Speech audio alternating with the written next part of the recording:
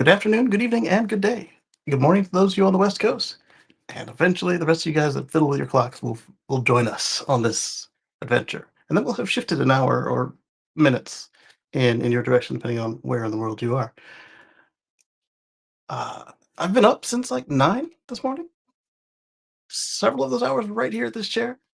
Why was I late? Well, every 5 minutes, a little toddler would run in and demand stuff, breaking the chain of thought and not allowing me to clear what was need to be cleared to do this. The last of it was a browser update, which had to be done because I had thousands of tabs open.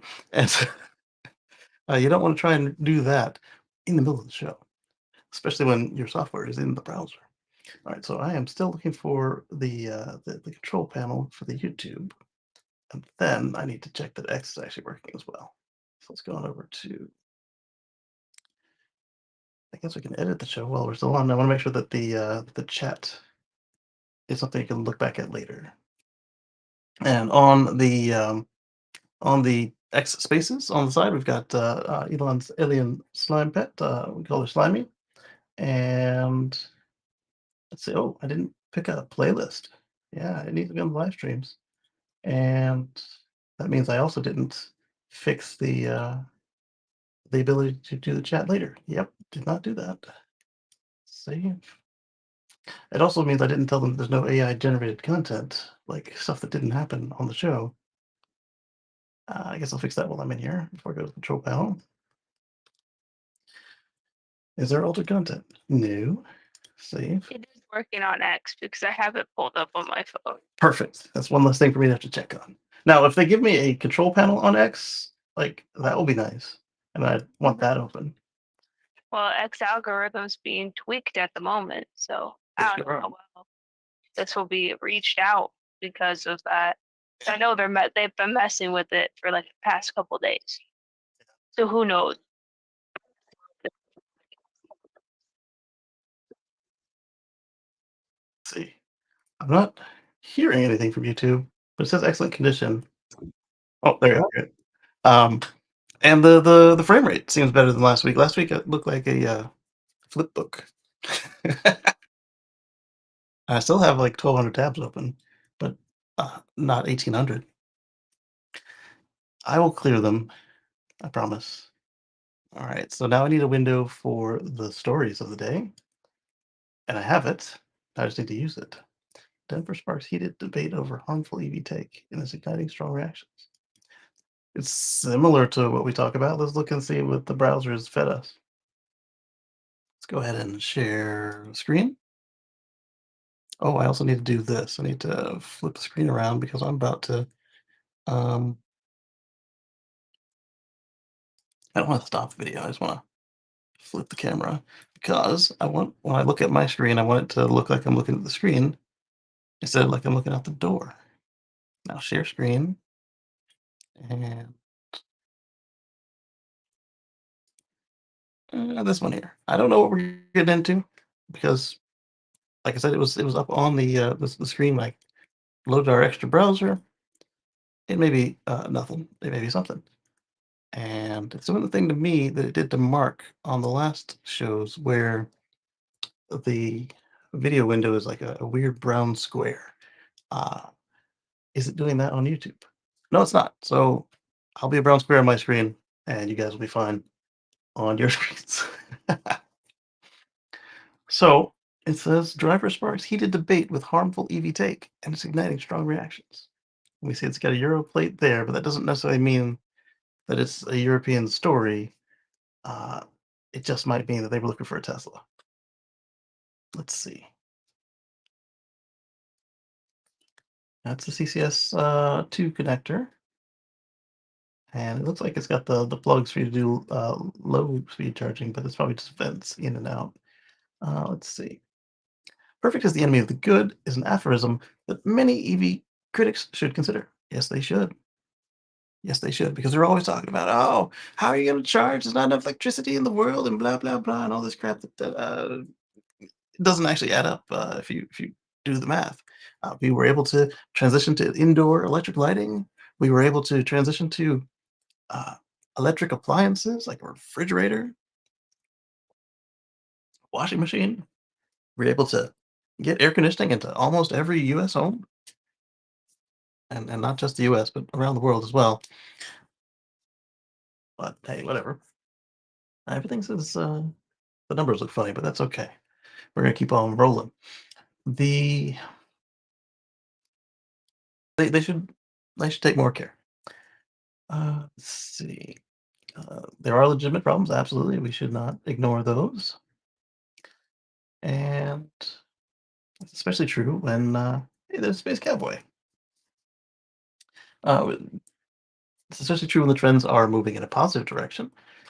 Still determined Redditor tried to expose EVs and a post to consider the R conspiracy. So can we stop acting like those are clean or green answers? Actually, they may not be clean or green, but they're cleaner and greener than the alternatives, as well as if you start making your own electricity at home. One of our themes of the channel and the uh, the X feed and everything is you can do this at home if you want. I've got solar panels on the roof. I've got throwaway panels on the back. Oh wow! Not only does it's just like a frame of the on my screen. Sorry. We've got we've got some portable panels that we've just kind of tossed out back, and we can store it all in batteries and use it later when the sun isn't shining, or we use it right now and reduce our impact on the state where this building sits. It's mostly nuclear and methane for our fueling, but also I talked about we set a record with solar. So not just the solar on my roof, but the solar out in the fields, the solar up in North Carolina, and everywhere that ends up in our little mix. Because the power company here spent $9 billion on a nuclear plant. They dug a hole in the ground, then they filled the hole in the ground and went out of business. No, no, anything was constructed, and so that spreads their reach for where they're going to get their power mix from. But then you look at the next county over, and they charge you for the electricity you put into the grid because they don't own their own electric plant, and so you mess up their numbers by by using less power, and so they charge you for the power that you give them. So anybody who installs a Powerwall or similar over there, either they buy an off-grid inverter that doesn't export back to the grid, or they have a Powerwall set to zero them out by the end of the month. So if they do pump into the grid at night, they'll use it back, and then they will make sure that use everything that they put in there. That way, they don't generate a bill. Or it'll just stand on end and it'll turn the panels off if the battery's full and you're not using everything, just to make sure that uh, it's special. All right, I get the numbers, but it's what do we say about creating a perverse um, incentive? All right, Space Cowboys in the house. Good to see you, Space Cowboy. And so let's continue on with this little distracting article. Hey, what is up? What's happening? How you doing this morning? I'm doing great. How about you? Doing all right. Got a late start, but So, hmm? um, I got kind of triggered, you know, in a comic way, right? So you said the word nuclear. So Nuclear? you said nuclear, and I was like, wait a minute. What's the difference between nuclear and nuclear? Probably enunciation. Okay, it's kind of like aluminium versus aluminum. Aluminium. Yes. Yeah, Yes. yeah. So you know, I'm the kind of guy that I want. I'm not closed-minded, right? I don't.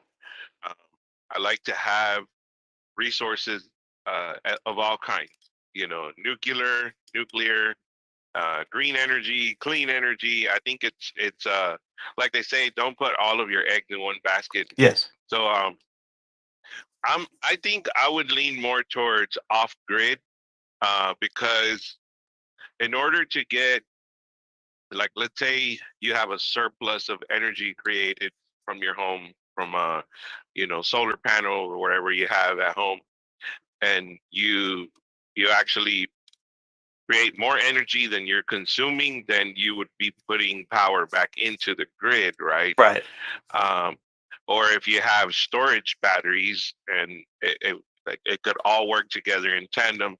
And but depending on the state or the city that you're in, there's different requirements. So, like in California, I believe they require for you to be totally connected to where the power company would have complete control over your power grid, right?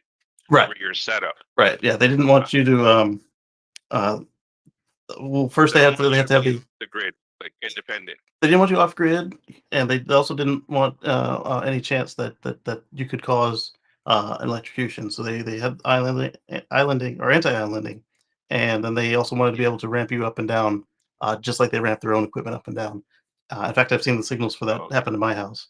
But then they realized that so that you don't blow out what do you call that? like a substation, What do you? No, not the a substation. What do transformer. you call? I just can't. Yeah, so you don't blow out a transformer in your neighborhood. But the only problem with that, and they say, well, you got to do all of this. You got to be connected, and we have to have complete control. Mhm. Your system has to be certified, and you have to go according to the regulations in order for you to be able to receive a payout, right? Correct. If if you have a surplus of energy. So, but the issue with that is, remember during those, whenever there's an emergency, Right. like a state declared emergency, what they did to people in California was that they actually consumed the power that people had in their reserve, like in battery stored, and didn't pay them for it. Ooh. And then left them out in the dry, like no power, nothing for emergencies. And then they shut off the power. Yeah. So that completely sucks. That's like, okay, I'm not going to trust government. I would prefer to have my own off-grid setup. And that's the beauty of their new requirement. Now they require for you to get any the ability to sell back to their grids. They require you to have a battery dispatchable. Well, I don't know if it has to be dispatchable, but definitely a battery. So that way, they know that it's not all going into their grid. But the beauty of that is if you choose the right battery, you can prioritize yourself. So if you've got like the Powerwall or any of these ones that I like to have, like the third party off grid portables or the off grid um, style built-ins, they'll prioritize yourself. So if they say shut off, your system will say okay, cuts the feed, but it doesn't shut off your power to the house, especially if you have a battery. Uh, some of them, like the Enphase, they can do self-generating. So if the sun is up and you don't have a battery, it can still make power. Well, I say I've got Enphase on this building, and if power goes out, I lose power. But the new Enphases, they have the ability to form their own grid, where they'll drop the power at the utility connection, but you'll still have lights and whatever else you can handle up to however much sun you're getting without a battery. And then if you add a battery, it's just even easier. As long as you've got juice, you can handle it. And I like that new approach. It solves the whole problem of, oh my goodness, we can't deal with this with our power plant, so we're going to shut you off. No, you tell me you don't want any, and I'll drop it all in my battery. And then that we Yeah. started now with, hmm? Yeah, I love technology, so I'm all for it. I think like the next area that needs improvement would be like HVAC system Yes, to make them more energy efficient. yes. Uh, I like, think let's make air conditioning cheap again. yeah, exactly. So I'd like to see like same way we've got like network computers and all that. I'd like to see networked heat. If we put a heat pump in, I'd like to see the ability to pump that into my clothes dryer, my oven, take it out of my refrigerator, etc. And then in the wintertime, I can pump it into the water. Same in the summertime, really. And same way you've got on the Teslas, you've got the super manifold on the Model 3 and newer. So on the new Model 3s and newer. Oh, how new are we talking? Like since they got the heat pump, basically. Yeah. Yeah. You, you know, when I heard, I think it was through Elon that I first heard about the heat pumps because Yes. I was really interested in that. I was like, okay, well, how do Teslas keep cool? Because it's all electric, so Exactly. that they don't have a belt in compressor like a gas or an ice vehicle, right? So I was really interested in that. Um, so it kind of works like a mini split, but the issue with the mini split, because it's fairly new technology, um, it's it is the durability of the product. Yeah, yeah. So Right now, it works similar at to the current that. moment, Yeah, and it's a matter of picking a good reputable manufacturer or having a good warranty, uh, or having it be cheap so enough that it doesn't matter that you have to replace it again later. yeah, but I like that idea about a heat pump. I think that it should have a different name because that's what kind of confused me. I was like, why is it called a heat pump? It's pumping heat But around. yeah, well, until you understand, like, if you don't know anything about HVAC, you're gonna be really confused about what is a heat pump. Yeah. But once you start to research it and understand how the systems work, you're like, oh, well, a heat pump has multiple applications. Like you just said earlier, you can use it for your dryer, for for a washer, for a refrigerator. It can have many uses. Yeah. So that you don't have many like independent systems for. Exactly. Yeah, and that's what I've got right now. I've got a heat pump in each of those things. So, like, why do I need 8 heat pumps when I can have 1 and tubing and and just be done with it? Uh, Yeah, yeah, like that stuff that's a no-brainer. We could make things a lot more simplified, and which would reduce the cost, right? yeah, and there's already whole neighborhoods that have, not quite as extensive as I'm thinking, but, they already have network heat. So basically geothermal heat pumps, and then they just kinda pump it through the neighborhood, but that's only for the heating and air conditioning. It's not for the dryer, it's not for any of the other uses of heat extraction or production, which is a missed opportunity. What I know, like in here in Texas, because I live close to Starbase. I live 20 minutes away from Starbase. So here in South Texas in the Valley, what's called the Valley, um, the cost of living is pretty low compared to the nation and the rest of Texas. That's why I'm here. Yeah. That's why I moved here since 2010 because the cost of living is a lot less. It's more affordable. But like natural gas is really inexpensive. It has gone up over the past 10 years. So my question is, I wonder if natural gas is still cheaper than electric, or I like I using don't know that using it a heat pump system. I don't know that it would be, in the long run. I know in the short run it still can be just because of the way that we have our incentive structures, on the fossil companies. But if you look at some place like, where Robert is right now, they're struggling to get enough methane because of Russia. So, uh, their pricing has adjusted itself versus what we see here in the States. Well, methane is one, but like in Texas, there's an abundance of natural Yeah, gas. yeah, methane, is just a pure natural gas. I That's call so all I funny. call all natural Methane gas is like methane because yeah. yeah, Yeah, so different. I call them all methane, or at least the ones that are methane based, just to get rid of that whole, oh, it's clean because it's natural, because it's not. It's marketing. But if Yeah, you say that natural gas is pure methane, that would also be not exactly accurate, because it's got impurities yeah. in it. Uh, I think methane uh is like, I don't think they use that for like home. I'm not really sure about it, but I think the reason why they kind of stay away from methane is because it's extremely flammable.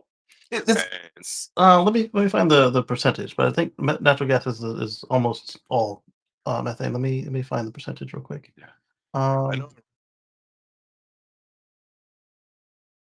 it's called LNG, right? Mm-hmm. Because there's LNG and then there's propane. So it's like propane is what Oh, you got liquid natural gas, you got people, propane, yeah. Mm-hmm. yeah. So it's almost the same, but I think propane they add that scent in it so that if there is a leak, you can smell it. Yeah, and what And they sell as natural gas has got the sulfur so that you can smell the leaks. I'm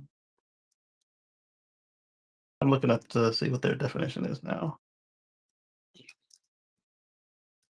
Uh, but like with the heat pumps, so basically it's the same thing like like what a central air unit is, right? Like, yeah. but the heat pumps, is it that it requires less energy to actually turn the compressor? Oh, the heat pump and a central air are the same. The only difference is on a reversible heat pump. You can get the heat out of it, not just the cool. Uh, so you can move the heat not just out of the building, but you can also move it back in, and it's very efficient at it. But I mean, as the power required to get the pump started, like It's the that same as the air issue conditioner, with uh, but that's still lower than if you tried to make electric heat from strips, or if you were doing like bunker oil heater oil. It's because with a flammable heat source, you can only get to 100%. Uh, Same with just a raw electric, you can only get to 100%. What's up, 01010? You can only get to 100%, but with the heat pump, you have the ability to multiply that because you're not creating the heat, you're just moving it from one place to the other while compressing it, which is pretty cool. All right, so I got the stats on how much of natural gas is methane. It's 85 to 95% methane, with 1 to 6% ethane, and less than 5% of propane, with 1 to 2% of carbon dioxide and 1 to 5% of nitrogen, and then the hydrogen sulfide and other sulfur compounds. They say trace amounts, but then of course we've boosted that so that we can smell it. So there's a little bit more than just trace nitrogen in it, which is pretty cool. 01010 says heat pumps are the best. I agree. And Highlander says, hi gang, it's the Highlander. Good to see you. Good to see you.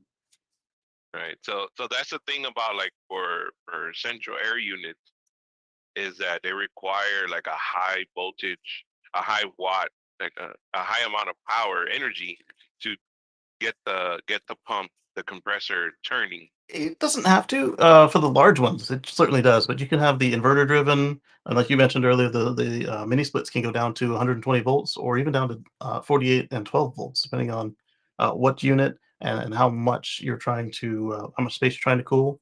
Like you can go, they can go networked, so they can do a networked heat network as well, where you have so many registers, and you can have one or two pumps on the outside, and then they can do variable uh, technology, and Yeah. they can mix it. That's all pretty cool It, stuff. it, it's kind of crazy. Like a lot of people don't know about it. Like they think like for their home shutting, like rising the temperature on their thermostat would save them on energy. I've actually tested that, so I keep my home at I leave the thermometer The setting, I leave it set at 68, okay, and uh, I we used to keep it set at 72, but then it gets a little warm, and then what ends up happening is that I turn it down. yeah, So the compressor is constantly turning on and off compared to where I keep it at 68. It's a lot cooler. and you have less expensive to And go turn it back on again. Yeah, yeah, it doesn't turn on as much with the house a lot cooler. yeah, and that's what one of the key things you want to do is you want to size your units for the house, because that's one thing that a lot of people find is their unit is too small, so it never shuts off, and also never gets to temperature. It's fine if it never shuts off if it also gets to temperature. Uh, then you'll find also that they make them way too big, and it gets cold too quick, and so then it cycles harder, but also it's a bigger unit, so you're spending more energy to get it spinning, and then it's just a waste the way that that one cycles. So you want to kind of right size it, and if it's also fuel efficient, then that's even better. So you can fuel it from home solar, or you can do everything you can to bring down your consumption. Some people are able to use home wind, or if they have a stream behind them and it's not barred, they can drop a generator in the stream, and that can be enough for their house. So it's pretty cool stuff. Yeah. All right. So the first story we have in our notebook for today, let's go ahead and pull that up. We are looking at, uh, I have no idea how to pronounce them. Let's call them Sparcruzy. They have opened their 2025 reservations for limited builds of their all-electric hot tub boats. So it's a boat and a hot tub, and it's electric. So they showcased the model for the U.S., including Lake Tahoe and the Chicago River for 2025. And let's see if they give us some stats on this thing.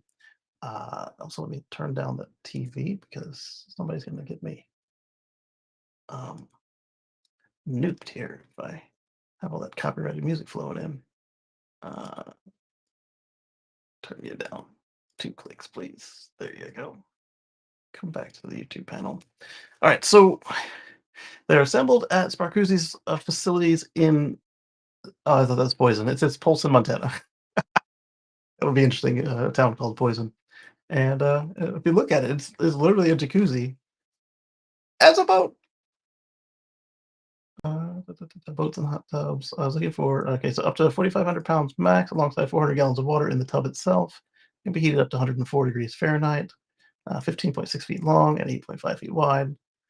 With a draft of only 2.75 feet. So it's got a very low draft. That's pretty cool. It's powered by a 3.0 Torpedo electric motor and uh, delivers approximately 3 to 5 horsepower, translating at 4 to 5 miles per hour on the water. At least they didn't give it in knots. I never understand how to convert knots back. And it can do about 16 hours.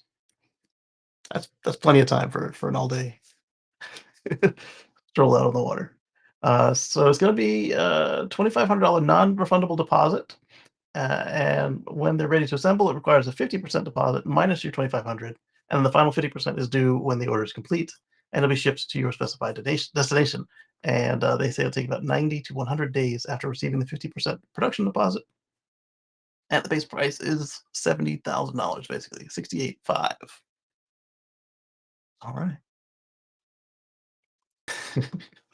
It was amusing to me. Let's take a look here and see what's next on our list. We've got a little bit about EV repair costs. They've gone down according to our friends at Inside EVs. Let's look over here. And uh, they say right there, EVs are getting cheaper to repair. According to insurance data, the average repair bill for non-totaled EVs last year was the same as newer combustion cars. So we can take this one of two ways. Either the supply chain has caught up and the economies of scale have happened, and so now it's become cheaper to repair an EV, or um, the rest of the market has moved up to catch what the EVs were at. So that second one would be bad. That first one would be good, obviously. Good evening, Anders. Good to see you. Hope it's good weather where you are. We are in the middle of a tornado watch, but tornado watch is not tornado warning. Although if that changes to warning, who knows what happens after that? We'll just have to wait it out. Let's see. So the insurance data. So here we're talking about crashed EVs and crashed combustion cars because insurance doesn't really have anything to do with any other type of car except for the ones that they run in their own fleets, and they don't usually give us data on that. So the average repair bill, let's see, you know it, I know it, huge battery pack. So the battery pack is likely to be about $15,000 for the average EV today, using remanufactured parts, down from about $30,000. That's a few years ago. And let's see. According to Mitchell, a company that delivers smart technology solutions to auto insurance and collision repair industries, the average cost of repairing an EV in the US was on par with newer combustion vehicles. While automobiles powered by ICE had the lowest average severity amongst all the propulsion types, newer ICE vehicles were closely aligned with BEVs and PEVs when the when it came to severity costs. So if they were like for like style of collisions, although if you hear all the people saying you're more likely to die in a Tesla, yeah, at high speed, uh, uh, just unsafe. reckless driving incidents, yeah, you're gonna have more of a chance of not surviving those. But you're also more likely to total out the car there too. So if you don't total the car, then the costs are the same, is what they're telling us. Furthermore, costs coming down, albeit slightly. Last year, the claims severity for repairable EVs was $6,236 in the US for a year-over-year decrease of 3%. For plug-in hybrids, or PEVs, the average insurance claim was $5,583, while combustion cars had an average insurance bill of $5,066. So right around the same place. Yeah, and the other part of it is it's when you look at most of your EVs are going to be in that premium category, and not really luxury, just a notch above the average entry level family car. A lot of them are luxury too, but that's a whole nother story. And so, with the price of the average American car going upwards, it makes sense that they'd meet somewhere in the middle for a non total loss crash. Comes to total loss frequency, that number, that's the number of vehicles totaled by insurers out of all the cars needed, of all powertrain types. It went up, yeah, because more people are now back in the office and just pissed off and driving in traffic and getting each other mad, and just driving recklessly. Uh, During the not, while everybody was not working, or everybody was working from home, you had, or I guess to say more, uh, like right during the beginning of the pandemic, you might have seen where the people were just flying down the roads, like the speed limit is 50 and they're doing 100, and nobody's stopping them because there's no cops out. Uh, they were driving more reckless, and there was less people out there to run into, so it was like single vehicle and that sort of thing. And then now you've got them still trying to drive like that, and then normal people back on the streets.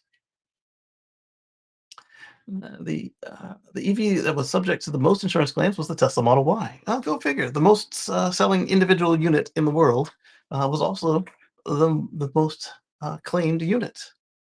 Go figure. Followed by the Tesla Model 3 with 29.8%, 29.86%, and then the Model Y had 31.43%.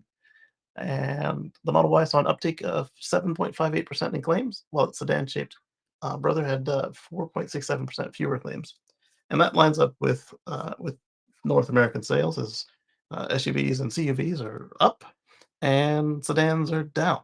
And so that would also reflect in the insurance because everyday people drive cars and then everyday people crash cars. Lee says morning, and a waving emoji. And in the US, and happy Sunday. Yes, indeed. Indeed. Good morning, Lee.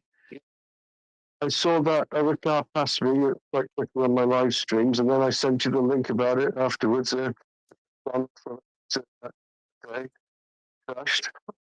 So when you said, "Oh, to Audi," Oh, that was the Audi. Oh my goodness. Wow. that's stream. I thought driving so fast. I, Boom. Yeah. Speed kills.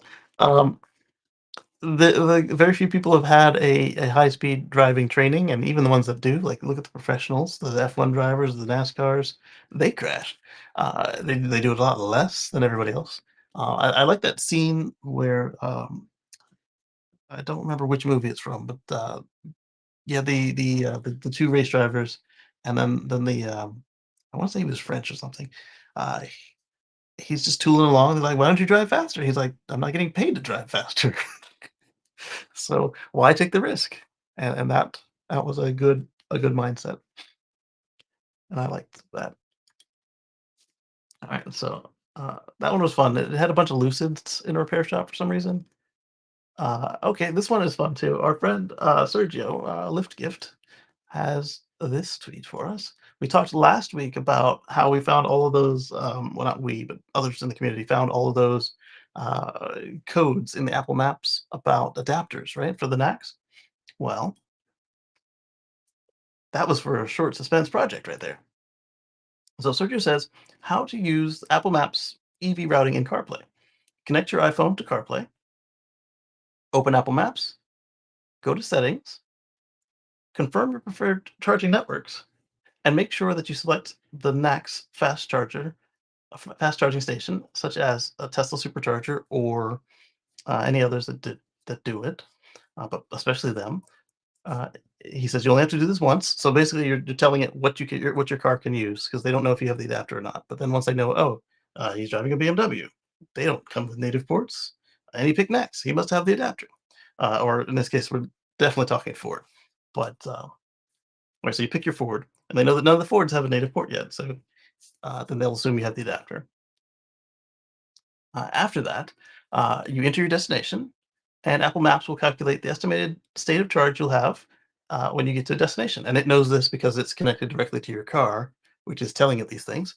So it's able to do say, all right, this is how much your car has been burning so far. You're going to need to stop at this EVgo. You're going to need to stop at this Tesla supercharger. You're going to need to stop at this um, Electrify America, this Electrify Canada, etc. Anyway, from those, because all of them are also part of NACS, so they will all have not necessarily today, but by the time uh, probably this time next year, even a lot of them will have a NACS native plug on them, even though your car is older and doesn't. You have the adapter for that. Okay, so enter destination. I'm sorry. I was going to tell you the other day, I asked one of the people I was talking to why he wasn't charging on the fast speed when he could have, Yeah. because he was taking it up from the other people that needed the slower one. He said that that one is cheaper. So even though he's going up because it's cheaper to charge on that one. Yeah, that's something to consider. If you're already at your destination, do you need to charge fast? Is a level 2 cheaper? And Lee's asking, that's cool for Apple Play. Is it really needed? And I would say it depends on what you're in. So if you're in a Ford, or even better than the Ford, for this to be useful, if you're looking at one of the new Chevys that doesn't have navigation, you do need it because your phone is your navigation. And so it's good to see that they have this. On the Ford, I think it's just optional. Like maybe you don't like the Ford maps, or maybe it's because you're already listening to Spotify or whatever from your phone, and so you can just kind of keep them all in one place. Or you could already be navigating, like maybe you're on a multi modal trip, so you're gonna bike to work. You're gonna drive your car to the commuter lot, and you're gonna leave the commuter lot, and from there you're gonna take your commuter you're gonna take your bike from the commuter lot um, and then ride into work. So you can have just one uh, navigation for that. I say that, but at the same time, I think Apple Maps and Google Maps treat bicycling, walking, and driving as different things, but you still have the same destination already ready to go. Uh, so there's that, and uh, so if a charge is required, depending on the fastest route, it will automatically route you to the next charging station. Please note that when planning a route that includes Tesla superchargers, you may see a warning that requires that the route requires your fast charging adapter. Make sure you have it with you. Also, battery preconditioning when en route to a charger is not available for Apple Maps EV routing. So uh, Tesla doesn't use CarPlay, but apparently you can have your Ford do your preconditioning as well, but it doesn't take it into effect when you are using CarPlay. So I guess you would still have to flip it over to the Ford navigation and tell it which one Apple told you to use as you get close. I'm not. They need to work better on that. There's no reason you should have to do that unless there's a button where you can say precondition now. That would take care of that. You can just go into settings and precondition now, or have it on the screen or something. And so that's a new option right there. And then obviously it should work just fine in a Chevy. It might not get the routing as far as like how much percentage of charge you have. They specifically called out Ford. I'm not sure why, but the software already understands if there's an adapter or not. So that's the important part. It also works the other way. If you happen to get a NACS native car and try to charge on a CCS charger, they'll tell you need an adapter for that, which is pretty cool. Or he's not saying that right there, but that's what we saw in in the code. When we looked at it last week, the code was adapter needed for NACS, adapter needed for CCS. And so you got both. All right, so next, do any comments on that? No, we don't have any comments on that. Electric Jake says, that's what we've been waiting for. Apple Maps routing in Ford vehicle now includes NACS. And like, whoa, I just flipped my keyboard up all the way onto its end. I didn't know I could do that. We've got looking for any comments that are, does it precondition the battery? The answer was no on Sergio's. So I'll say Sergio says no.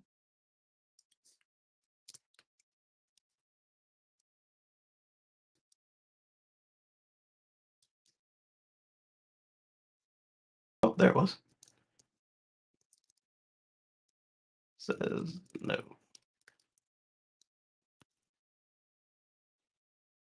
All right, and then hopefully you can select Tesla as well as Ford oval charger. That would be nice right there if you could tell it, hey, these are the only networks I want you to consider. Please don't send me to this other one because I don't have a card for them and I don't want to give them my credit card. That would be another quality of life improvement to this, in addition to considering the adapters. But it's baby steps, and Apple tends to listen to their customers on some level. So we may see that before the end of the quarter. Well, not this quarter, but so before the end of the half. You got to have people actually work with it, and then they got to do their update cycles. And they're a large company, so that tends to be how they do it. Really want CarPlay 2.0? Well, well.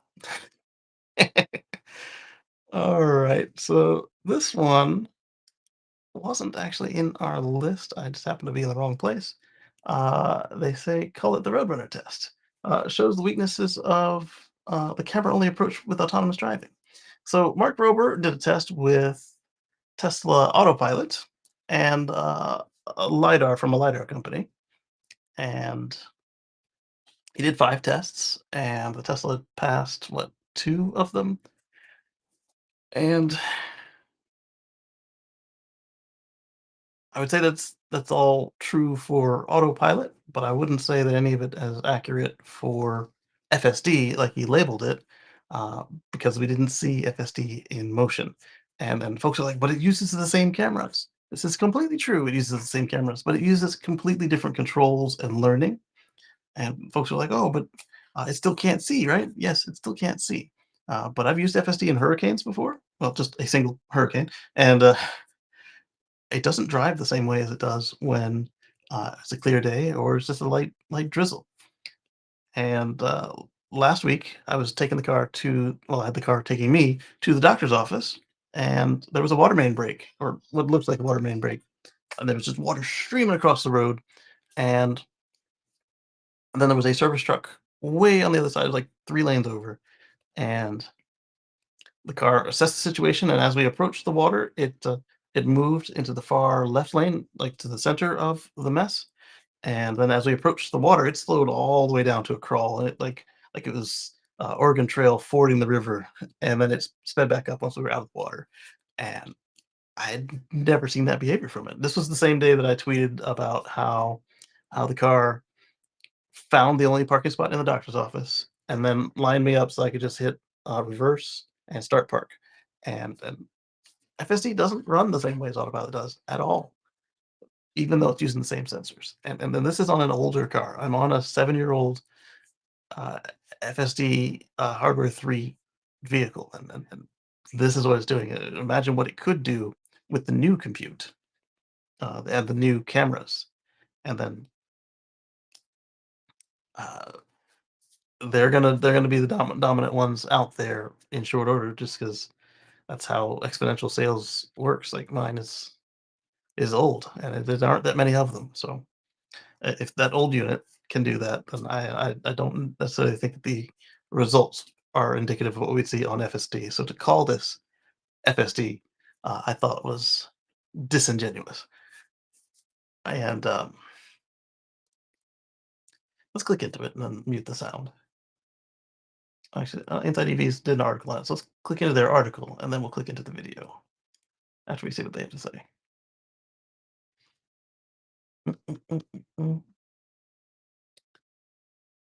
Tesla engineers haven't invented a way to zoom through the fake tunnel. That would be cool. So he had artwork that looked like the road continued, and these arrows are pointing to the ways he suggested a human would be able to tell that it was fake. But it's easy enough to uh, block on a human. We've seen this done a couple times with experiments as well as maliciously, where it was designed in such a way that you couldn't tell it was a picture. It was I believe the last one was in China, and it was a wall, and it was painted up just right, and somebody drove through it. Uh, and I'm guessing it was coming out of a tunnel or something, so that way you couldn't see what the guy's got here for arrows. But the experiment was more like this, where it was designed and repeatable, and they found that the human drivers would go through the painting. So, like I said, this was basically a lidar ad. I didn't see him call it out anywhere, and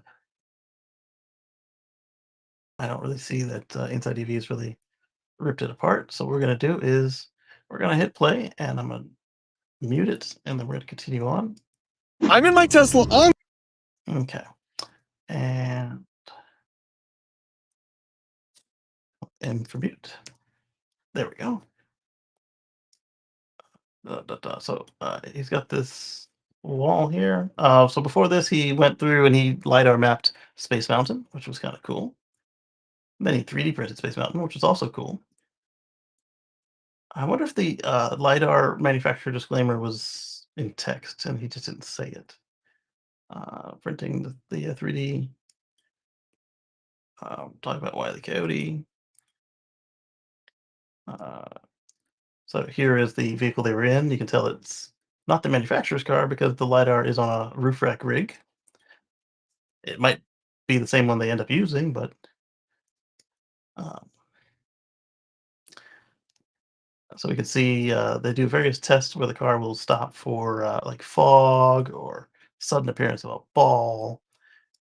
And so here we can see that so far for the kids showing up out of nowhere and for the kids standing in the street, they both passed. And then what's that one there? So this one was like a fog machine, and then so when you look at the way that autopilot approached the fog machine is different than the way that FSD would approach that same situation. FSD would have already slowed down. The same way it does if you get behind a truck that's just throwing up spray, it will slow down significantly. And to the point where folks around you might be getting annoyed, but it's at a safer speed, one where it can readily detect and deal with what's happening in the world around it. Oh, looks like the sun's coming out. We've got some solar production now, or uh, portable solar panels. Yeah. So I guess that means that we're out of the tornado warning. All right, so back to Mark Rober and this. So here, the car blasted through the fog and ran over the mannequin. The lidar stopped at the last moment, but it did it. They had like a water spray that was tough for both vehicles because that was a problem with lidar is that it can't see through uh, anything opaque. It just can't because it's just a different wavelength of light. It's not. Well, I guess they're all wavelengths of the electromagnetic spectrum, but lidar is still basically visible light, or near enough to it. While radar doesn't have that same problem, which is why uh, folks were advocating regular radar and millimeter wave radar over uh, lidar plus cameras. Plus the expense. The expense is down. We're talking about $1,000 per unit now instead of $5,000 per unit. But you still need multiple units versus what's the camera cost for a smartphone these days? We're looking at what $50 to the consumer, way less on bulk, maybe $10 or $20 on bulk for a good one. Yep. Uh, so then finally it does smash through the wall because that's what he was testing. Whereas the lidar doesn't because it's not even looking at the road and it sees that there's an obstruction, but doesn't know what the obstruction is. Hello, Monto. I'll show your friend that one. Okay, do it. She's showing you that she got Brain Quest yesterday.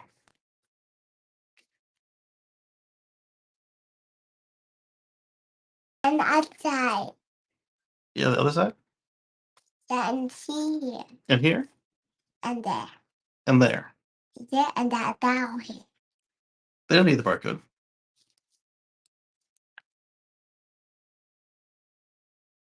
This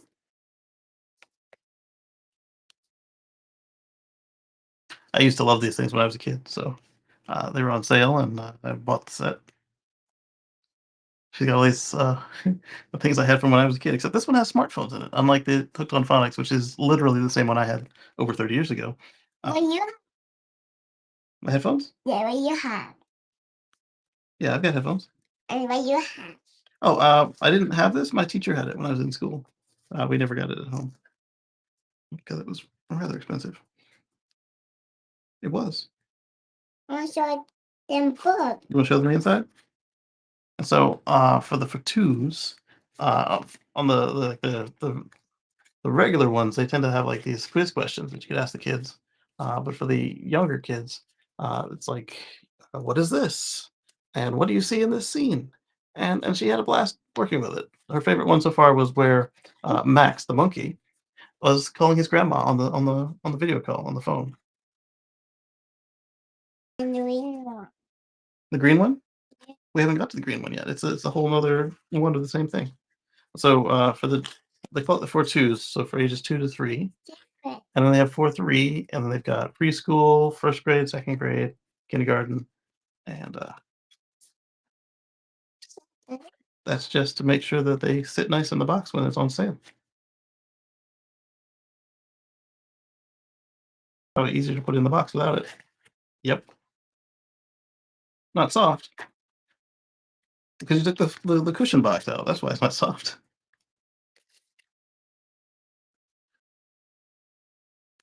It's It's tight? Yeah. There you go. I'll show them there. We just showed them this. And outside. The outside. We showed them that. I don't rip it. You They gotta make it through you and your sister. and you hold me? Yeah, I'm holding you. You help me read that? Yeah, I will help you read that. I'll research to read it too.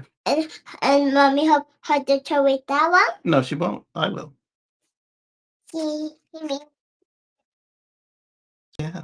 again. Yeah, your mommy's gotta work on her accent.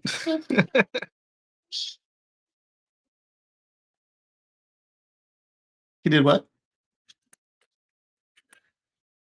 Robert's in there again? Yeah, Robert's in there. Robert comes by all the time. What?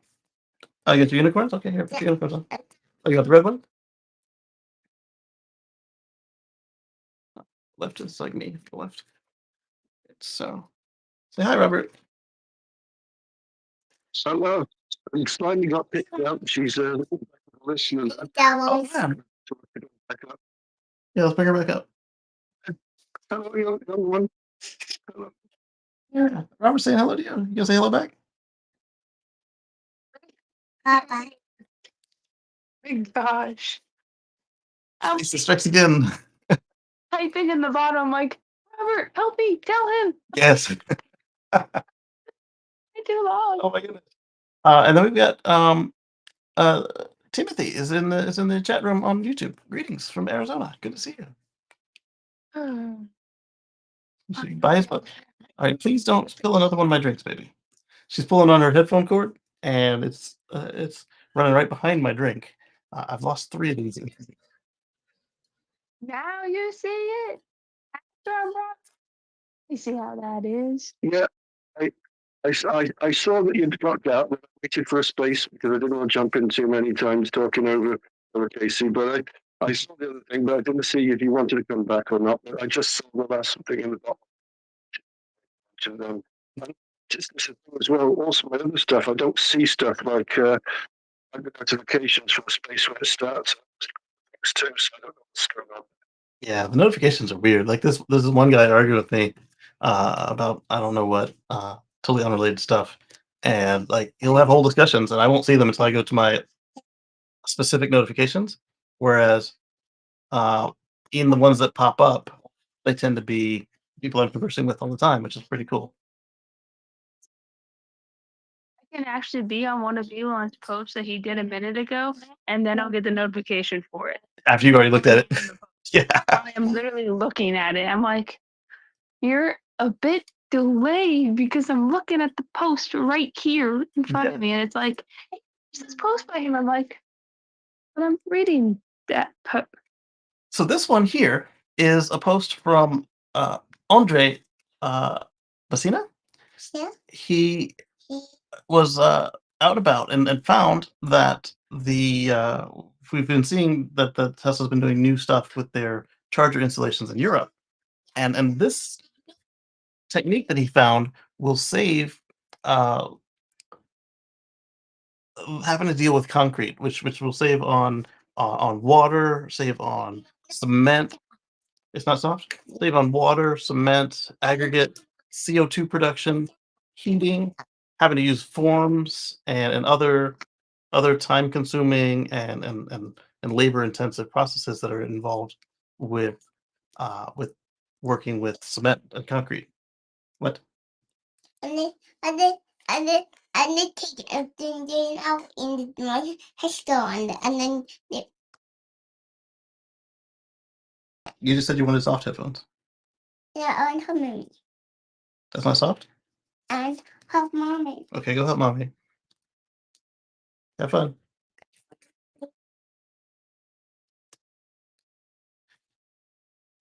My feet weren't actually on the floor. She was trying to just slide down me, and that made us go into a spin. And the last thing we need to do is go visit the ER for smacking her face on the edge of the desk. So I was like, so slow it down with an arm break. um, so, uh, curing concrete releases a lot of heat and CO2, which isn't exactly good for the environment. Plus, you had a lot of trenching and digging and form work, and that just wasn't compatible with the mission. Remember, regardless of what the face of the company is doing, the company still has a mission, and there's still people and engineers and everybody dedicated to the mission. We keep saying this, right? Cleaner, greener. You know, transition the world to electric, and then save on that too, right? Well, what better way to find a place to save than to make sure that the stations themselves are not uh, emitting any extra pollutants into the environment. So here we see the finished design. They just basically put in fill dirt back where it was, and before that, they still had to dig the trenching and all of that stuff that you do with the concrete that you don't do with the prefabs, but you can't put a prefab everywhere. Some sites require custom sites, and this is one where they decided they were going to do a custom site instead of a prefab. And this is a V3 Plus. You can see the V3 cabinets off in the corner there, and then you can see the V4 uh, posts right here. Can you even see my mouse at all? It's doing that thing again. Yeah, right there. So the V3, V4 posts and the V3 cabinets off in the distance. So what this is our friend Max Ziegler, head of supercharging, commented on this post. He told us what we see here. Oh, before we do that, let's just use the translate. In the translate, it says Tesla charger innovates charger installation. Without concrete, yes, Tesla comes up with a revolutionary solution for installing level 3 chargers. Uh, exactly, it's a DC fast charger. Uh, no concrete pouring, no form work, no waiting for curing. Advantages. So yeah, also not having to wait for curing means that the thing is done faster, so they can get more sites out there faster. Faster installation, lower costs, more efficient use of labor, smaller ecological footprint, and another step towards a faster, more accessible charging infrastructure. What do you think? And I'd say that was a pretty decent translation. And let's go on over to Face and Go. And here Max is telling us more about what it was we were looking at. Correct. That's in. That one was on in Europe, was it? Or was it? NH. It could be New Hampshire, or it could be like Netherlands or something. I don't know. Who's NH? Look up.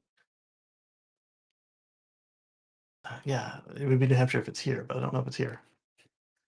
Let me go back.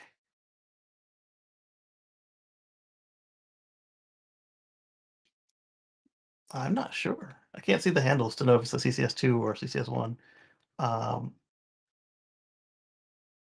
But that's not English. So let's go back. And nope, go back. We go forward. Sorry.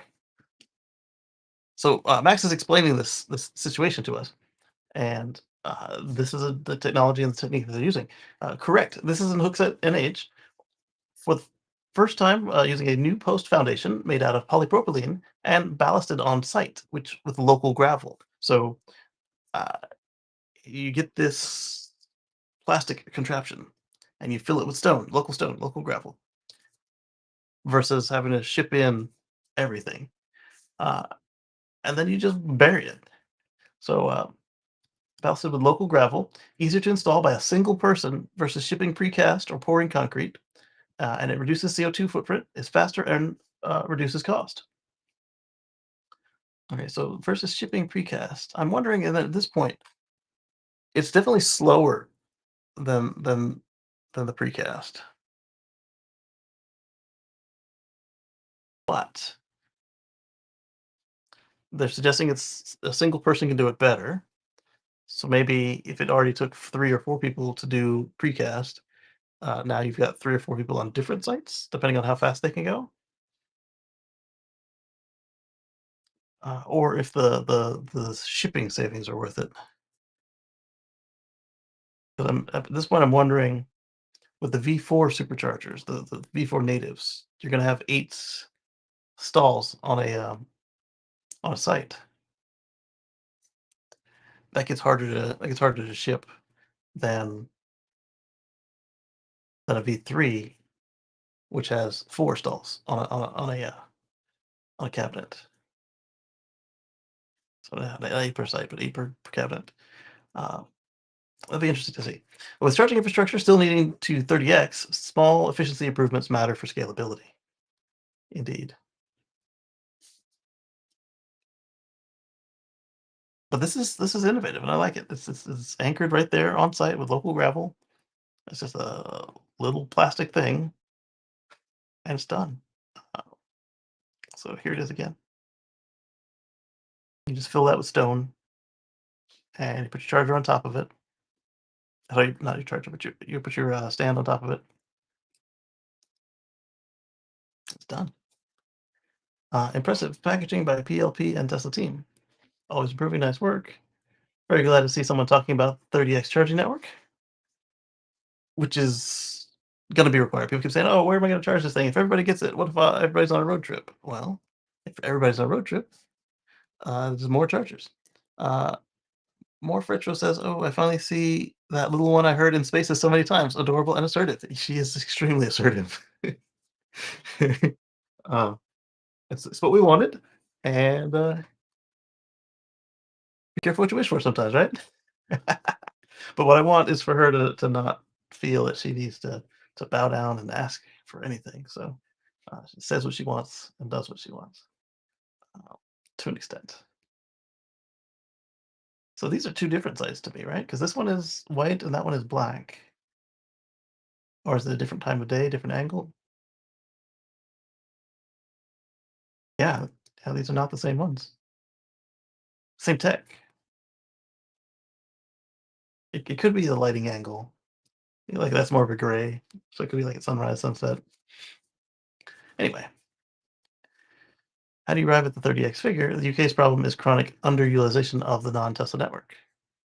Well, what's wrong with the UK non-Tesla network? Is it the same as the non-Tesla network here in the States, where maintenance and cost are a problem, or is it that you sell so many Teslas that they don't even think to try the other ones? I mean, because you have a universal plug there, so ready to go. Or don't forget underutilization. The same thing that we have here in the States with the non-Tesla stations. A lot of them are in really bad spots, like places that people don't want to go, don't want to traverse, and don't want to stop. So if it's not in the middle of where you're going,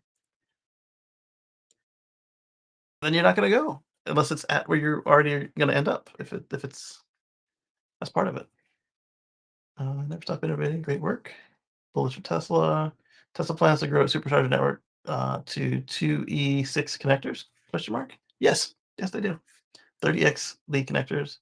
All right, let's stop messing around with these people. Let's go on over to supercharge.info. And remember, supercharging uses NACS, and that's what everybody uses in North America, except VinFast.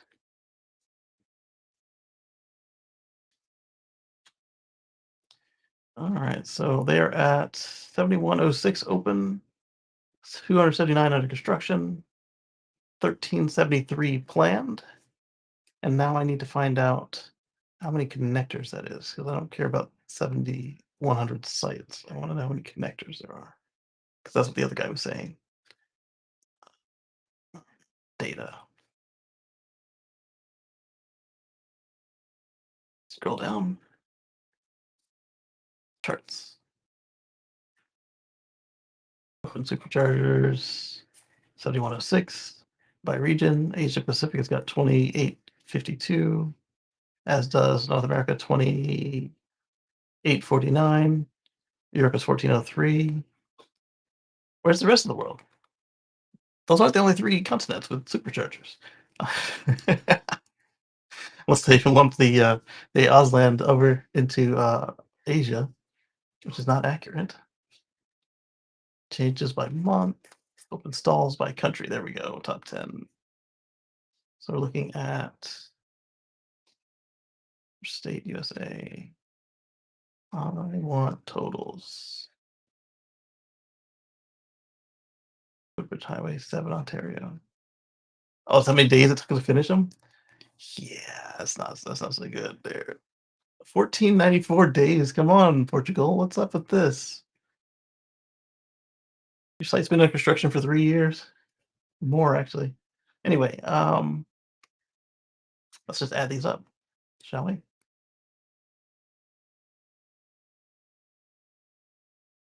No, we shall not. I want open stalls, period. I want that. Where's that number? Superchargers.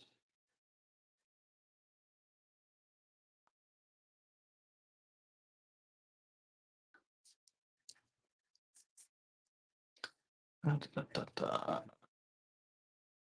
30,528 plus 12,377 plus 3199 plus 2989 plus 2390. Wow, Canada's behind France and Germany. Well, Germany makes sense, but come on, Canada. Behind France?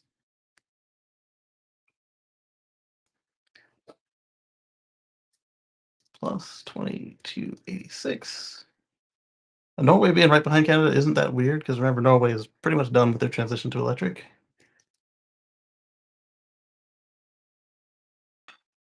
$19.62 plus. UK is up there, man. $19.62 plus $12.80 plus. That's Sweden. Look at that, Anders. $12.80, and you can't even plug in most of yours. Plus $11.29 for South Korea, which is on NACS, and then Italy $9.72. One last one would be other. $79.30. Okay, 67,042 supercharger plugs times 30. 2,011,260 plugs in short order. I think they can do it. They can do that. Because what I said they were already at, get to 2 million. There's 67,042. They can do it. stuff like this will help. Having the ability to get these units down in the ground faster. So last week we looked at well, start with this. First, we looked at the Rivian van coming online for more folks to purchase it. Then last week we looked at the ice cream truck of the Rivian van, right? How would you like to get your nails did? Spa day. uh, we don't know what we're more obsessed with, the nails or the Manny Mobile. We'd love to see the Rivian commercial van be transformed, or we love seeing the Rivian commercial van be transformed for Olive and June at South by Southwest. Look at that. Got a mobile mani-pedi salon right there in the van. And just judging by the fact that I don't see any chairs or anything, it looks like she puts her supplies in and then sets up elsewhere. But a couple of people pointed out, what about a dog grooming van? You can, just make sure that there's an extension of the heat pump in the cab. Make sure it comes back into the bay. And yes, you could groom a couple dogs in there, or you could have a 2, maybe 3 chair nail salon. You could have, I don't know, you want 3 chairs, but you do 3 chairs of a hair salon or barber shop. That's all pretty cool. Obviously, you can use it to deliver stuff. And at this point, give me some hard points. I can make a school bus out of it, put some windows in it, and I could do the van life deal if I could get more than just the 2 seats safely with seatbelts. The only consideration with the Rivian van versus the others is the 150-mile range, which is probably plenty for doing mani-pedis and dog grooming and Amazon van deliveries. It's not going to be the best for van lifing unless you're gonna be deliberate and stopping all the time or do a lot of DC fast charging.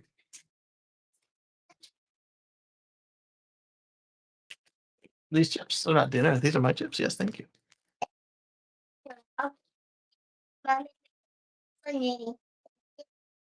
Where's mine? You got my cookies. Where's mine? In freezer up here. In the freezer up here? It's not in my hand. Can you bring me one, please? Stop wasting my sandwiches. This is gonna bring me an ice cream cookie chip with sandwich. I didn't even check back and have the sugar for that. Oh yeah, I can. And I apologize in advance for eating in front of you guys. So Highlander says, when various charts say UK, I wish they would break it down from England and Scotland and Wales. And my family is in Scotland, and we don't care about the charges in England. The Highlander. You have a good point. You have a good point. You want to speak on that, Robert? What's that? Highlander is saying that he wishes the UK stats were broke down by country because his family is breaking down from England and Scotland. My family's from Scotland, so they don't care about the charges in England. And you're over there in Wales. I can't imagine why. So I was thinking about that van with my friend visited, wasn't it? Is it that Wild West? Dinner is a long time from now. I want ice cream now, like you. You're not eating dinner first. Oh, lunch. Okay. Okay, thank you. Yeah, lunch soon is fine. Dinner? I don't wait till dinner to have ice cream sandwich. uh, thank you, sweetie. I think. Hmm? I What? think the rest of my friends. So that got some recommendations. Yeah, that's another way to do it. I'd like to see some turnkey stuff though, because you can't expect any businesses to either want to buy a conversion or deal with making their own.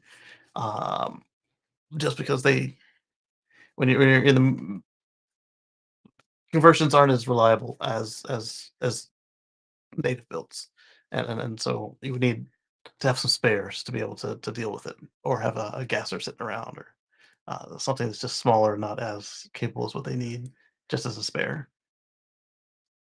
And so there were more pictures of this thing. So let's click into this, and then let's look at the pictures. Cute nails, y'all, by Olive and June. I like that. That's so cute. It's got a little.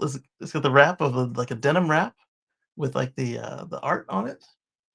I don't see any rhinestones, but that's fine. Oh no, there's rhinestones in the on the cute nails, y'all. And whoa, this was a good idea. Okay, so yeah, all their product is in the shelf. Like they've got like a tool chest, like a just a regular old mechanic's tool chest, and they've wrapped it or painted it to be cute instead of like a red or gray or black tool chest. Make it match. I like it. And then they've got all the fluffy stuff on the end there. And they got it plasticed in. That's cool. And where are the rest of my pictures at? I've got so many more in my thread here in the notes. Any plans to make a food or drink commercial van? Yeah. Ben and Jerry's.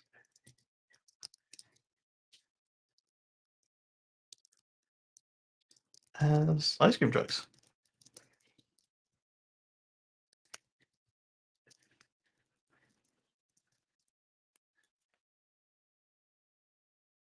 There we go. Hi, Rivian. For Rivian's RCV, I think showcasing more customization options and real-world use cases, not just from Amazon, on the corporate website, would attract more customers. Yeah, this should be on their website. There's no reason this should not be on their website already. Where are my pictures? I had more pictures. Did I save the link to the extra pictures? No, because I'm not smart sometimes. Oh no, it was just 2 copies of the same picture we already got. So that's fine. I was hoping that there was more set up there. And then on the outside there, is that looks like a sign, or is that a tablet on a stick? I think it's a regular sign, but a tablet on a stick would be kind of cool to set up your appointments. Like, hey, we're gonna be here all day. We got slots open at lunchtime and at 10 o'clock, etc., etc. And I see that the fan is still there from from the Amazon van, but I don't see any sort of. You can definitely get some kind of AC and heat going on. Companies, when Tesla comes out with more than the robo van, obviously. Yeah, If Tesla comes out with more than that one van, if companies will take their car, their van or whatever it would be called, because Tesla and their weird name, then they would start using it instead. I would certainly, So, I would certainly be willing to kit out a robo van with something other than passengers or cargo. And the fact that they already have it as passengers means that one, it's already a bus, and two, that means that you don't have to worry about. The problem with these cargo vans is, uh, unless they, Make it. Yeah. yeah, if they don't get converted by like a school bus company or something, then you take on the liability of putting in the chairs. If you're gonna do like say you wanted to do like a contractor van where like in the front is like 8 seats and in the back is all of your materials, like say you had roofers or G was cutting out. huh? Yeah. I think you're rugging. I am. I thought it was me. I hear you guys clearly. How about in YouTube and X video land? Am I coming clear there, or might have to do this? Let me go out and then come back in, and then before I even do that, let me pull up. Oh, okay, Just like a bandwidth thing. yeah. Okay. Just a hiccup. Okay, as long as it's back, that's good. Yeah. I don't know if you heard me, but I said we could take one of the Tesla mobile home setups Yeah. and put some wheels on it and make it a real mobile. Make it a real mobile RV, right? Yeah, like the ones they're using on site, like at the Boring Company and stuff. Yeah, you actually just gave me an idea right here live in the space. So we could make an RV, a Tesla RV, and in the shape of a Cybertruck. That would be pretty cool. Use the Cybertruck theme. That would be pretty good, cool looking. It would be. Another thing I was thinking of was remove the bed from the Cybertruck and build in like a truck camper there, rather than putting a slide in it like Cybertruck One is doing. He's putting a truck camper into the bed of the Cybertruck. But I'm thinking remove the bed, keep the sails and everything, and then the only thing you really have to worry about is keeping a reasonable height and then not extending too far back from the end of the bumper. And you could do a regular. I guess it'd be a class B. It'd be a class B. So that would be the platform to make a mobile RV, a Tesla mobile RV. Yeah,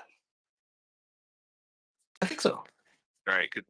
He also likes what are they called? The Aerostream trailers. Yeah. Yeah, those are pretty cool too. You just drag one behind it because it's got some pretty good tow capacity, as long as you don't stand a bulldozer on the end of it. That's a for those who aren't aware. That's it's a callback to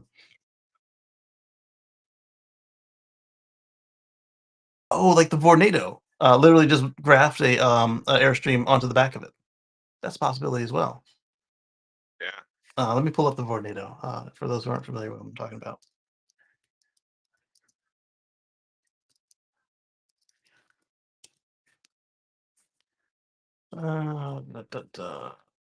Not the fan.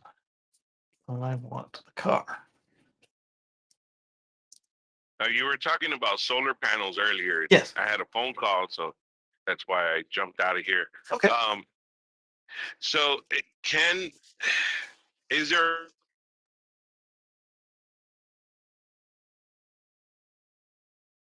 Is that my bandwidth or yours?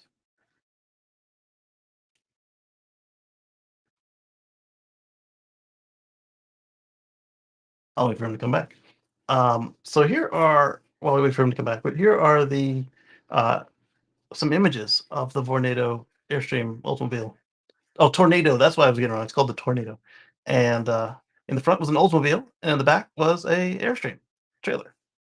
I think that if somebody were to do this with Cybertruck and keep the dimensions enough that FSD would still work, I think that would be sharp. And it gives me an idea now. A totally different idea than the one I was thinking of. Rather than just rebuilding the back of a Cybertruck, completely open one up, wrapped it together with something like this. You wouldn't be able to use auto park because it had a little badunk unless you kept it shorter. Hmm. Certainly a possibility because there's enough of these just like rusting out in the world out there that you could remove all the interior, plop it onto a wrecked Cybertruck. Yes. Oh, so it started as a whole different car. I would have thought it was a factory deal. Let's see here. Can anybody else hear me in the space? Is Slimy? Can you hear me?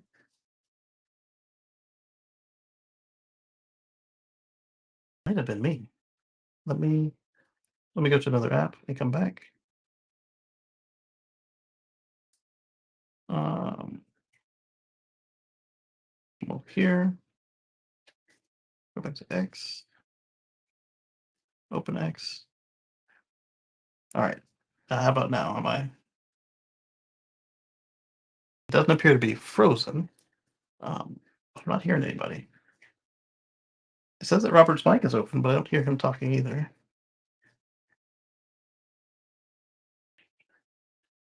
I don't have anybody to check on this one. I say that.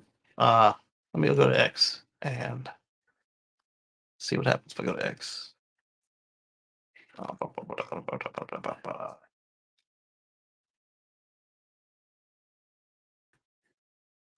Working on it. Get to see me diagnose X live. Yep, it did it. So never mind on that. So let's go ahead back here to make a new space.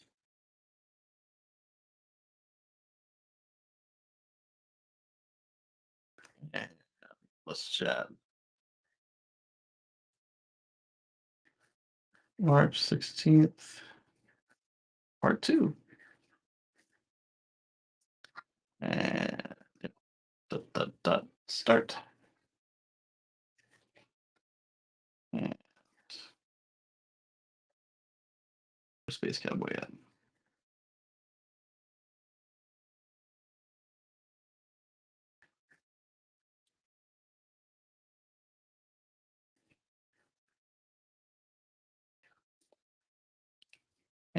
Send. Okay. Unmute. Approve. And send. And now I need where is Space Cowboys handle? Okay. There you are. I'm looking for Space Cowboys handle. I apparently typed it wrong because I got other people that weren't him. Didn't look at it, but I should have.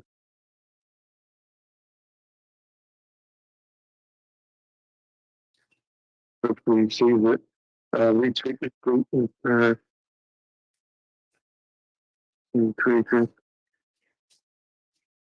It still says you're having connection issues. Still? Yeah. Do I need to close it up? Let me open it up on the web like I was doing, and I'll close the app and open it back up. And hopefully that's enough to hold it. Gordon captured it again, but I was saying about the differences in the wattages that people are achieving in the big four runs things, but the price was the same. Same price. So I think looking at ones that are making the best, ones that are working in like climates, and other ones that are for the house awareness. That's what we said about the solar panels. I said, well, if it's going to be in direct sun, don't make that hot. It's partly shaded to keep it cool, isn't it? Yeah. To stop people thinking that people are it's going to burn them. Ouch! Yes, that's right. Because it's made to absorb sunlight, so it does get quite warm. So I need to go here to spaces. I don't even see spaces on my on my browser. That's weird. Normally they're like right up top. Messages, explore, and then off to the right, there's like no spaces happening. More. There they go. Okay, so then I click in here with us.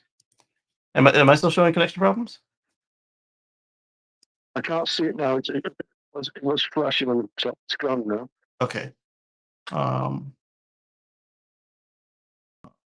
We can bring up to speaker. Yeah. Okay, so Slimy's back, Rubber's back. Now we just need Space Cowboy back. Slimy. I reposted it and tagged him. Okay, good, because I By the way, there is an XApp update again. Another one from last night? Yesterday, and now there's a whole nother update. Okay, that's fine. Because I did one yesterday thinking that make things smoother. Space Cowboy last night was quite nice. Of course. No, X has been doing like an update every day ever since they said they're changing ever since Elon's algorithm post. Oh. There's another update today they want you to do. I'm like, oh my gosh, another one. And this particular phone doesn't do the updates automatically like it's supposed to. I mean, it does sometimes, but like not every day. They like It automatically update, and it doesn't. I have to update them myself. yeah. So what I was saying, well, you guys were What is so yeah, but the place with testing. So you'll see it. okay, this thing's back in normal mode. Let's bring him back up to speaker. There we go. And yeah, so if we could find something like this that fits on top of the Cybertruck back seat and bed, that would be fun. It would be jank just like this one, but it'd be cool. So did you do the update, Casey? Unless that's what it was. It says I don't have an update. Maybe that's what happened to it, but yeah, it may have done an auto update. And that is the issue. Like if you try to do an update during a space, it will end it. Yeah. So, but you would think it'd give you like 30 seconds to come back or something, but I did one last night. It's supposed to. I think you have 1 minute. If you reopen X, it's supposed to retrieve your space. Yeah, it's never done that for me. I'm wondering if I should have a copy running on this tablet behind me or something. The Samsung tablet. But I guess that's something to try next week. Go ahead.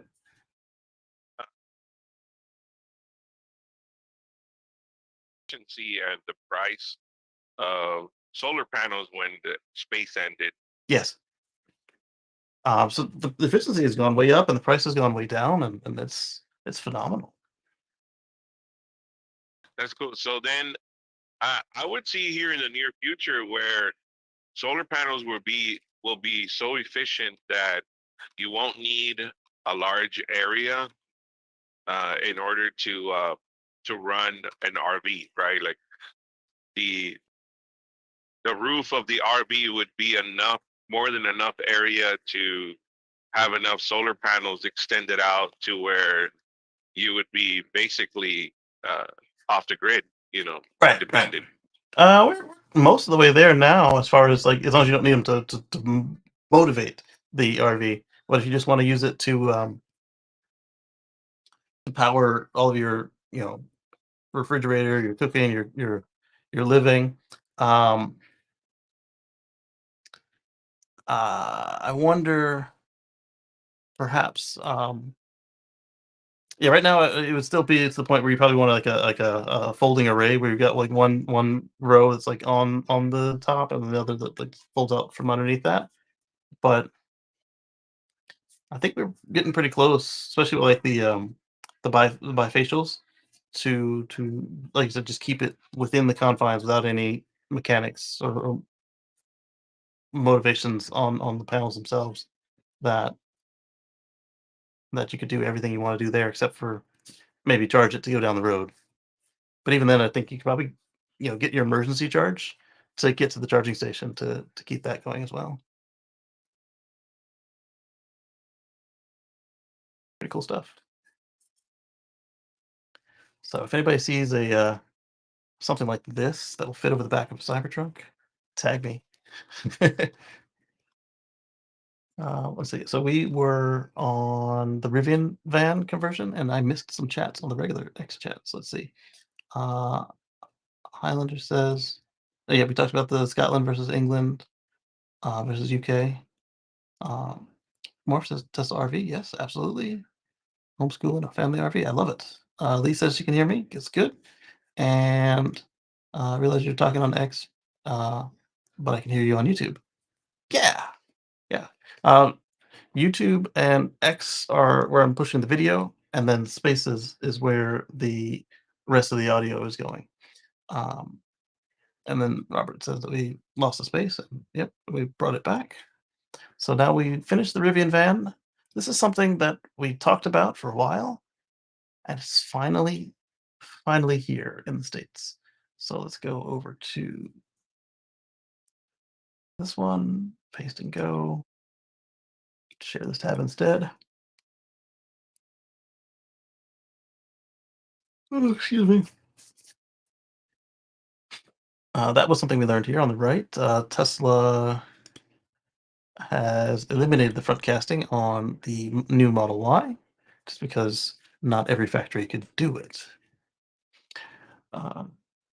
So the new Model Y has arrived in the US with the adaptive headlights enabled. US support for other models is coming, and we learned for sure that it's on the Cybertruck.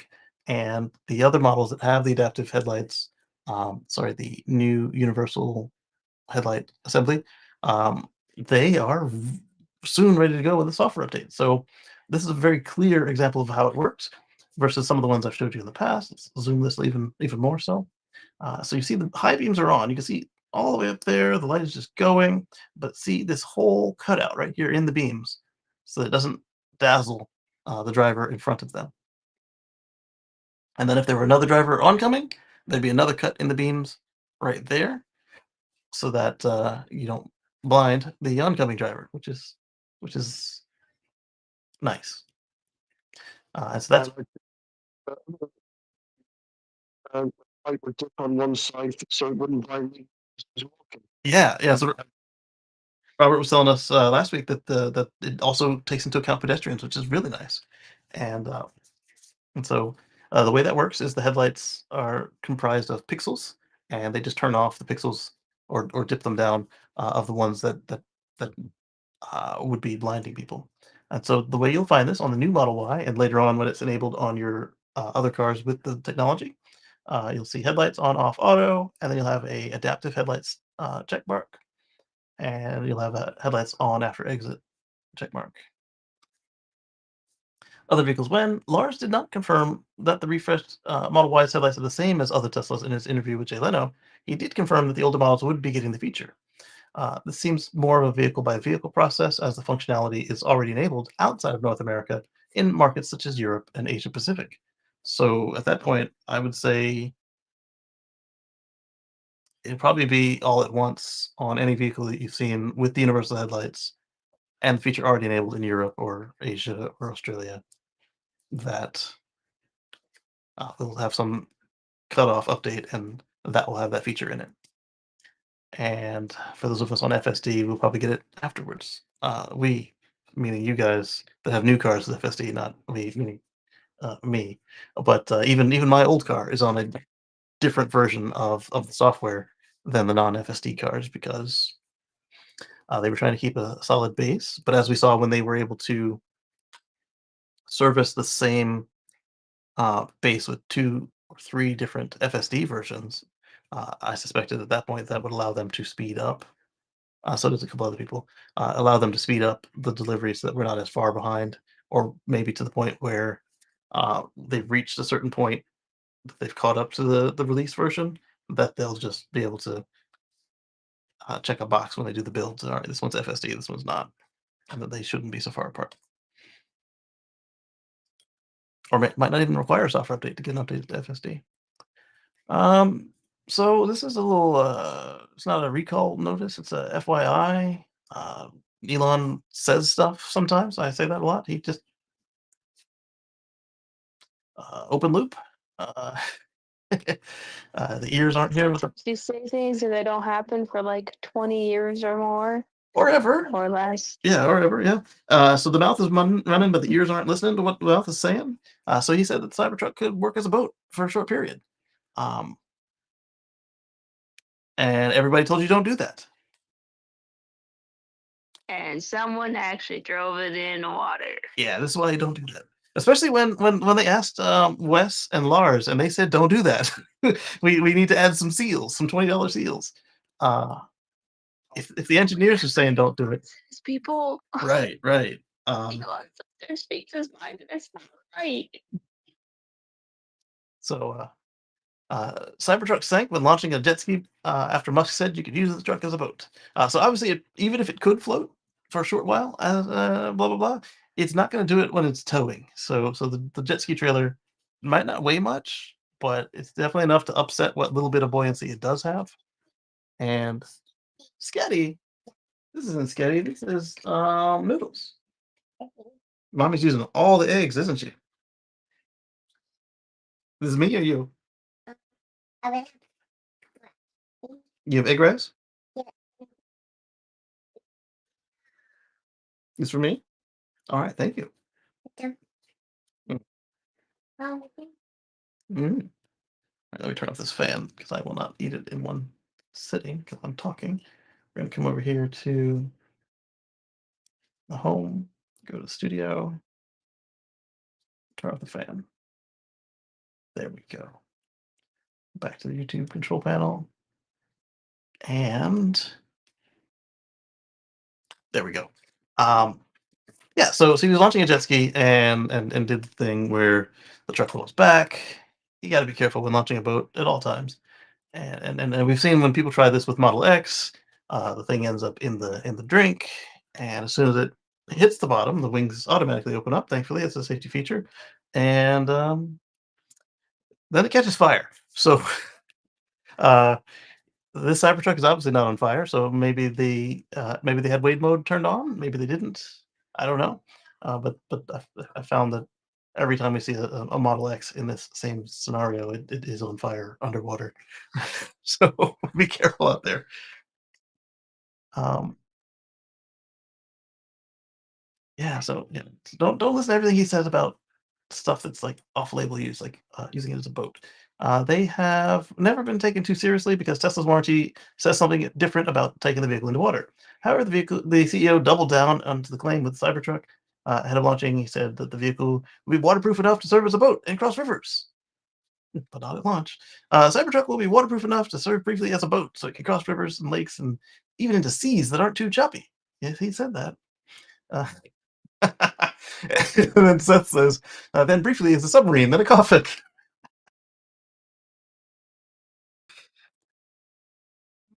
Yes. um, the CEO added that the goal is for Cybertruck to be able to cross the water between SpaceX's Starbase and South Padre Island in Texas, which is about 360 meters or 1,100 feet. We've been taking the Cybertruck more seriously with water because we learned that Tesla built in a wade mode for the truck to be able to go into the water. Tesla says that the mode increases the ride height to max and pressurizes the battery pack. All true statements. The problem is that when activated, the off-roading mode, through the off-roading mode, which is not covered under Tesla's warranty, so we are taking everything with a grain of salt. Uh, so this one in Ventura, learned the hard way. It's not a boat. Happened in Ventura, California on Monday. The vehicle's owner was launching a jet ski on the boat ramp when he couldn't get the truck out of the water via safety for citizens. Beginning shortly before 11 a.m., the man had to scramble out of his truck on Monday morning on March 10th after the truck fell into the harbor. The man was attempting to launch a jet ski at the time of the accident. I wouldn't call that a crash. I could live with the word accident for this one. Uh, I was wondering if use trucks. So I mean, did they just stop and it slid in? I'm guessing they probably stopped it, slid in, or he went back too far and couldn't come back out. I'm also wondering if he had the right tires for this. Because depending on how old it is, if it's over a year old and he's been doing it up with the all-terrain tires, they might not have had any grip.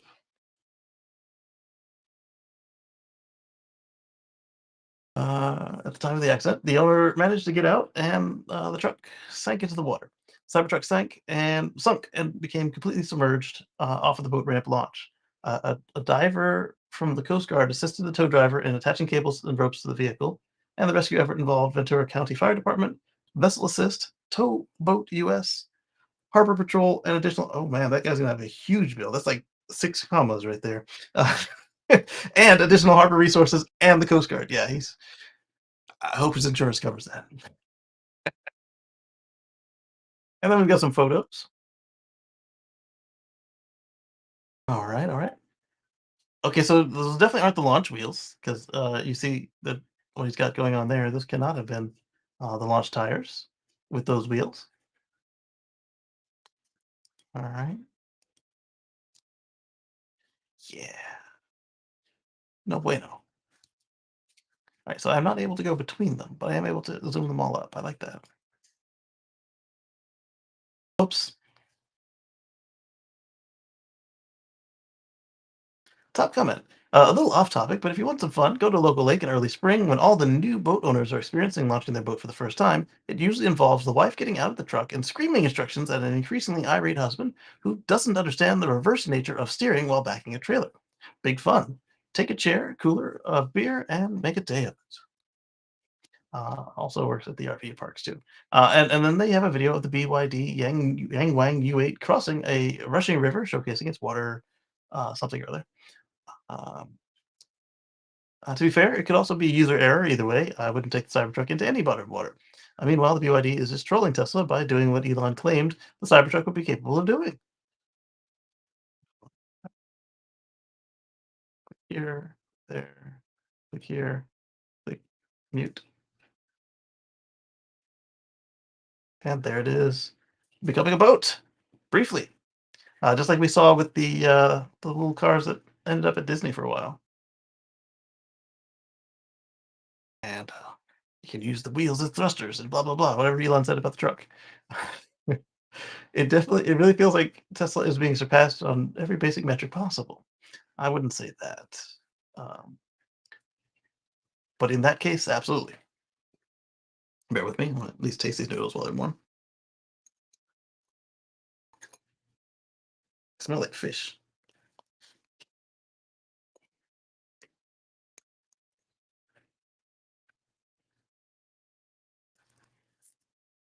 Let's be the spices. Sorry.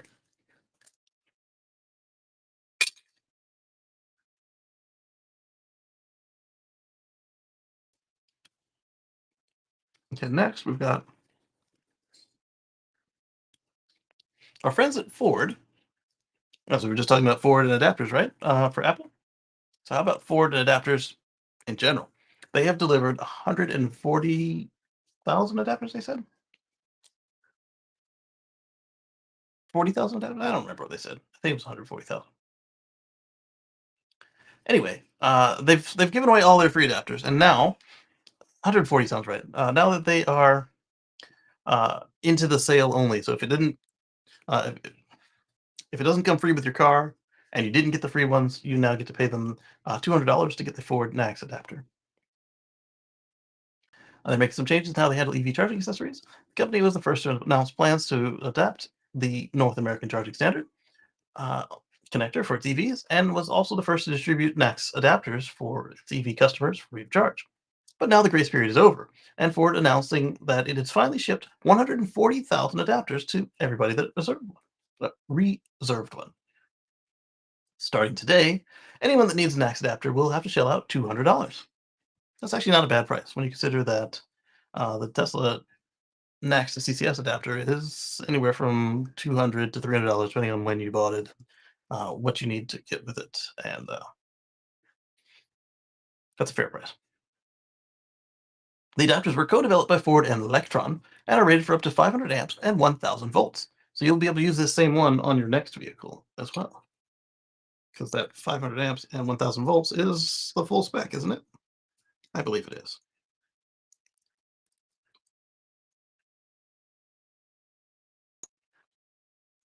Sorry.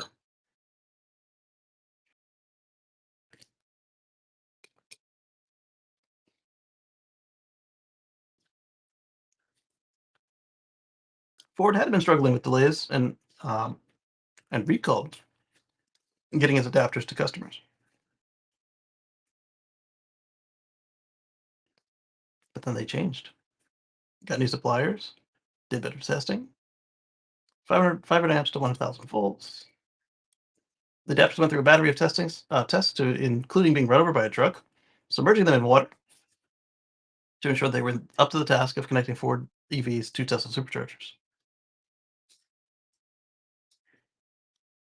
There we go. Let's see what these comments say.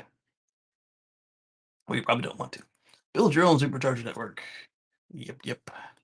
Okay, Catherine. Nobody wants to buy Fords. That's their main problem. Cowards can't invest in EVs. The success selling is perhaps the best-selling car in the world. Stop production for a new model. Everybody's waiting for that. Oh wait, I forgot we ignore macro factors and focus on microgrids. Nobody's going to invest in that now. Well, we'll just see at the end of the quarter. Apparently in Europe, no, I said that backwards. Apparently in China, that's all they were waiting for. They were waiting for the new model. We'll see. All right, so we were talking about electric vans, right? Let's talk about the other electric van, right? The Bright Drop. You can get a discount on the Chevy Bright Drop van from Costco, of all places. And now that the Bright Drop is no longer a unique brand, it's a Chevy. You can get one from your local Chevy dealer, for the most part. But at least it'll be easier to obtain as a Chevy than as a Bright Drop. So you want to live the electric van life? Costco has a deal for you. You can get either $2,750 or $3,000 off the purchase price. And the Chevrolet Bright Drop is an EV van built from the ground up by General Motors for a specific purpose: to carry stuff around and easily and cheaply, as easily and cheaply as possible. As easily and cheaply as possible. It uses some of the same Ultium underpinnings as the flashier GMC Sierra EV, Silverado EV, and cheaper than Rivian's commercial van, while also having a lot more range. You can get it as a two-wheel drive, rear-wheel drive, or all-wheel drive. while the Rivian is available in front-wheel drive in either length. The Bright Drop, I think, is also available in 2 lengths, the Zevo 600 and the Zevo 400. I don't know if they're still called Zevo. They might just be Bright Drop 400 and Bright Drop 600. I didn't keep track of all of the changes as the brand changed from Bright Drop back to Chevrolet.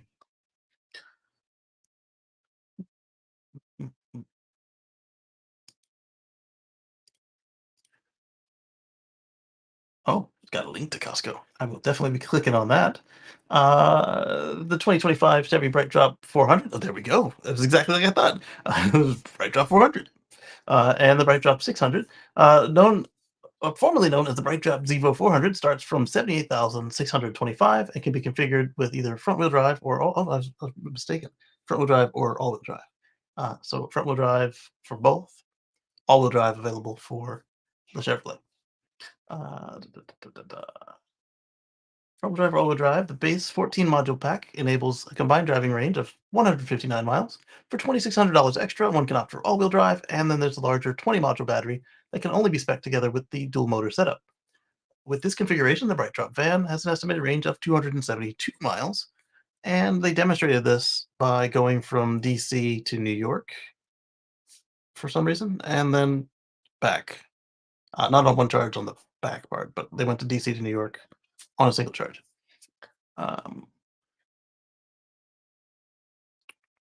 The 400 model is 238.6 inches long and rides on a 153.1 inch wheelbase. Has a maximum payload capacity of 3,580 pounds and a cargo volume of 4,112 cubic feet. The larger 600 model can carry up to 3,180 pounds, and the reason it's less is the same battery and powertrain. Less than its smaller brother and has a cargo volume of 614.7 cubic feet. That's 290 inches long and a wheelbase of 183.5 inches. The Chevrolet Bright Drop is manufactured in Canada. All they did was change the name. It's still manufactured in Canada, and according to the automaker, it may still qualify for a federal tax credit of up to $750. A fully loaded Bright Drop 600 with all-wheel drive and a big battery retails for $89,225. Not a bad price compared to what you get out of it. Factor in the federal credit with the maximum discount already offered by Costco, and you're looking at $78,725. So you can get the max model for less than they start the regular model for, right? Am I hearing that right? 78,725 versus 78,625. So for $100 more than the starting price, you can max it out. Length, all-wheel drive, big battery. If you got a Costco membership and you wanted a van, that's something to look at right there. Wow, 78 if is competitive. There's much to do in that segment. Oh, he thinks it's high. If 78 is competitive, there's much to do in that segment. Look at it this way. We're talking a commercial van. Have you looked at how much a Sprinter costs?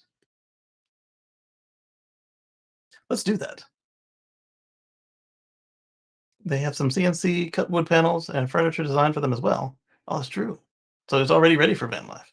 Plus a modular battery and 5 kilowatt hour segments and solar on the roof. Seems they want the van life people. Rivian's focused on B2B, but it's a lot more profitable for them.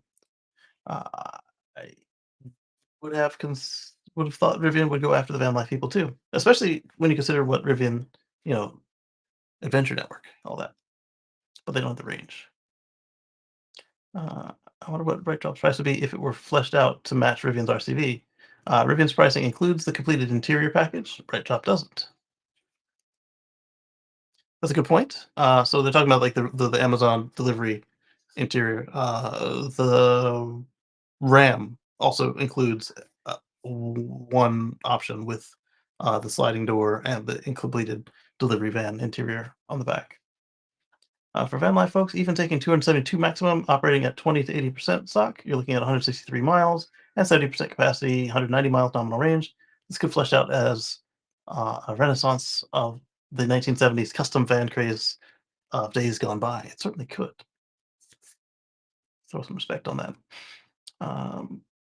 So we will open up the Costco link and see if it takes us or if it opens a new tab. It opens a new tab, that's fine. Share this tab instead.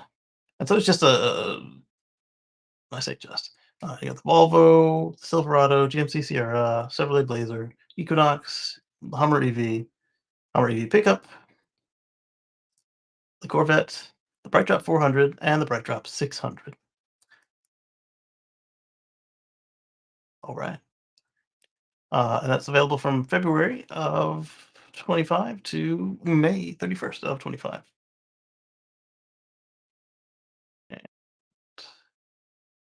Oh, these are just their EVs. So Costco's got an EV landing page. Look at them. So let's go back to Inside EVs, and we're going to go to Mercedes fans, mbfans.com, I believe it is.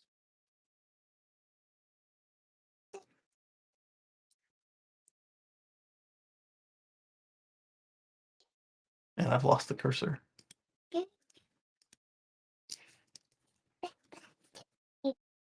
Yep, mbfans.com. We're going to share this tab instead. And yeah, we'll disable these technologies. We're gonna shop.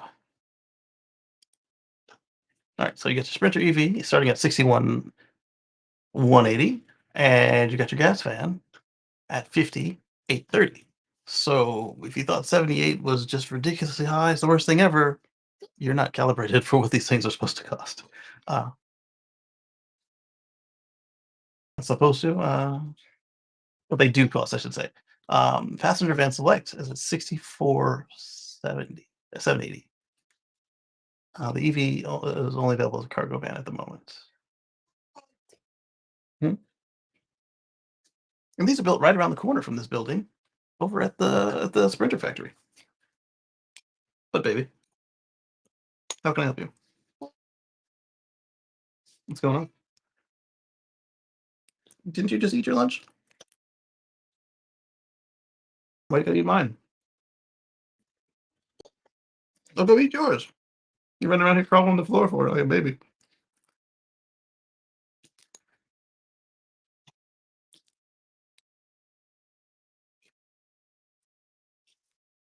Yes.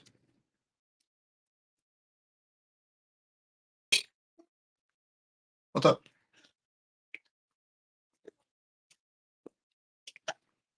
Yeah, the hiccups. Okay, so that is the bright drop. So now, you know what? Let's get this thing similar. Let's build a EV Sprinter. Let's do the 170 high roof. That's going to be the closest to the 600 and the Rivian. I have to go back to my hiccup. You need a bathroom for the hiccups? No, they poop into the pink toilet, not stepping into toilet. Going to the toilet's going to fix your hiccups? No. No. Let's get the high output motor just because. Look at the payloads. It's free. Look at 71,390. So right up there, the same price with the Rivian and the you have the hiccups, yeah, with the Rivian and the Toilet. you hiccup in the toilet. Okay, have fun.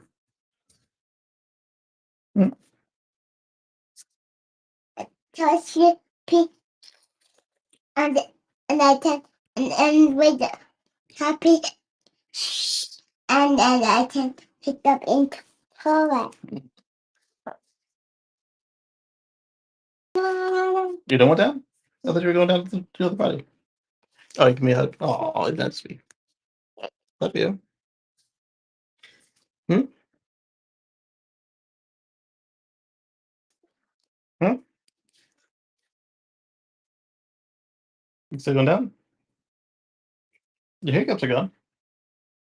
Yeah, they're gone. Okay. So, So oh, they're not gone anymore. yo. They did go. They were gone. All right, where is Highland says, "Be the gentleman we know you to be, and share that spaghetti with the audience." It's Asian noodles. We got eggs and sauces and such. It's pretty darn good. I see your brother here. You see what? I see your spaghetti here. You do? Yeah. Yeah. All right, so we did the bright drop, and now we've got this one. I don't have any picture for. I don't know how that happened. So let's see what we're getting into with no picture.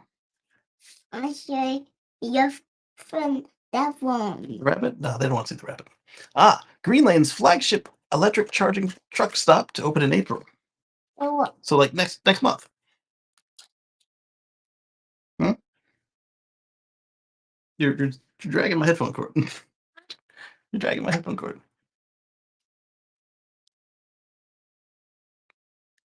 There we go. So Green Lane's fast electric charging. Help you what? be Yucky. Get your hands out of there. Help you what? camera for 4 eyes. my hand. Who has 4 eyes? My hand. Your hands have 4 eyes? Yeah. How's that work? Take out my hand. You need me to take out your hands so you can see? Don't you control your own hands? You're strong. Take out my hand. One. No one. One. It was one.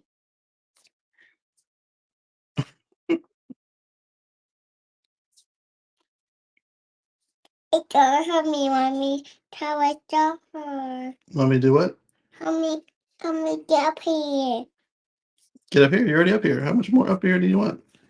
And I want to roll. Roll. And higher. Higher. Yeah. A couple songs about that. Talk about Take Me Higher. Why'd you wear any pants? Why'd you wear any pants? Just got a diaper on. Go put some pants on. Well, get your diaper out of the screen.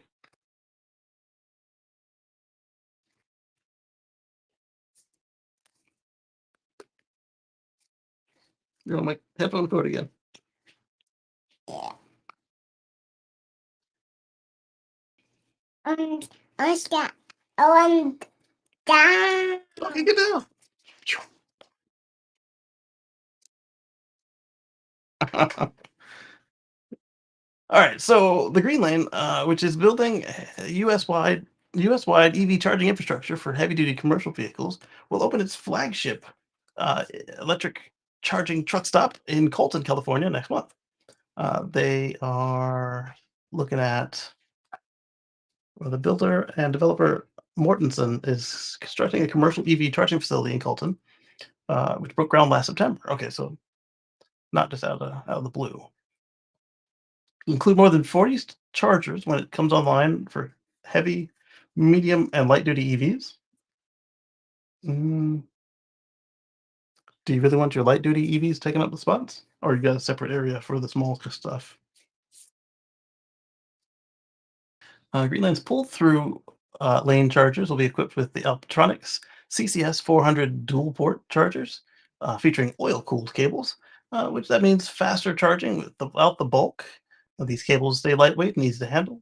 For bobtail charging, the eFill CCS 180 kilowatt chargers will be available.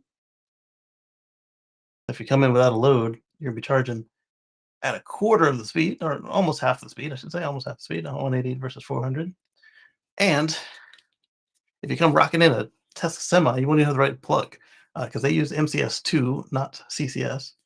And the reason they use MCS is because MCS can do megawatt charging system. It can do a megawatt. And so you're looking at 1.2 megawatts on the Tesla Semi. We've seen the Tesla, sorry, not Tesla, Pepsi charges theirs at 780 kilowatts. It's for me? Thank you. With my phone? Thank you. She got me some Italian. My oven. You're orange. She got me some Italian ice. What? It's sticks, yes. That's why they're called popsicles, because they have sticks in them. So obviously Greenland doesn't want themselves a piece of the mega charger pie just yet. That or uh, Tesla hasn't offered them out yet.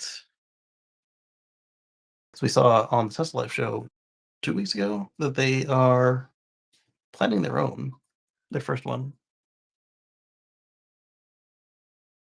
And I still think that even at 400 kilowatts, you're gonna need some battery buffering, because if you don't do any demand shaping, this is gonna be one expensive facility to operate with the 400 kilowatt charging, 400 kilowatt dual port. The 180s, the 180 is the same thing we're doing at all the other EV chargers, because you're looking at what 250 for the supercharger, and my little dude does 180 all day long, even though it's old and was built for 120. It can do 180 for a minute before it drops down to 150 and then 120 and then 80 and 90 for a while. This probably has music in it, but let's take a look.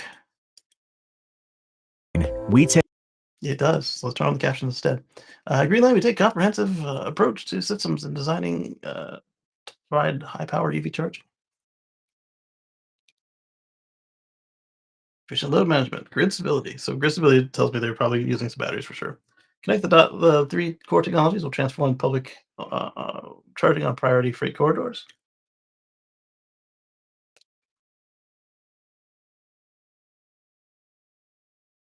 They do offer MCS, megawatt charging system, but 400 kilowatts is not enough for the Tesla Semi.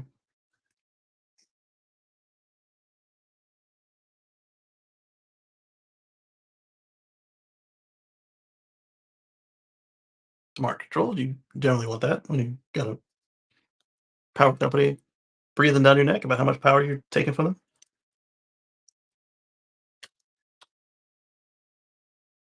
Little AI buzzword there. Just machine learning.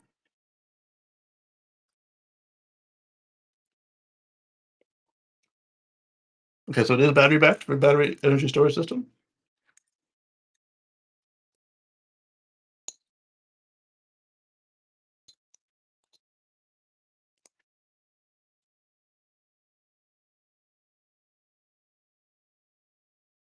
So those bobtail ones being so small is probably just a case of that's just all they had capacity for, all the batteries they purchased. Yep, you can charge in the dark. Whole town's out of power, but you can still charge your trucks.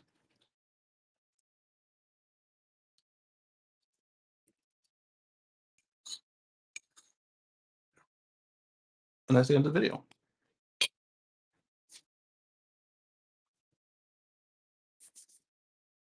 So this isn't so bad then.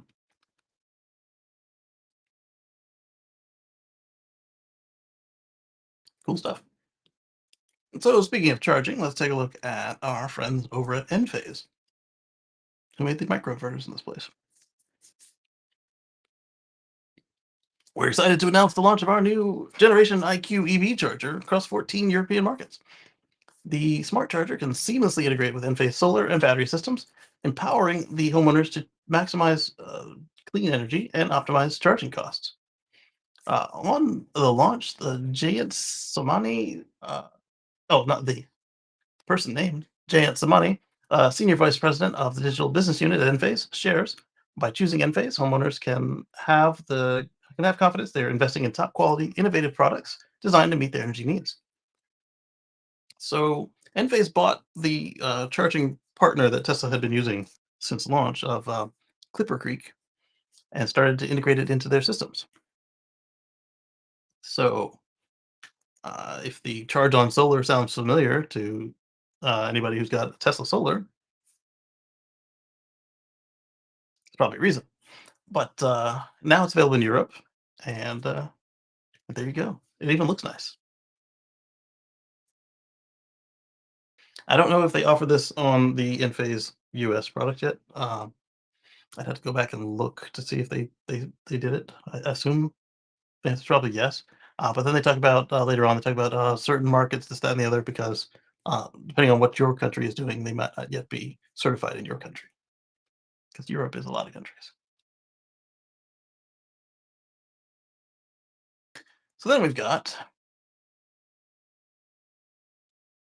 we were just talking about power mix, right, with Space Cowboy. In a historic first, wind and solar combined overtake coal in the U.S. Because we were talking about how well wind and solar were doing last week. Well, now, in the U.S. in 2024, wind and solar accounted for 17% of the total U.S. electric generation, surpassing coal, which fell to a low of 15%. According to the new report from global energy think tank Ember, U.S. Coal peaked in 2007, and solar have overtaken in 24 states, with Illinois the latest to join the ranks in 2024, following Arizona, Colorado, Florida, and Maryland in 2023, now the report finds. The first analysis of the full year of U.S. electricity data, which was published by the EIA on February 26th. If you need that data, go download it. Expect it to disappear because a lot of our government data has just been removed from the internet for whatever reason, particularly if it's of a scientific nature. Heads up. After being stagnant for 14 years, electricity demand started rising in recent years and saw a 3% increase in 2024. So, folks will be quick to blame EVs for using more electricity. What happened is we did the back to the office thing, and crypto, and EVs, and. So we are just using more electricity. But if it's not dirty power, then so what? Problem is, some of it is dirty power. Despite growing emissions, the carbon intensity of the electricity continues to decline because we're phasing out that coal, we're phasing out that gas, going nuclear, going solar, going wind, going hydro. Yeah. Solar generation rose by 63 terawatt hours in 2024 compared to natural gas, which rose to 59 terawatt hours, or methane, mostly methane, almost all methane, as we discussed at the beginning of the show. It remains the fastest growing source of electricity, with its generation up by 27% in 2024, surpassing hydropower in generation for the time. Ooh, wow. It also made 81% of all new annual power capacity additions in the US. Gas added no new net capacity as plants were offset with closures. New plants were offset with closures. California and Nevada both surpassed 30% annual share of solar in their electricity mix for the first time, 32 and 30% respectively. California's battery growth was key to its success. It's installed 20% more battery capacity than it did solar capacity, which helped it to transfer a significant share of daytime solar to the evening. And this is what we're talking about, flattening the duck curve. So you've got grid scale solar, and then you've got their new requirements to actually collect the net metering. You need to have batteries on the house. That is already showing in the numbers.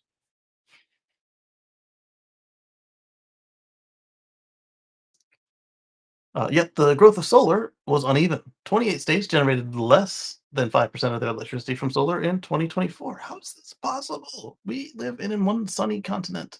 Highlighting the significant untapped potential even before adding battery storage. The only ones where it makes sense to me are if they've just got surplus nuclear power. Nuclear. Anyway, or if they're sitting on pretty on hydro, like the Great Lakes states, for instance, if they want to use some of that hydro they got there. I know there's more, but they were first to mind because of Niagara. As solar grew massively, wind saw a modest 7% increase in generation, adding the least capacity in 10 years. However, it generated 50% more power than solar in 2024, making it 10% of the U.S. electricity mix. Yes. Solar and wind can meet rising demand with the adoption of EVs, air conditioning, heat pumps, and rapid expansion of data centers. That's the other part right there. We got a lot of data centers and AI going on there. The electricity demand is guaranteed to grow in the coming years. To meet the rising demand, clean generation needs to grow faster. Unlike solar, wind's growth has been slow. Clean energy is able to meet rising electricity demands alone without rising bills, sacrificing security of supply or further relying on gas. This is all true. The reason that wind is so much slower than solar is we usually go for the mega turbines, and they require special permitting, special construction, special crews. Then you got to get them up there, you got to commission them, then you got maintenance, etc. Blah blah blah. With solar, you get an open field, you get a bunch of empty roofs, and you slap them on there. I mean, you still need to do permitting and engineering and all that, but it's, it's a lot less work, and it's a lot easier to get them to grok it, and then get your permit, and then go just get anybody who is certified to work on a roof or on the ground in the case of the ground mounts, and then you get an electrician to commission it. Good to go. I say any, but it's not any, but it's the barriers to entry on solar are a lot lower than on wind.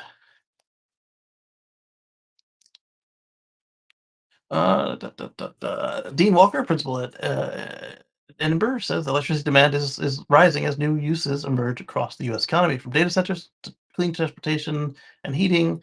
This makes the case for solar and wind today even stronger. They're not only fast to deploy and cheap, but they stabilize energy costs in the long run. Yes, especially when you throw a battery in the middle of it. And remember that every mile that you drive electric, the same amount of electricity to drive electric is needed to drive a gas vehicle of the same class. So if it takes you 300 watt hours per mile to drive your mid-size crossover utility electric, it's going to cost you the same amount of electricity from the grid to drive your mid-size crossover utility in gas. If it's 200 watt hours per mile in electric sedan, compact sedan, it's going to be the same for a compact gas car. And if you just get 2 miles per kilowatt hour on a gas truck or an electric truck, then you're going to spend that same 2 miles per kilowatt hour on a gas truck, just because it's the way it works. In addition to, you know, burning the fossil fuel and not being able to get those components back. But the electricity was just to refine it from crude into gasoline, and it was from the grid. That's not counting any heat that they add from burning the fuel for the diffraction distillation. That's not counting any electricity they generate on site. That's just the electricity from the grid is the same as the EV. But anytime anybody tells you, "Oh, look, you got smokestacks and this and that and all this other crap," where they're trying to just baffle you with crap,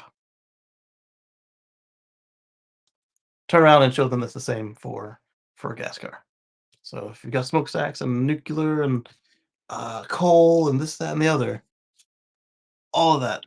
And also, so when they're saying about those smokestacks, and they're actually showing you the steam stack, which is the water coming out, the smokestack is the small one next to it, and that goes through a huge filter, which you could never possibly ever repair. And that filter gets changed, or it's massive. It runs massive up to a stack that captures a curve. Simply massive catalytic converter to take all of that out. So that's also saying, so showing people, look, this is what it's actually shows that up in steep, not the other one.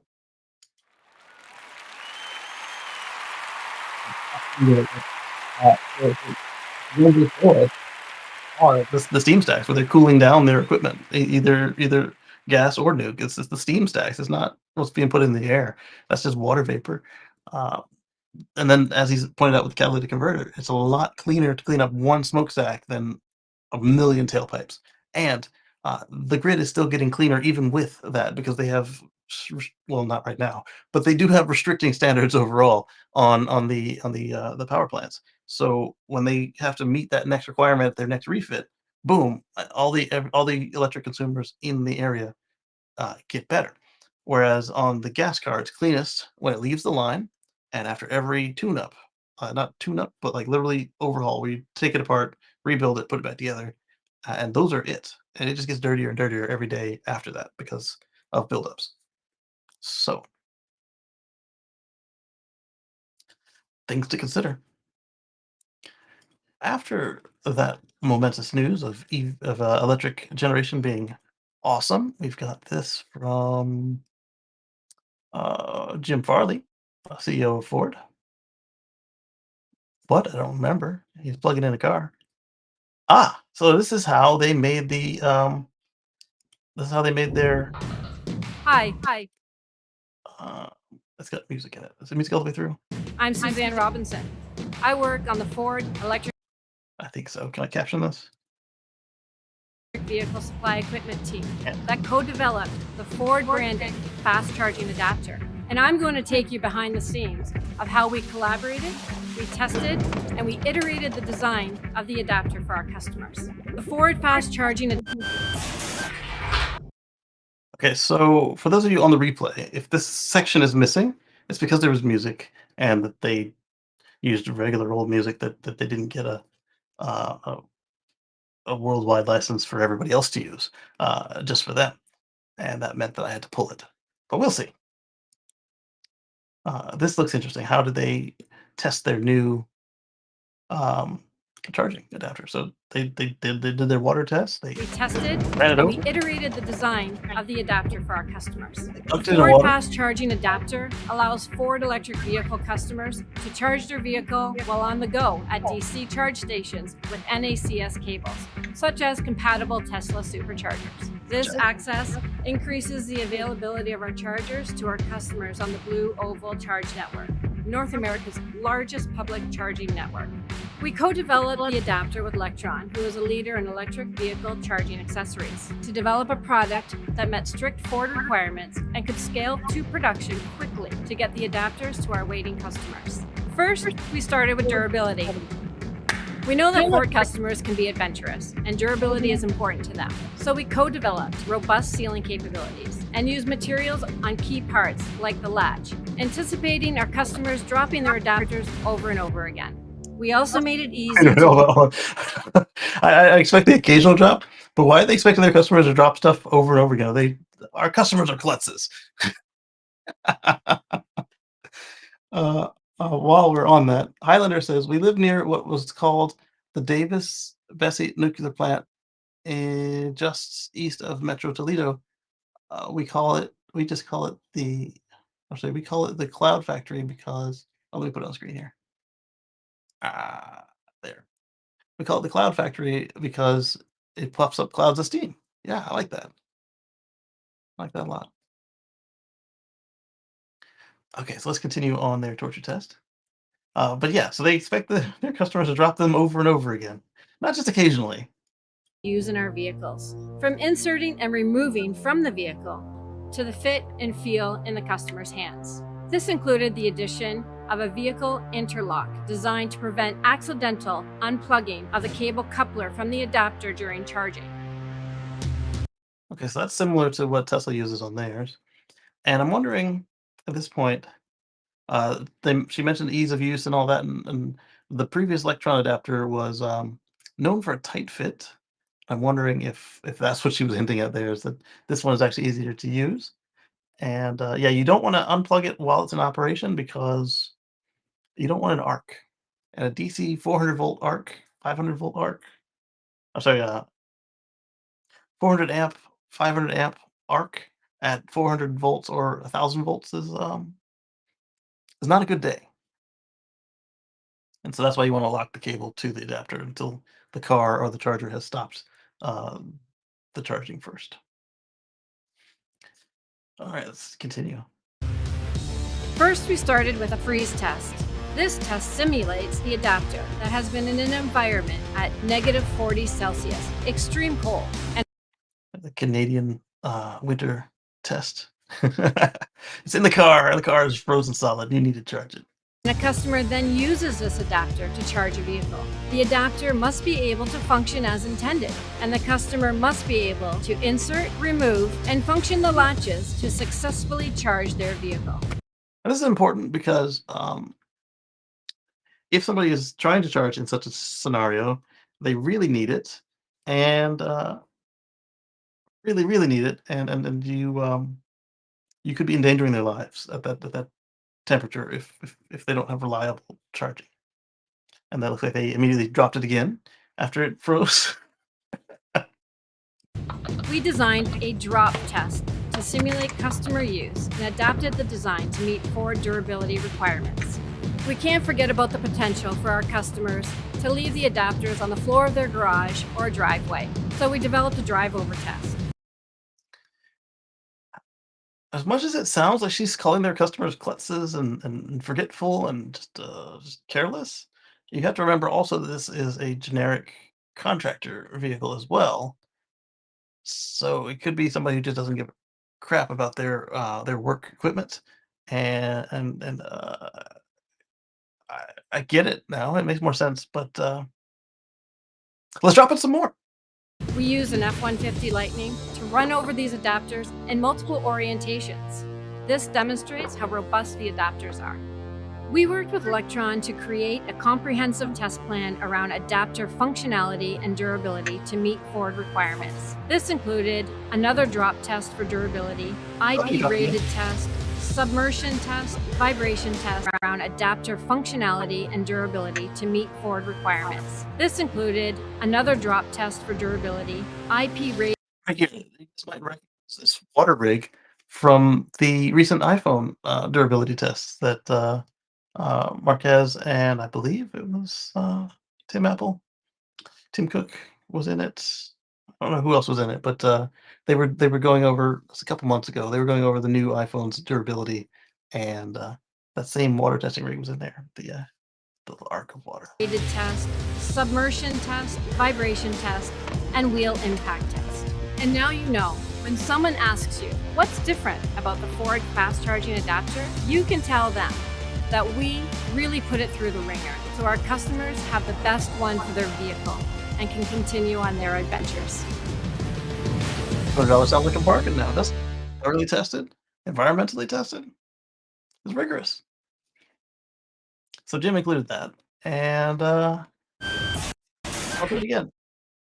Uh, proud to share that all 139,935 complimentary adapters reserved by our U.S. customers have been shipped. Thank you to our team for making this happen and ensuring that we fulfilled our commitment. And thank you to our customers for their support and feedback along the way. Also, to point out that some of these were Tesla-built adapters from Giga Buffalo, but apparently most of them were also electrons.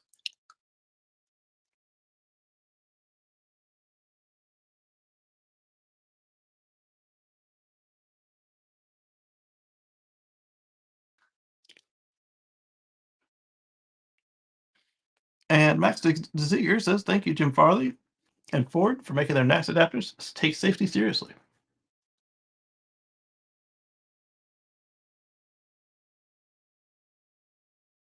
And again, Max is our head of supercharging. So,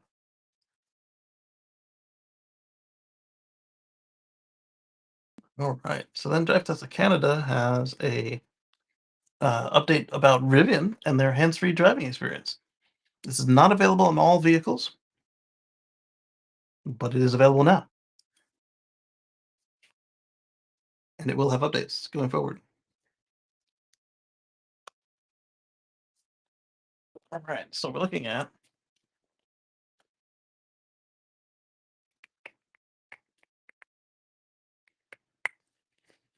Rivian has launched their advanced driver assistance system, or ADAS, rolling out its new enhanced highway assist feature, along with several other new features introduced through software update 2025.06. The hands-free driving system is currently only available for second generation R1S and R1T vehicles, and only works on certain highways. We had a video where RJ Scarange was being interviewed while utilizing the system. He seemed during the lane changes to divert all of his attention to the lane changes. So I don't know if that means that the lane changes are still in development or if it was just him personally being nervous about lane changes. But he would stop talking, he would stop listening. He was laser focused on that lane change each time it happened. That was just something that stood out to me. It looked very much like what we had with the early versions of Autopilot that could do the lane changes, both AP1 and a new version with the hardware 2 and up. And when it was being described, I don't know if it does all this today, but when it was being described, I was hearing navigate on autopilot. So it'll keep you lane, it'll keep the distance, it'll change lanes, it'll pass slow cars, and it will change uh, highways. I don't know if all that's out there today. Let's take a look. The sensor suite includes 11 cameras and 5 radars, providing a 360-degree view of vehicle surroundings.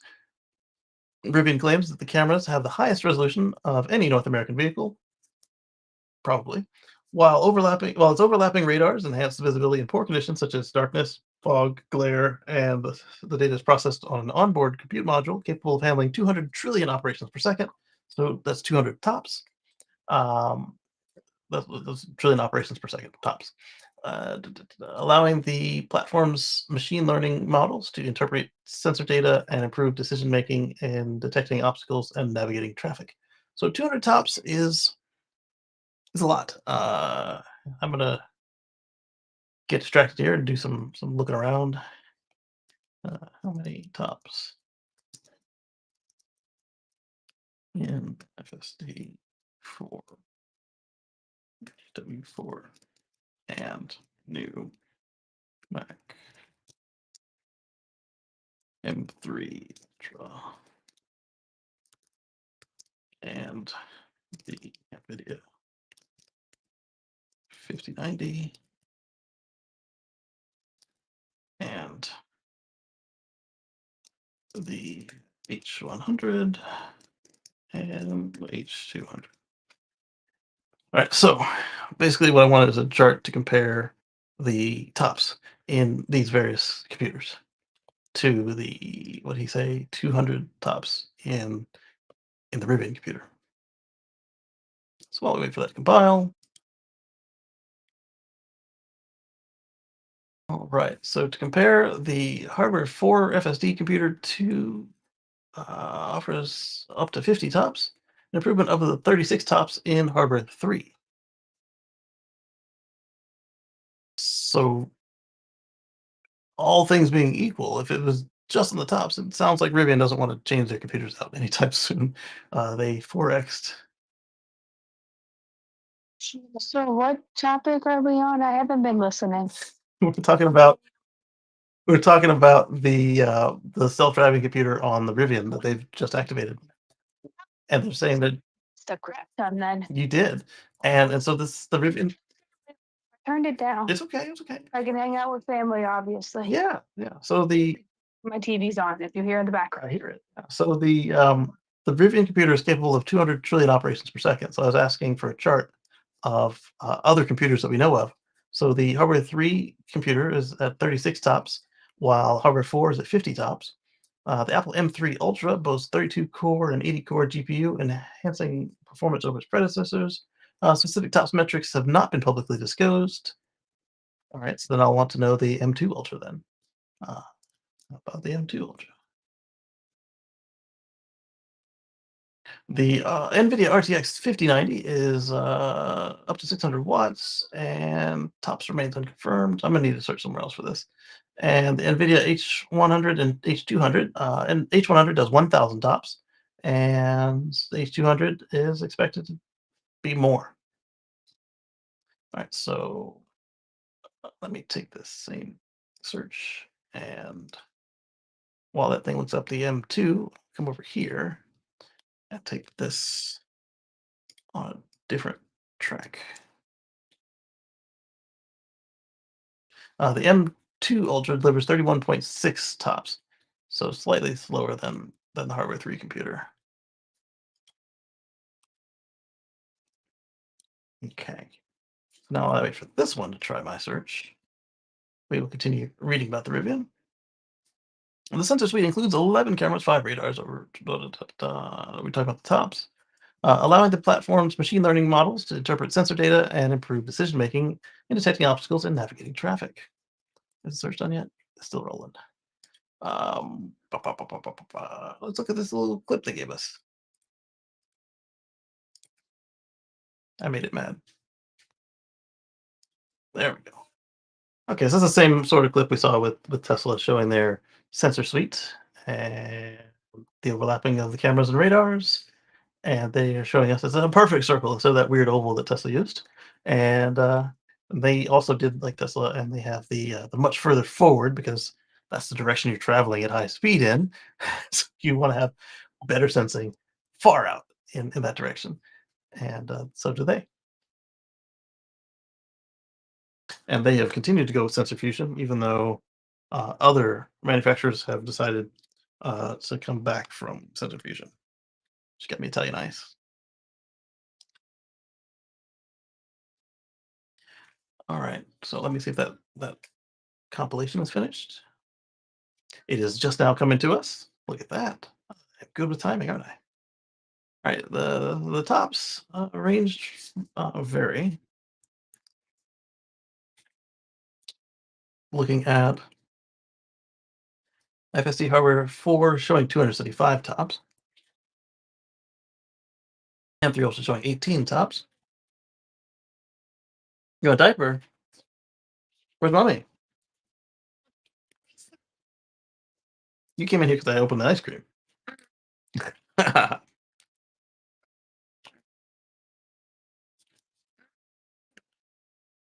right, bossy.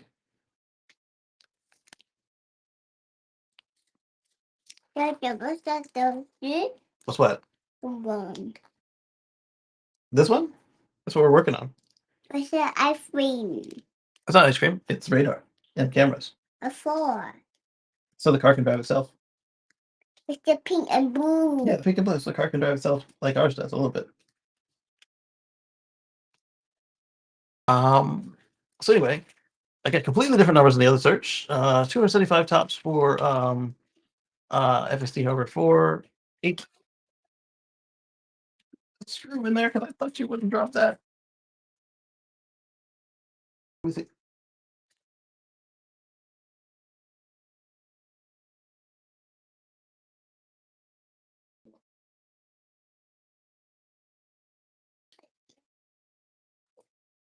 You okay? She headbutted herself onto my elbow. All right, so the M3 Ultra is showing 18 tops, which I know is wrong, but it might be because the M3 Ultra is new.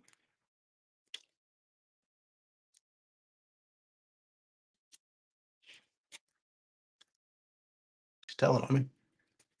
NVIDIA, 1228 tops for the 4090. No, I said 5090. But that's not bad. So what we say, 30% increase from 4090 to 5090? You're better. Good. H100, 32,000 tops, and H200, 64,000 tops. So both of these were just like completely unreliable for numbers. Yeah.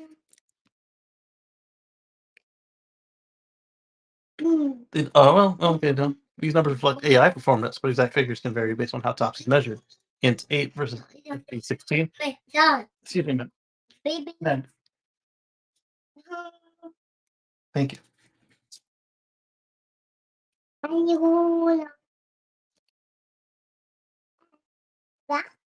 Unexpected detail. Interesting that data center GPUs like the H100 and 200 have tops ratings in the tens of thousands, while consumer GPUs and AI chips are in the hundreds, showing a vast performance gap for AI tasks. But then you also have to consider that the hardware 4, AI 4, hardware 3, and whatever the Rivian calls their stuff is specialized. So it's not just an AI chip, it's a self-driving chip. And then we'll see what the hardware 5 gives us as well.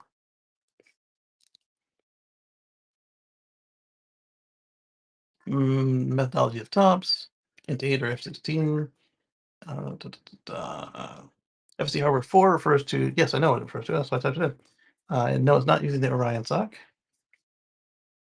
Research suggests Orion AGX, apparently it could be that. Provides 275 tops for high performance. Mac M3 Ultra is a high-end chip, part of the M13 series with 16-core neural engine. Okay, that's what they got 16. They just do the neural engine. They didn't do the number of tops.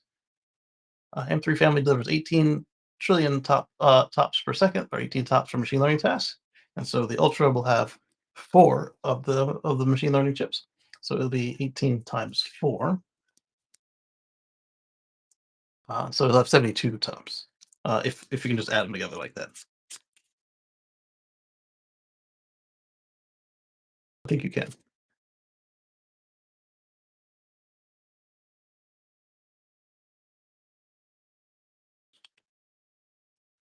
As noted on Apple, research suggests this is consistent across the M3, M3 Pro, M3 Ultra Max. Require no higher figure specified per renewal engine. NVIDIA 5090 assumed 4090, so no. I think 5090 is a standard model. 5090 is definitely a standard model now. All right, so I'm going to do my own manual search on this. I can't use my mega searches. So let's get into that.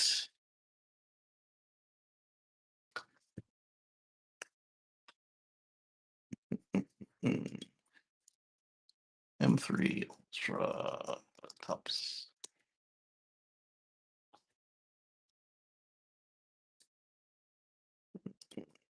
If they show it, this will be good enough for me. Just because we're just trying to get a rough comparison.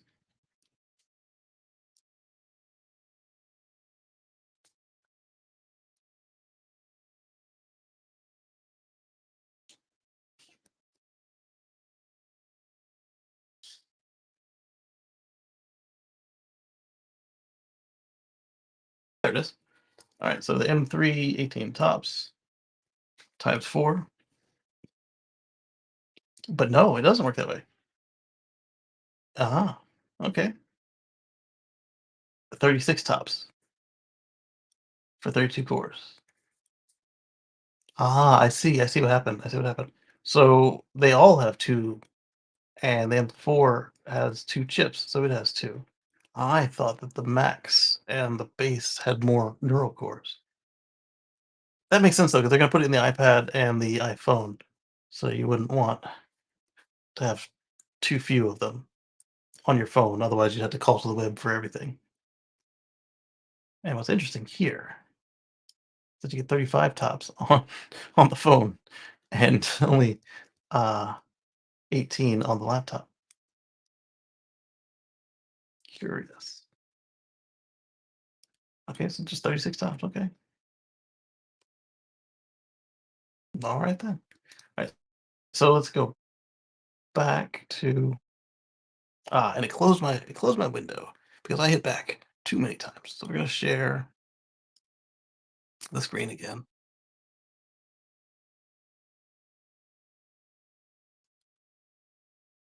There you go. And back to our search. So 36 tops versus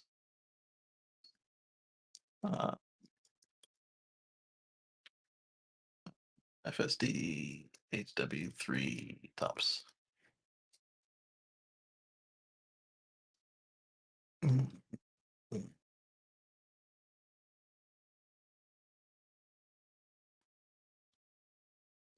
Well, it's 3 versus 4. That's something we wanted to look at anyway.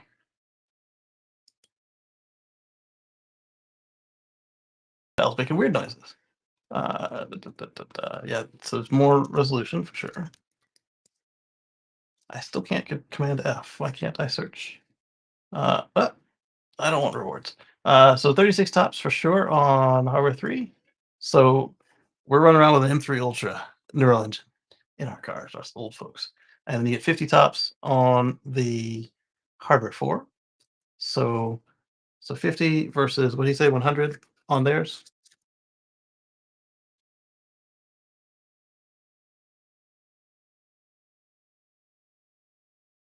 Another page I go back to. I think I lost it. I thought. For YouTube and find a video to watch. What? I can sit and watch them. I found one and it was like taxes are literally a scam. And it has Elon has the thumbnail that says Elon is right. Look at this. 2 hours ago. Oh, it was. It's been recent. So I was searching. That's interesting. I was searching for the tops on the Hardware 3 and Hardware 4, and look what the third option is. That's my video. Casey Green in December 19th. That's when I got my upgrade done. My car is so old. And that is the Tyson's Corner Service Center. Or at least it was at the time. So 3650, 36 for the Ultra. The H100 is probably accurate. Because why would it not know what it was trained on? H100 tops. I think it's going to matter if we're doing the int 16 or FP8, but I'm just looking for like a thumbs.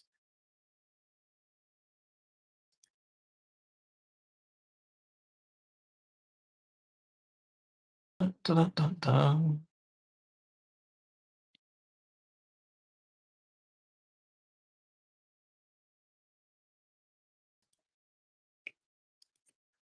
I wanted that bigger. I didn't want a picture of a cat. So let's see, decoders, encoders, GPU bandwidth, teraflops, video drive, server. There we go. FP16 tensor cores, 1979 teraflops on the H100 SKM, and 1513 on the H100 PCIe. Oh, sorry, SXM. Sorry, and on the int 8, look at the 3958 versus 3090, 3026 with 80 gigabytes of GPU memory. Good gracious. No wonder this thing's so expensive. So performant. It's so full of RAM. All right, so I don't know what happened to our Electron article. Electron article, or Rivian article. I can get it back, though. I can definitely get it back. Copy link. Paste and go.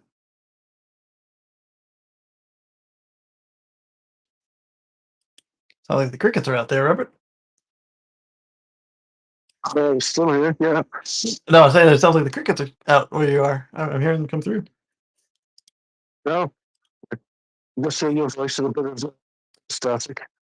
Oh, a little bit static. Clearly. Uh-huh. So while we're trying to do whatever you're trying to do, I was just looking up the. Go ahead. while you're doing that, I'm scrolling through this, like X, obviously. So we all know how Elon has kids with Grimes, right? A few. Yeah. She is so mad about him bringing them out into the public eye.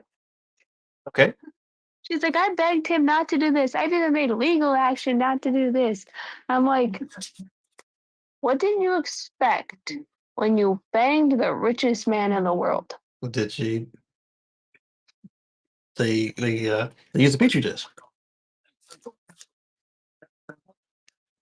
So You're going so far for a week, but he's just trying to spend time with his kids, and she's making it seem like he is just purposely putting them out in the media.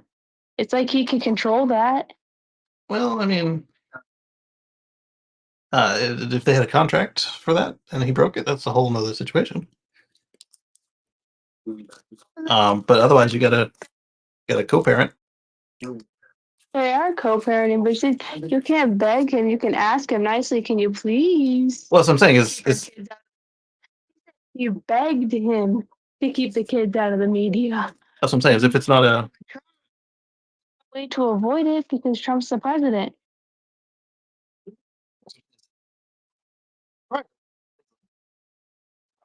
that she can really do, he's a jerk about it.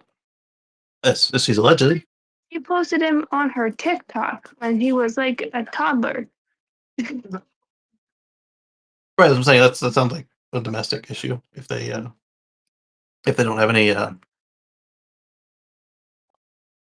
legal agreements in place ahead of time. I know that they had a custody battle, but Mhm. like they both, then neither side won. They're co-parenting still. Mhm.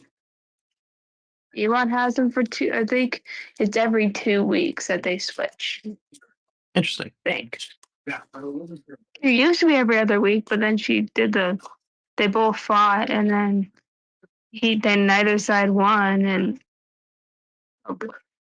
Huh. so like it's something.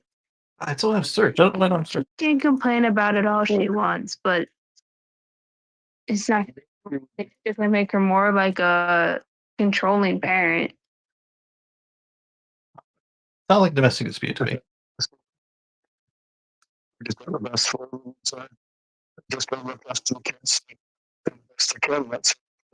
That's right. Right, so it wasn't 100 trillion tops, 100 trillion tops. It was 200 trillion tops. Not trillion top, but 200 tops. Versus 36 for the Apple and the Harbor 3, and 50 for the Harbor 4. And let's see how this thing works. It's available 135,000 miles of highways across Canada and the U.S. And oh, maybe that cricket sound is here because Robert's muted. I still hear it. Let me check on a certain television here.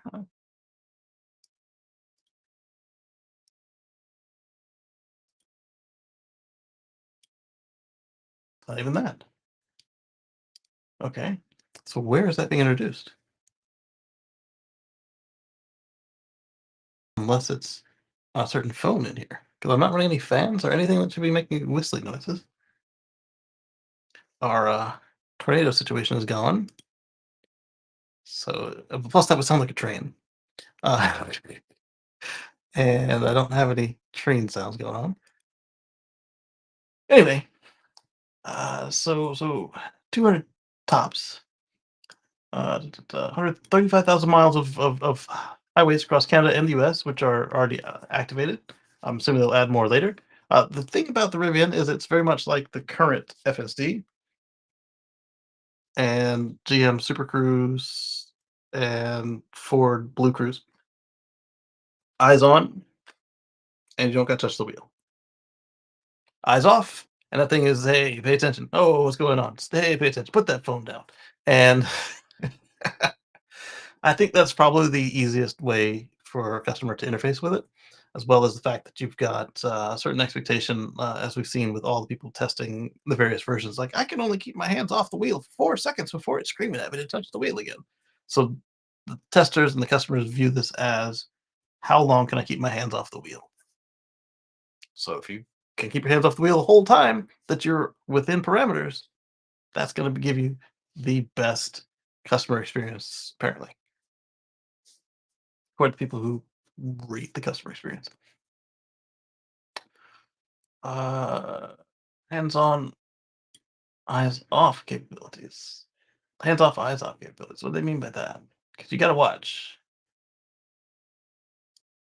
Okay. Oh, so later on they'll have FSD unsupervised equivalent. I was just wondering where you put hands on the wheel, because I remember watching that video and that other girl was getting out. She's grabbing it. She says, I am, and she's twisting it and it disengages the autopilot. Yeah. Yeah. Certain place to put your hands. She was awesome. She was grabbing it, and then she got angry. I was wondering, On some of the other manufacturers, there was a capacitive touch sensor to see if you were grabbing the wheel, and that would have made sense. But Tesla believes in no parts, so you just had to put a torque on the wheel, but you had to put it just right, enough so that it knew that you were there, but not enough to cancel it. And it was so easy to cancel it, and also easy enough to not put enough torque on it, like from the bottom. So I found that on mine, I have to. There's like a dent in my door panel from where my elbow goes to where is the right place to put pressure on it for mine. And then since I changed it from the wheel to the yoke, I can just put my palm on top of the left nub of the yoke. But it still needs the same elbow position to get that same. But that would be enough for it to know that I'm there. And then on the newer cars, where they have the camera inside watching you, they just look to see if you're looking out the front window, and that's enough. But my camera is aftermarket and only for the dash cam, so Tesla can't use it. So I gotta keep the pressure on the wheel. The She was holding it with her hands both laid down. I was just wondering, that's probably what it is. That's exactly what it was. Yeah, it was straight down pressure. And it's like I can't feel that. So they're gonna have a FSD unsupervised capability basically as well. So they said by 2026 in controlled conditions. Alongside Highway Assist, Rivian has introduced several additional improvements in their latest software update. You've got Rally Mode, which is designed for performance dual motor vehicles. This mode improves the throttle response and steering for better handling on dirt, ice, and other challenging surfaces. Performance Upgrade is available as an OTA for Canadian $7,200 or US $5,000. This upgrade boosts performance from 665 horsepower to and 829 foot-pounds of torque or to 665 and 829. Unlocking 3 new driving modes: Sport, Rally, and Soft Sand. The convenience features enhancements, new quality of life features include tilt-down side mirrors when reversing. You just got that? The 2012 Model S had that, even when it didn't have the grid line camera thing when you turn the wheel. Interesting. Remote charge port door closure. Another one of those ones I think that they probably should have had for a long time now, but it's there now. And the Go Chime alert. This one we got when FSD first started to come out. So when the light turns green, and if you're not going, it'll go ding. And in this case, no, that's not that. The Go Chime alert, which lets the driver know when the vehicle ahead has started moving, so it's close. So if the vehicle ahead of you started moving, that one we actually had even longer on other vehicles before Tesla was even a thing. I had it on not on any of my cars, but I had it on. Yeah, I did have it on my car. My Volt had it, but beyond that, I had it on um, one of my loaner cars. I don't remember which brand it was, but the loaner car had it. If the car in front of you moved, it would beep at you.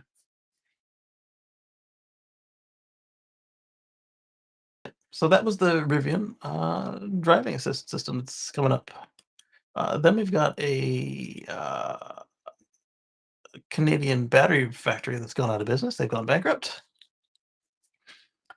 Northvolt is no longer. They filed for bankruptcy in Sweden, and so now its $7 billion Canadian EV battery factory is. And what's going to happen to them? It says Northvolt America is solvent, but what will happen to its massive EV project in Canada? Northvolt AB, which is Northvolt America's parent company, said in a statement that it experienced a series of compounding challenges in recent months, with that eroded its financial position, including rising capital costs, geopolitical instability, I figure, subsequent supply chain disruptions, and shifts in market demand.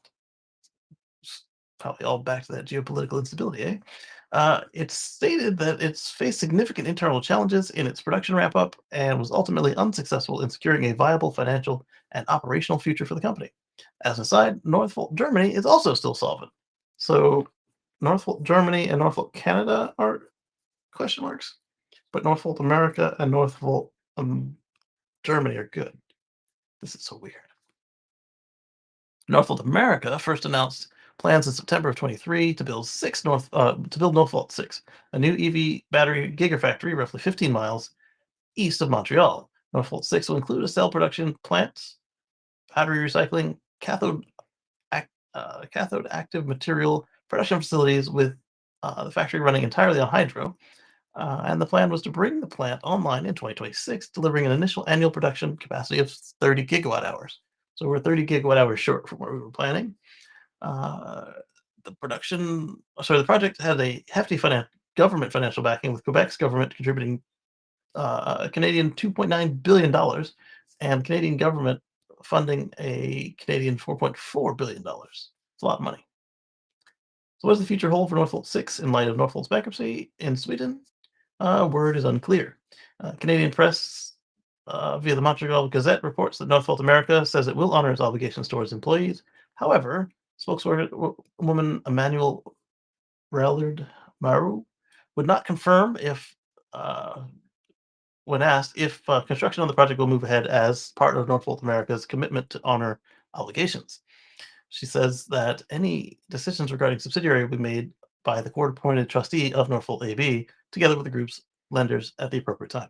And that's a perfectly reasonable answer, because how can you commit to that if it doesn't belong to the U.S.? If it is managed by the U.S. Division but is owned by the Swedish division, and the Swedish division is bankrupt, they have to finish the bankruptcy proceedings before they can speak on what's going to happen, unless they were planning to buy it from bankruptcy. Unsurprisingly, she has stuck to the bankruptcy announcement script word for word in paragraph 6. Yeah, it makes sense. They simply don't know yet. So it's up in the air. There's 0 comments on this, amazingly. Wait, no, there's not. Might be time to salvage the North American project, Quebec, to attract an established cell producer, LG Energy, Samsung, SDI, SK Innovation, or Panasonic. That would be interested in huge terrain and reserved clean electricity block.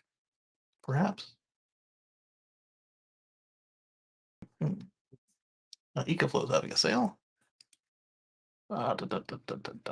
Then we've got copy link. Make sure this thing is still on. It likes to turn itself off on me. It's not off. All right, so we're going to go to paste and go.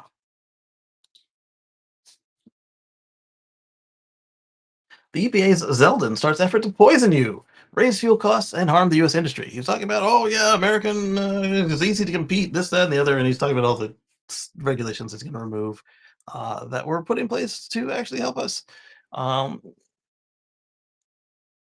Yeah, let's see if they highlighted any of the ones. He called the actions today mostly press releases declaring rollbacks of money-saving pollutions. This was declaring rollbacks of money-saving and pollution-reducing measures. The greatest day of deregulation in U.S. history. Looters. Background between the last 2 administrations, the U.S. saw significant progress on the environmental front, with federal rules cleaning up air and water pollution from power plants and vehicles, encouraging onshoring of clean manufacturing, and increasing efficiency, thus saving Americans money on energy costs, which it did. And all in all, the previous administration's policies would save $250 billion per year and 200,000 lives, all while making the U.S. industry more prepared for the global green transition that is happening now, whether you like it or not. Don Quixote, who believes that windmills are dangerous. However, that's all bad news for enemies of America. And so today, one of them started efforts to reverse all those positive moves. The one within, eh? Unfortunately for America and the world, the current administration has decided that cleaning through the political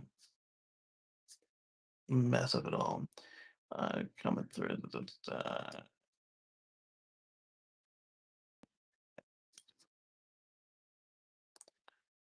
Oh, it's a lot of bribes.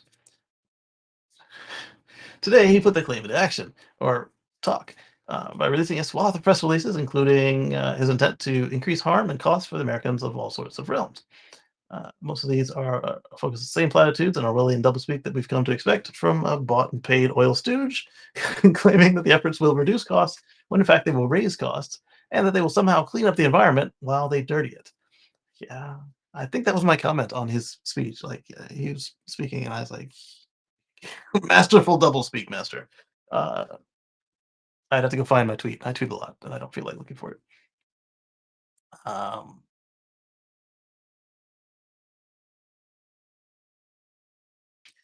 They're also riddled with errors, such as using the word omit instead of emit. Oh my goodness. Are you serious? That's terrible.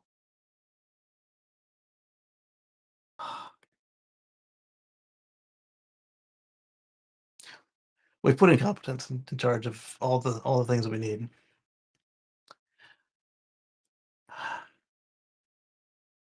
How do you mess that up? Those 2 words mean completely different things, and they're both so very simple and easy to spell. That's one of the things today that's written in Indian writing in arithmetic. You can't do simple things. We should be able to. But he's ahead of this generation that has the problem. I think it goes back a long way, and it's true. downgraded for a long time. That's true. If he was on the wrong side of the educational gap, then it would have been a while ago. But he even if he wants to just make everything dirtier, he should know the difference between an O mission and an E mission. Being in charge of the Environmental Protection Agency. Because even if he wants to make, so it's a free for all, he should know what you're free for alling.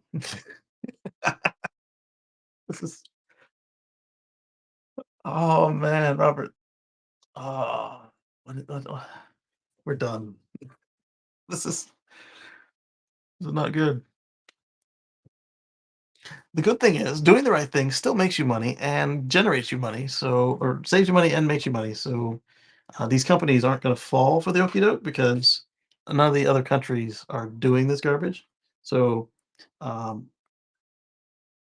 there's only so much of the they turned off the requirements. Let's go ahead and do what we do in America. That can take effect. Unfortunately, with all the bringing everything in, that makes it even more viable for them to do that, though. Mm. But any global products will still have to kind of stay the same. Let's continue on.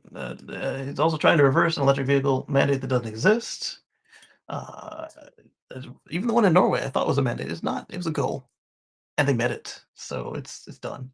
Uh, he's not just hostile to Americans, but ignorant of policy in the English language, as we just discussed.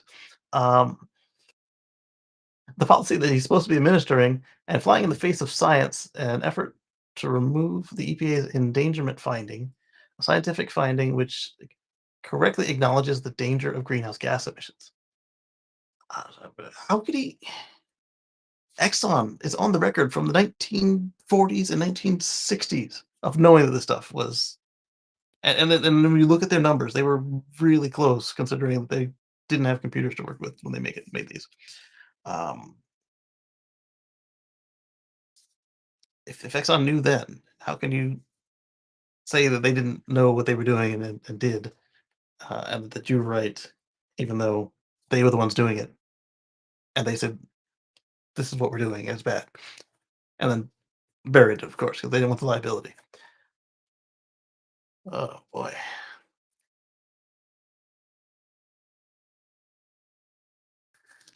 I only watched a little clip of his speech as it was ending, but goodness gracious. He also uses some questionable language, such as acknowledging that he's putting a dagger straight into the heart of efforts to lower your costs and rid your life of the poisons that have been paid to spread. That he has been paid to spread. Is that revolving door situation? However, the true efforts of the initiatives have not yet been seen. Yeah, so it gets worse. Have not been seen, and it's hard to predict given the unspecific nature of the claims and uh, the long timelines for U.S. rulemaking. U.S. rulemaking is a long and deliberate process. It requires consensus and rulemaking to have a scientific basis, and rules cannot be arbitrary and capricious. Um, at the same time, though, didn't we just have a ruling about um, not needing experts or something to that effect? I'd have to look at what it actually said, but I know that they made it easier to overrule the experts. This is why the EPA rules took years to implement and went through many rounds of modification and hundreds of pages of well-considered scientific backing. I read it and it gave me lots of faith in the way the government thinks through things.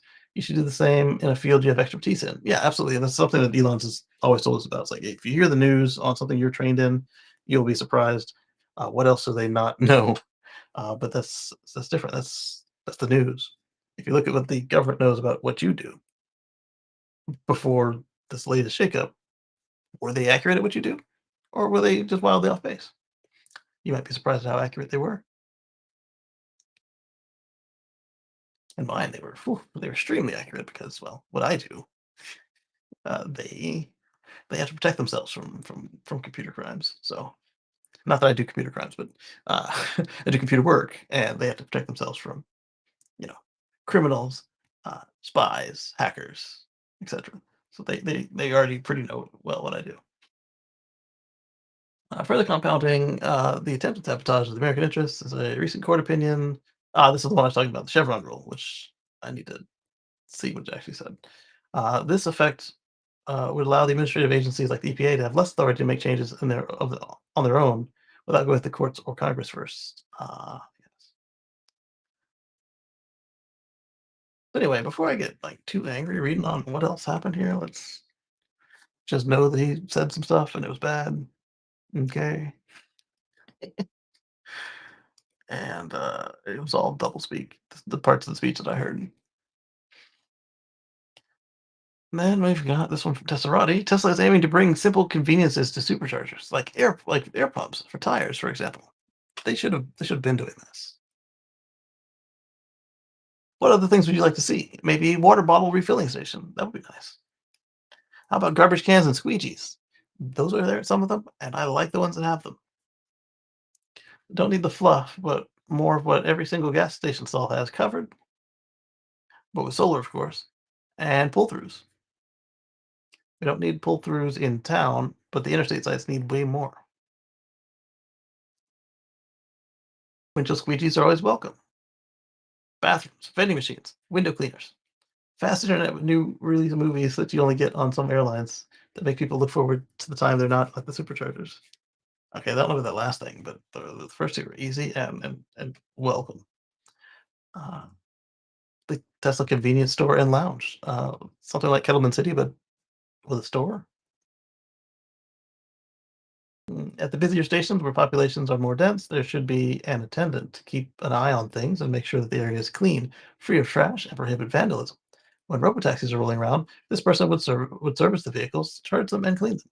Well, we've got a robot to clean the taxis, but unless he's talking about the non-Tesla owned robotaxis, like the Model Ys and such. So I was talking about that other place that fell through, and it was going to be a joint venture with those other ones, and it was a service and I think it was a and then charged that fell through. So I think it's the cost to take so Yeah, you got to have enough volume to justify a salary, or to do a self-serve and have a crew that comes through and services the self-serves. So Max Ziegler, head of supercharging again, was asking us, as gas pumps gradually transition to superchargers, we need to offer similar conveniences for customers. Many superchargers are co-located with great amenities and offer tire pumps, but we're adding more ourselves, especially at the larger supercharger sites. So that's good to look onto. And the reason I included it was if you wanted to add anything to the thread yourself. Let me put this in the chat and send it. I guess I'll display it on screen for those places where it didn't actually make it. So that you can go there and oops, that's not the one I wanted. That's the Tesserati one. I wanted the X one. Well, I mean that's X2, but I wanted Max's. There.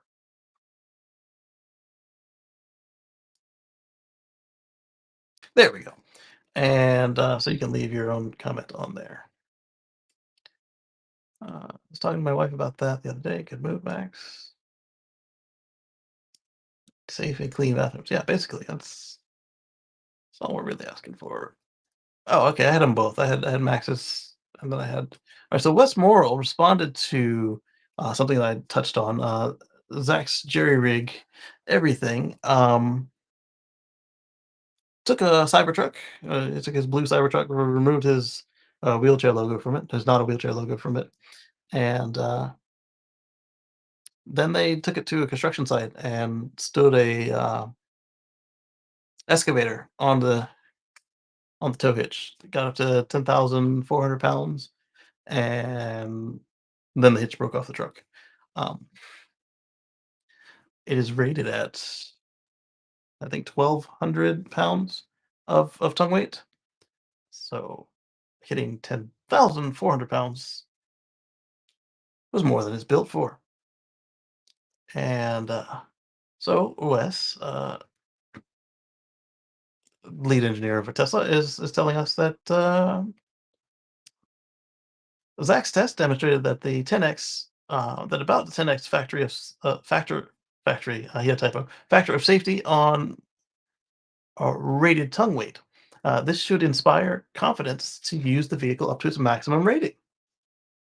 The infographic, for those who don't understand, is the difference in tow rating and tongue weight. The thread linked gives more context and goes into a good bit of detail for anyone who wants to learn more.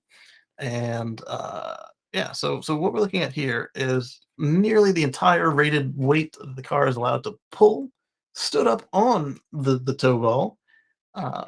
You will never see this. Um, Yeah. there's no way you'll see it. Yeah. Huh? It was that dropped it and broke it. That's the one that crazy guy that's doing that. Yes. And said that it was a problem. I mean, I only saw a quick clip of that, but dropped it onto the back of that. I don't think it would expect that to happen. It's so weight, and also it's imaginable. If there was a parcel, floated, it jars it up and down, and the forces are put upon it. That's where they get in. It's because it's caravans, so like 7.5 tons or 10 tons. That force going up and down on it. And something I was saying is, I didn't see something you're talking about, but so snap off where I think was a bit much. It's very similar to that, except that instead of accidentally breaking it, he broke it on purpose. I think there's a clip in here. We'll see. Yeah, there it is, right there. So he took this excavator here, took off the bucket, and then pushed down on the tow ball until the rear end of the truck fell off. But if they just did that, the truck would have tipped up in the air. It wouldn't have broken off like that because the truck doesn't weigh 10,400 pounds, so it would have pivoted on its rear axles. What they did also was they put an excavator down on the front recovery hooks, so that it couldn't lift up, and then they applied 10,400 pounds to the tow ball, which was rated for 1,200 pounds most. And the rear end of the truck fell off, as you see there. And so Wes is saying it's a good thing because if it can make 10,400 pounds, you've got if it can tow 11,000 pounds, you've got almost the full weight that's allowed to tow statically on the ball. That's a good showing because it's not supposed to be loaded up that way vertically. The actual rating for non-towing is what they say, 180 pounds. Like if you have bikes or a rascal scooter or something like that, like a mobility scooter, like 180 pounds. So again, pretty darn good. So Wes goes on to say, at 10,000 pounds of tongue weight, the vehicle would be so grossly misloaded that the front wheels would no longer be on the ground. And to answer a common question, no, a pothole will not transfer this much vertical force to the hitch. And he says that because that was something that that Zach kept saying, is that, oh yeah, you hit a pothole, you go over a crest of hill and blah blah blah, and you get all of that weight down on the ball. Yes, all that weight will be pushing on the ball, but not down on the ball in shear. It will still be very similar to what it's actually rated for, because there is a factor, because they know that your trailer will do this, and you can hit potholes and such, but it's not going to be 100% of the weight of the maximum weight. So. Factor of safety, gotta love autocorrect. At least you knew I'm not a bot. I'm not sure if this is his plan, but Zach really gives Cybertruck a good name for its durability. Yeah, reading through all the thread and comments being serious possible concerns of using cast aluminum versus steel, that it snaps versus bending, but still. Lamar points out that holding down the front of the Cybertruck played a role too, right? Yeah, because Wes said that it would have been up. And then John P says if that was a concern, why would RJ follow suit? And then we're talking about mid-size SUVs versus pickup trucks, but still, uh, they're not going to rate it for higher than they expect you to put on it. They'll test it much higher and then tell you can only do this much of what they tested. He says maybe it wasn't the best choice. It depends on what you're trying to do. Make a affordable mid-sized SUV that gets good gas mileage on EV range. Yeah. Try that test with a 10-year-old truck in the Rust Belt or Atlantic Canada to see how great steel is, aka same thing. I've never seen a hitch break off a 30-year-old truck. Then you've never seen what he's talking about rust. Have you seen a 30-year-old truck tested at 10 times its tongue rate? Come on, man. It's not the 10x problem, it's the ductility. I figured that's what he was getting at, and so that's why I said it that way. I've seen plenty of smaller cars tow heavier than this with hundreds or thousands of pounds of kilometers on the clock.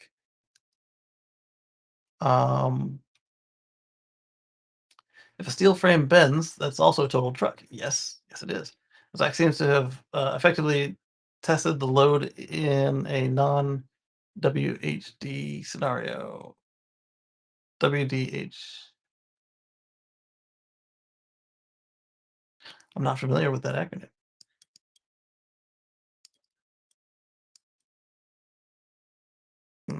That didn't help. It's a non-issue, but I also tow lighter loads than 11,000 pounds. There you go. It's not the load this issue, it's the ductility and its effects of wear over time. Yeah, but the effects of the wear over time are included in the rating. Which begs the question then, what is the rate of decay, as it were? At what point does it become an issue? The best would be a trailer with max tongue weight going down through a rough road over and over again. You think they didn't test that? Airplanes are made of aluminum and have repeated stress cycles too. It's fine. It's true. Not the same. Yes, it's exactly the same. Airplanes aren't made from cast aluminum, nor are they even made from the same series aluminum. All of you engineers need to sit this one out.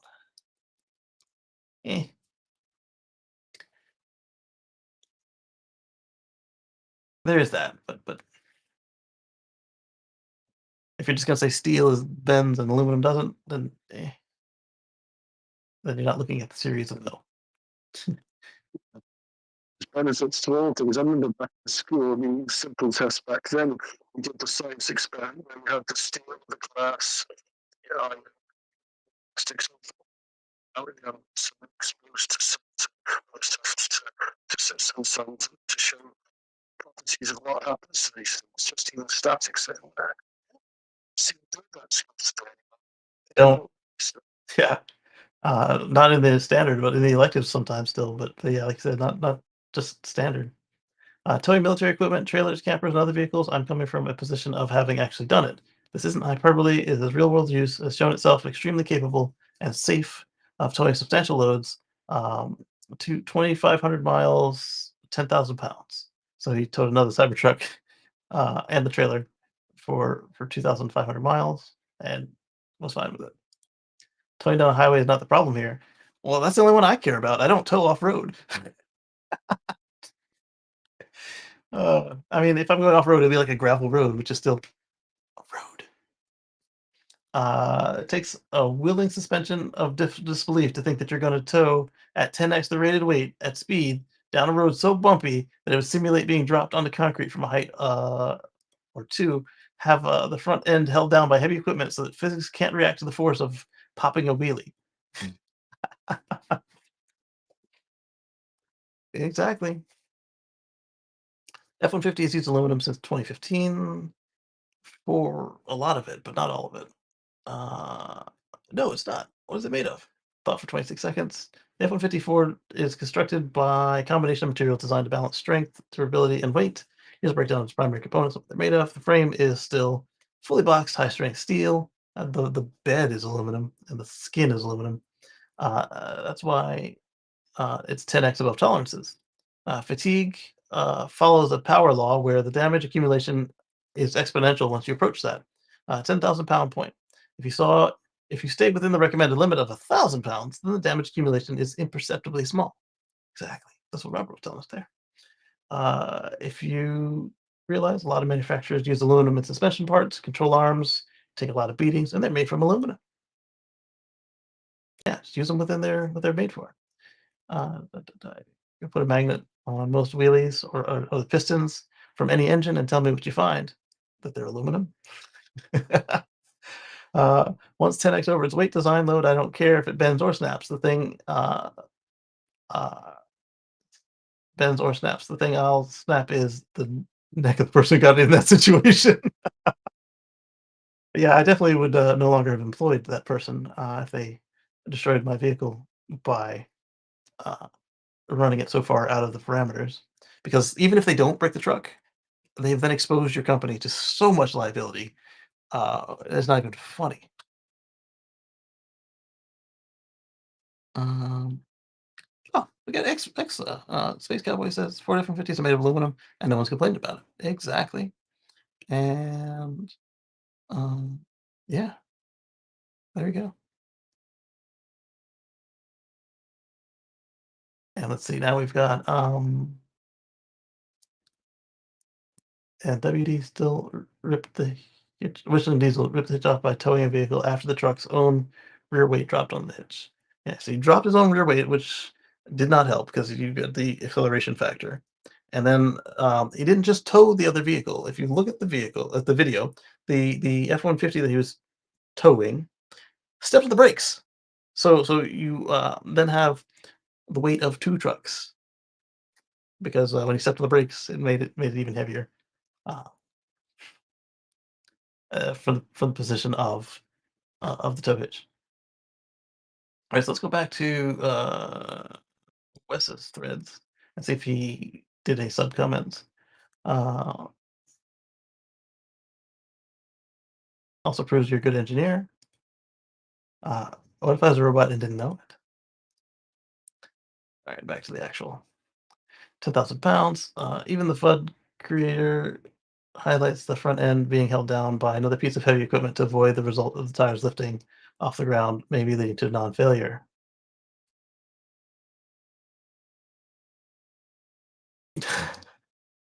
Uh, I'm curious now about this because he said he's going to sell it after he took the logo off, and he said he's got a few more things he wanted to do first. Is he planning to sell it intact, or is he going to sell it in pieces? Because I'd want that repaired, but at the same time, after seeing what you did to it, I'd want a significant discount, even if it is repaired.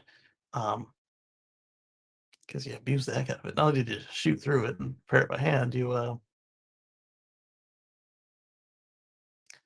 overloaded it. Can you share any data, sim or otherwise, showing dynamic force on the hitch at full load? I think it would help people understand better if we had a graph of the forces involved, and I understand that it can't be shared out. If a rough plot would be useful. Then shouldn't GM or Ford provide some data showing dynamic forces? Why is this something we need all of a sudden? Because there's a AH spreading false information. Investors respond with hard data. Okay. Then they argue about whether or not you need it. SAE and the European testing for 11,000 pound trailer is a bit under 6,000 pounds of vertical loading. So the vehicle suspension alone, the vehicle suspension absorbs a lot of the displacement, thus reducing the peak force or acceleration acting on the trailer inertia versus the hitch. Check out the European spec test directive 9420 EC. And when you think about the fact that even though this was designed mostly for North America, they were looking at Australia, and we see that the Ford F-150 Lightning is on sale officially in Norway. So even if they weren't fully ready to send this thing out overseas, they had to have an eye on it for some components. Zach, where you at? Have a conversation with the engineer. Leave Elon out and let's see the discussion. Yeah, that will be sharp right there. Because it's not about Elon. For those of you on the space, I'm sorry, somebody's got this ancient thing they think is powerful, just idling with a raspy idle. It's gross. Okay, it's gone. Yay. Because you guys hear it and I hear it, but the folks in the space, not in space, the folks in the two videos, they don't hear it because I have a decent filter. Good attitude, sinkhole, pothole. 10x engineer for safety factor. Show where he does the same thing to another truck. It's a fan with no special feet. Did what it should have done. Pothole. All right, I don't think we're gonna get anything further from this. It doesn't look like Max has come back on the thread. So continuing on. Let's go over to another manufacturer entirely again. The Mercedes-Benz CLA EV is here, and it has nearly 500 miles of range. Why did it go to the tweet and not the article? I have no idea. Let's go to the article now and share this tab instead. The Mercedes CLA EV is here, and let's have a first look at it. Nearly 500 miles of range. Here's our first look. Luxury, style, blah, blah. Compact sedan for the electric age, powered by a new EQ technology. The CLA 250 Plus has up to 492 miles of WLTP driving range, and it has an 800 volts system which can add over 200 miles of range in as little as 10 minutes. The Mercedes says that the DC fast charging speeds of up to 320 kilowatts are possible. So it'll do just fine on NACS, since they are a NACS member, when Supercharger V4 gets here within the next 4 months. Or they can use Electrify America with the 1,000 volt NACS, if it's already been deployed or not. I don't know. The company credits its new 85 kilowatt hour NMC batteries for the impressive performance. That's it, just 85 kilowatt hours. Impressive. So they're obviously able to handle high C charging to do that. Compared with the previous battery cells, Mercedes claims the new cells have up to 20% higher energy density, and they were able to fine-tune for maximum efficiency. With a drag coefficient of just 0.21, the new CLA EV is just ahead of the Model 3 at 0.22. Oh, wow, we had to get one more number. Keep massaging it. Keep massaging it. I love it when the manufacturers do these competitions with each other because everybody wins. Prices go down, the performance goes up, the savings go up. Versus, if one company is just walking away with it all, it's not so fun. New style, inside and out, which was needed. The Mercedes customers were not really interested in what they were selling as an EV. It was, some were, but overall, it was not what they wanted. The smartest Mercedes ever. The new Mercedes-Benz OS, or MB.OS, is making the most intelligent Benz ever. Is the first infotainment system which is integrated with AI from both Microsoft and Google. Why would you mix them? But whatever. The navigation is one of the first based on Google's Cloud, and the new automotive AI agent combined with the Mercedes-Benz navigation system plans the fastest route, including charging stops, while taking into account other factors like weather. Excuse me. Powered by the new Google Gemini, the CLA now includes a virtual assistant that can answer most questions with ChatGPT 4.0. Those two things don't go together either.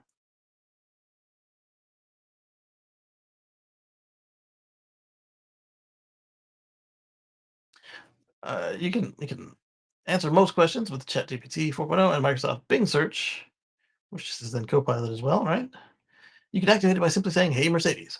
Another cool feature is the floating center console design, which is split into 2 levels and has integrated cup holders and smartphone charging.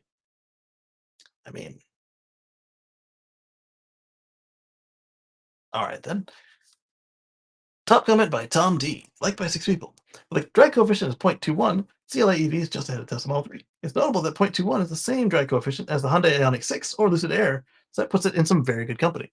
And yes, the Ionic 6, the sedan, not the hatchback, is or sorry, it's a sedan. The Ionic 6 and the Lucid Air are both very slippery. They get some awesome fuel economy range. And I mean, two versions, 250 plus and 350 4MATIC. I don't know why they still call it the 4MATIC because one is not a 4-speed and eh, it probably doesn't have any gears at all as far as like to change, let alone 4 of them. So if you're always Still a 4-wheel drive. 4-wheel drive? Automatic, yeah. Okay, 4-wheel automatic. I can get behind that. Yeah. I was thinking about that other thing when you said about cup holders. I saw that other one the other day. Yeah. It had light up cup holders. Yeah. And the cups that come with the company were heated or cooled. Oh. And you put them into that cup holder and it would heat or cool the cups. I like that. Yeah, because that's really good. yeah, because then your beverage will stay the right temperature the whole ride. I like that. Okay, so the 4MATIC is in 4-wheel drive, not as in that is an automatic. Okay, I can forgive that. It reminded me of the turbo on the Porsche. Have a turbo on a car with no compression. So I remember in the 80s when everything had the word turbo on it, it was hairspray. Yeah. So anything turbo. Yeah. So if you haven't got the turbo, it's not a good one. Yeah. So they brought it back. Like the my PCs, my early ones had turbo button, but they actually did something, but eventually it ended up not doing anything useful in the end of it. But what it would do is it would change the front side bus speed, but then once we got to a certain version of Windows, it didn't actually do it. So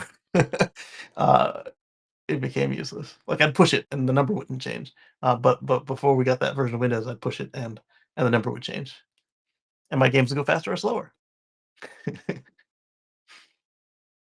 All right, so there's the new Mercedes. If you were interested in the Mercedes EV, there's a new option, and it is pretty, and it looks like it has some wonderful options.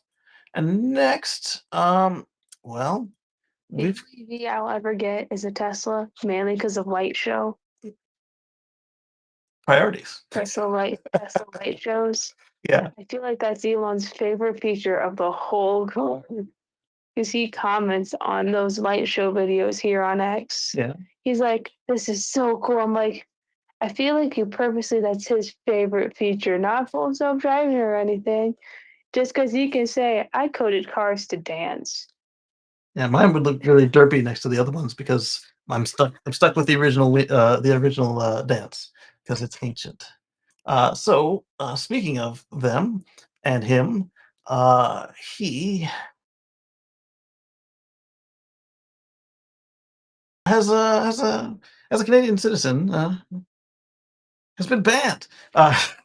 So Tesla is no longer qualifying for clean BC rebates, despite all the other U.S. brands still qualifying, because they've taken issue with him helping Trump try and take over Canada.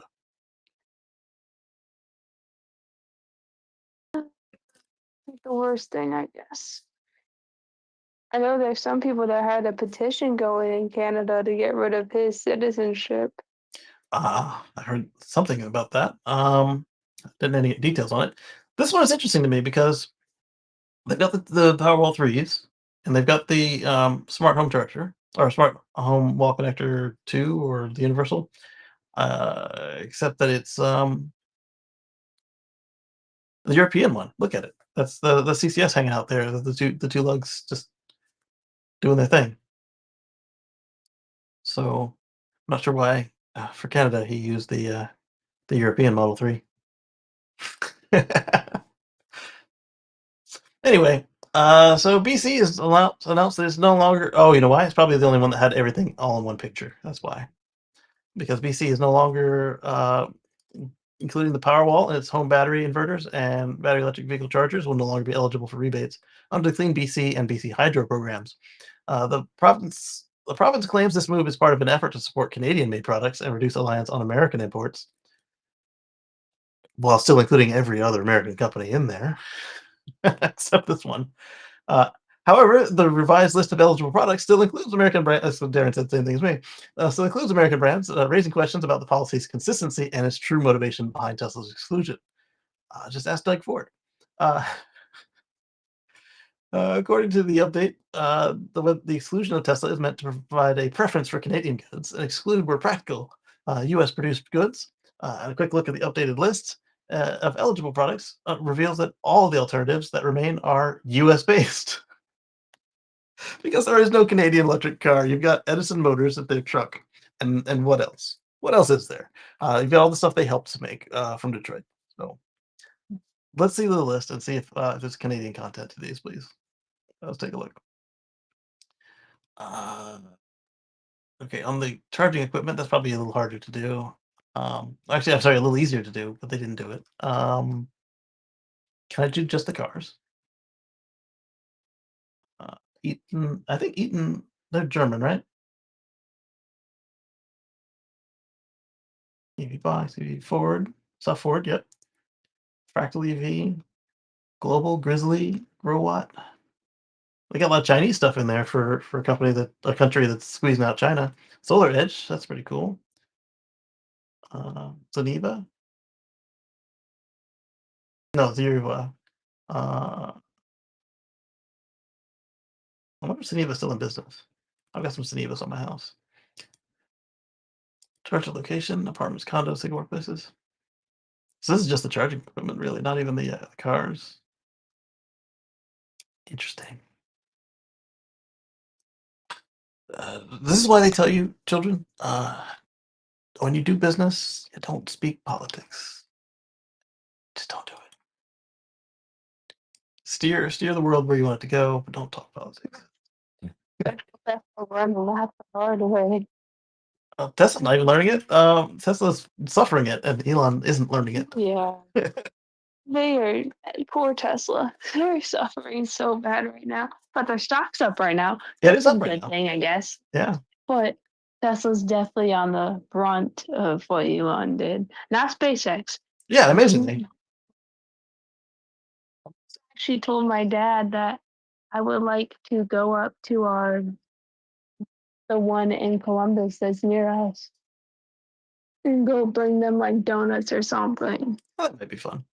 We'll give them appreciation for, I'm like, right now, this is what they need. They need to know they have a fan base on their side. Well, it's a solid product. It's like, if you can look at it, this is just a car and it does what I want. This is just a battery for my house and it does what I want. They just can't. Some people can't see past the CEO. Well, they're like, if you give them $1, it's going straight to him. I'm like, if I give them $1, I don't think they've also realized when they hurt the product, when they hurt the company, when they hurt someone's car, they just have to pay Elon more money to fix it. yeah, So what they're doing is giving Elon more money. Yeah. So Well, I remember that thing that I put so bad to them in his cast. Yeah. I did that with a gap.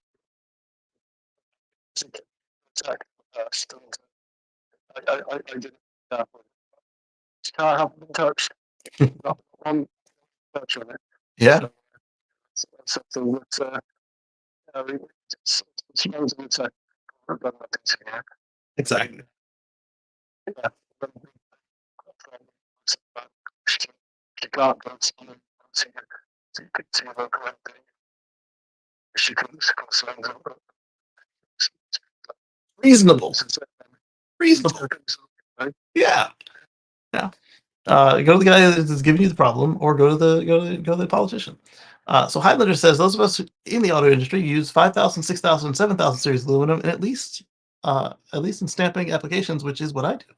That's pretty cool, Highlander. Thank you. So we talked about this one on the Tesla Life show. Polestar is offering Tesla owners up to $15,000 off a Polestar 2. So this is what we call conquest sales. So it's a little bit of a way to try and get a leg up on your competition. They all do it. They all do it all the time.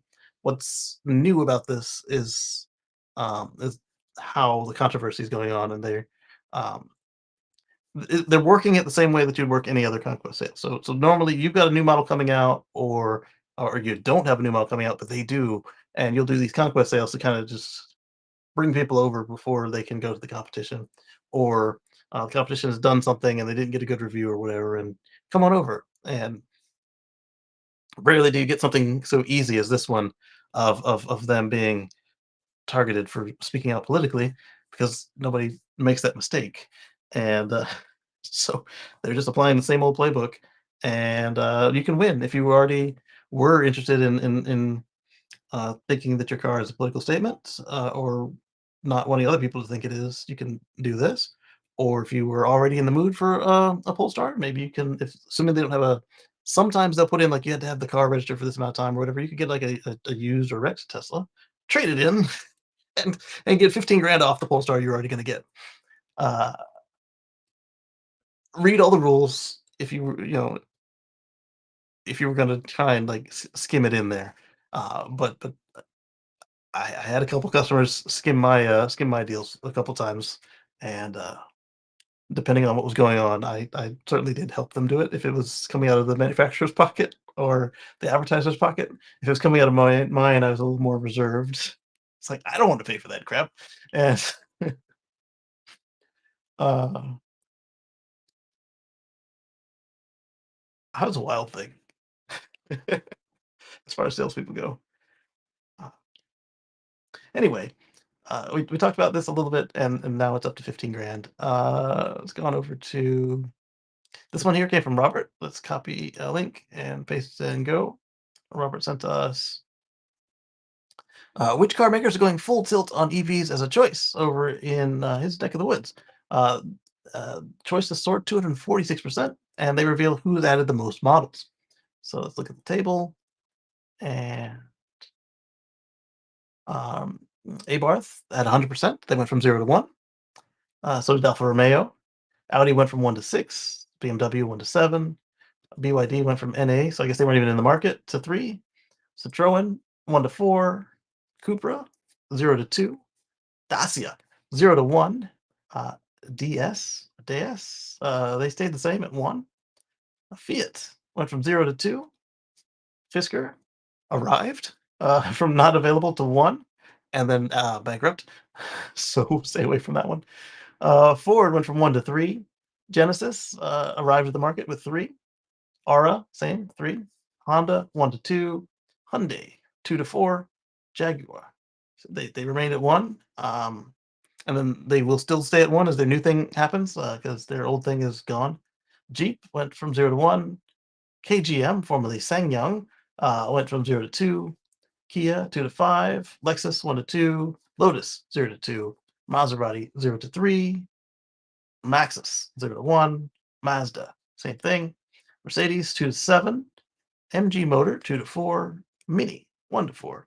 Nissan stayed at 2, so you got the Leaf and the Aria. Moda arrived in the market with 1. Peugeot went from 3 to 7. Polestar 1 to 3. Porsche 1 to 2. Renault 1 to 3. Rolls-Royce finally got in the game at 1. And Skoda stayed at 1. Skywell showed up with 1. Smart went from 3 to 4. Subaru decided to bring in a Toyota to the mix at 1. Tesla added 1 from 3 to 4. Okay. Toyota went from 0 to 3. Vauxhall went from 2 to 6. VW went from 3 to 6. And Volvo went from 3 to 6. I'm curious how Tesla added 1. Like, was it a trim, or is this from an earlier year than just last year? It is. It's from 2020. So that's how you had a lot of NAs to show up. And that's how Tesla went up Y1 as well, because the Model Y showed up at the end of 2020. And so this is Europe, so it wasn't until 2021 that the Model Y arrived. And that's how they got their one more car. Sweet. All right, so next we've got there was this fire, an EV fire. The factory was on fire because arson, as usual. The Tesla fire in Germany may be considered a threat to the state, and it wasn't actually the factory. They just showed a picture of the factory. What happened was this group did the same thing that they did in the States, where they're setting off 4 Teslas on fire around 140 in Berlin, specifically in the Planterwoods Elgitz. The blaze completely incinerated Tesla cars, leaving them unusable. In addition, the fire slightly damaged, 5 other vehicles parked near the Teslas. Berlin police have not officially announced the motive in the Tesla fire. It's either the eco-terrorists, the whatever's going on in America, or whatever went on in France. But I'm leaning towards the Berlin eco-terrorists just because they've already had this going on for what 2-3 years now, and why would we not think that's continuing? The State Security Division of the Berlin State Criminal Office leads the investigation into the recent Tesla fire, and the police unit investigates threats to the state, including terrorism, extremism, and organized crime. No one was injured, and firefighters extinguished the fires. Since a political motive cannot be ruled out, the State Security Division of the Berlin State Criminal Police Office has taken over the ongoing investigation, noted the authorities. It's an interesting graphic to go with it. I wish I could see the graphic, but I can't. I'm sorry. I could if I watched the. No. It's That Frisker, that company used that. The CEO was meant to be the designer for Tesla, but Elon hated his designs. They started their own company. yeah. Now we see where Back to it. Yeah, definitely a little bit more than that. But if you simplify it, that was basically what went down. But it's interesting that Fisker has gone bankrupt twice now. So if you see a third Fisker, I expect we probably will. Be cautious. Only use your play money. they go in a very short time after they start again. Right. The cars were even that good, design wise. The hardware was all right. The styling was all right, but the software sucked. That's right. I saw that one going down to the shop and it passed by me, the SUV. Yeah. So under here, and then I'm glad you saw that to get to that other set them ones. I to see those other ones, but yeah. It's good to see all this. It is. Yeah, you guys got a lot of options over there compared to the slim pickings we got over here. Similar to the Tesla fire case left by left-wing platform Vulcan Group, claimed responsibility for the arson attack on Giga Berlin through a letter. The group states the Tesla Guru eats up the earth, resources, people, labor, and spits out 6,000 SUVs, killing machines, monster trucks per week. Okay. So at this point, the only investigation I see is if the people claiming it actually did it, right? Okay, so these people are giving away donuts too. And yep. Continuing on, we've got, speaking of the Powerwall 3, let's take a look at the Powerwall 3. It's got a new heating architecture in the Powerwall 3, which uses dedicated cell level heating technology and software for performance in outdoor temps as low as -20°C. Heat mode allows the Powerwall 3 to be installed anywhere, including as seen outside under below zero temperatures anywhere, or here in Colorado. Photo, and that was the most of it. I like the Powerwall, still do, always have. Copy link, paste and go. Covering every roof with solar could supply 2/3 of global energy, says a study. And yeah, all the people who say it eats up the land, it eats up the land. If you do just the roofs of the land that's already eaten up, 2/3 is handled. So you only need another 1/3, and we're good. If the world covered every suitable roof with solar panels, it could supply 2/3 of humanity's total electricity consumption around the globe, allowing the global transition completely off of fossil electricity generation, according to a new study by the University of Sussex. The study examined satellite data to determine the total suitable roof area around the planet, which could be used for rooftop solar panels. It took into account the roof slope according to shading from other buildings and so on. It found that the rooftop solar could provide a total of 19,483 terawatt hours, or I believe that is 19 petawatt hours of electricity, which is about two-thirds of global electricity usage of 29,664 terawatt hours in 2023. The total is actually more than the amount of electricity the world currently generates from fossil fuels of 17,718 terawatt hours in 2024, driven by coal and methane, two highly polluting sources. Thus, if all the world's roofs were covered by solar panels, all of current fossil fuel generation would be eliminated, taking a chunk of the unhealthy pollution created by human activities. So, yeah, literally, you'd have solar, hydro, wind, and nuclear. Nuclear uh, would be left, and we'd be fine. Certain regions are more ripe for deployment of solar panels, such as East Asia, which has a large percentage of the world's building stock due to the region's high population, and Africa, where despite low housing stock and solar penetration is very low and solar capacity is very high.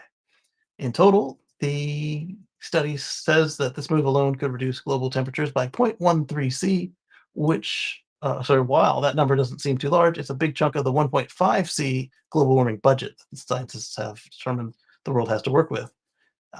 And if that's just from shading, then that's even cooler. If it's from also getting rid of gas, then that's not as cool. Yeah, look at that. So as some governments' efforts to make energy more expensive and harmful to your health, we just talked about that one earlier. Uh, this study provides that news showing the roofs over our heads, which currently provides no active benefit beyond passive benefits, heat retention, shelter from the elements, and so on, could be leveraged without having to build any additional structures or use any additional land. Could cover a huge portion of our current energy use. Top comment was, I already figured this out. In fact, I am living it. No utility bills. Power doesn't go out when the storm comes because batteries keep everything running. I don't need to worry about starting a war to get oil because my car is powered by my solar. Speaking of violence, let's continue on over to Loveland, where we have another press release from the Loveland Police Department where we have found and captured. On the 13th of March, Loveland Police Department arrested 24-year-old Cooper Joe Frederick, a Fort Collins resident. The arrest was based on probable cause obtained through a continued investigation concerning repeated criminal assaults at Loveland Tesla, located at 1606 North Lincoln Avenue. The arrest comes after a March 7th incident where an incendiary device was ignited and thrown at the Tesla building. Landing between two vehicles, several people inside who were cleaning the building were put at risk. However, our responding officer quickly extinguished the fire, preventing further harm. The building and several vehicles were also damaged by rocks during the same time. Just randomly damaged by rocks. Just rocks just happened. Just like there's a police involved shooting. No, people were throwing the freaking rocks, or the rocks were being blown up or kicked around. Frederick was booked by the Larimer County Jail on the following charges: explosives and incendiary devices used during felony class 2. Possess explosives or incendiary device, class 5. Second-degree arson of a business, $5,000, less than $20,000, class 5 felony. Criminal mischief, 5,000, less than 19,999,000,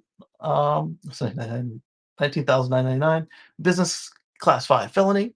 Criminal attempt to commit class 5 or 6 felony is a class 6 felony. So if you're only trying to commit a class 5, you got a 6 for just trying. I'm assuming that 6 is higher than 5. I could completely have that backwards, and so they might have given you an affordance if 6 is lower than 5. Either way. Frederick's booking photo can be obtained through the Records Department of the Larimer County Sheriff's Office. At the time of this release, Frederick has not been to bond hearing. The Loveland Police Department is incredibly thankful for the work of our criminal investigators division and the partnership with the A partnership we continue with the Bureau of Alcohol, Tobacco, and Firearms, Explosives, and the Federal Bureau of Investigations, so FBI. Anyone with information regarding this incident or Frederick is asked to call the LPD tip line at 970-962-2032 or Larimer County's Crime Stoppers at 970-221-6868. The listed charges are merely an accusation, and the defendant is presumed innocent until and unless proven guilty. The purpose of this news release is to provide timely information to the public. The details of this release are based on the preliminary information available at the time of the drafting. The Littleton Police Department's understanding of the incident may change as additional evidence is collected, analyzed, and reviewed. So, they could say, hey, we got the wrong guy. They could say, oh, it was really this. There's so much more. Or, it was this and that instead. But they're doing their due diligence and letting us know what they're supposed to let us know.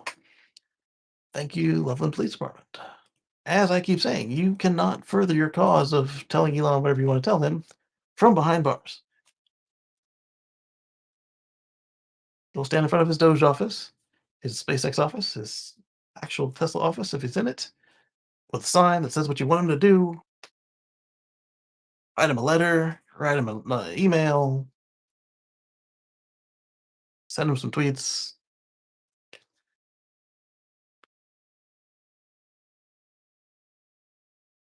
A lot more useful of a tactic. So Quinn, congratulations, Quinn, just had a baby girl, I believe. And okay, I have to tell you about the stupidest thing that Kia does with their EVs. Unlike Rivian and Tesla, remote access and climate control from your phone is a paid feature. That's okay because because cellular costs money, and while Tesla and Rivian eat the cost, I don't expect every automaker to. Kia Connect services comes in 4 tiers from free to very expensive $20 a month. And this is where it gets fun. And some of the features they lock behind higher tiers are insane. What if your car gets stolen? Well, I hope you're paying for the $20 a month plan because that's the only way you're going to find it. All climate control and remote access. That'll be $15 a month. Dumb, but okay. This is bananas, however. OTA updates, over-the-air updates, software, I keep saying over-the-air software update recall, over-the-air software update, over-the-air features. OTAs are large in size, and surely they'll just do it over cellular, right? No. No OTA functionality over Wi-Fi because the car can't connect to a Wi-Fi network. You can do free updates over USB, but only navigation and maps. So you can't just do the rest of it if you have USB. You want to update your car? Your options are to pay $20 a month forever, or go to the car dealer, have them do it in a service appointment. That's stupid. This is quite possibly the stupidest thing I've ever heard of, Kia. Do it better. And then he's got a comparison of the plans. You got the light complementarity for up to 5 years, 20.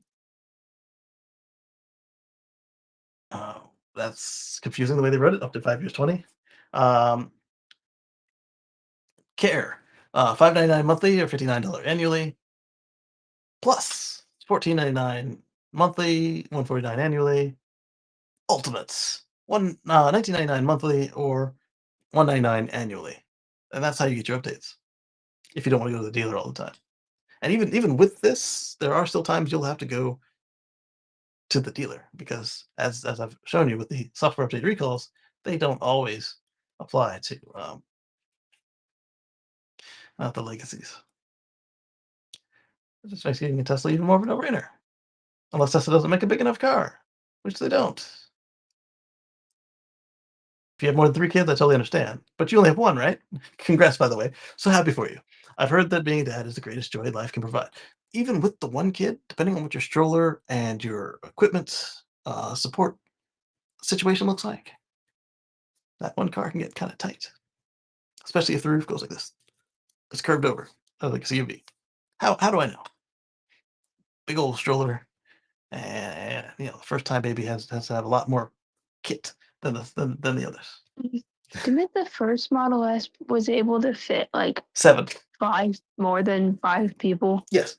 So the first Model S. The 2 bucket seats in the back. Correct. So they'd sit. They'd sit back to back with the second row, and they'd put their feet in the trunk. They would load it and exit.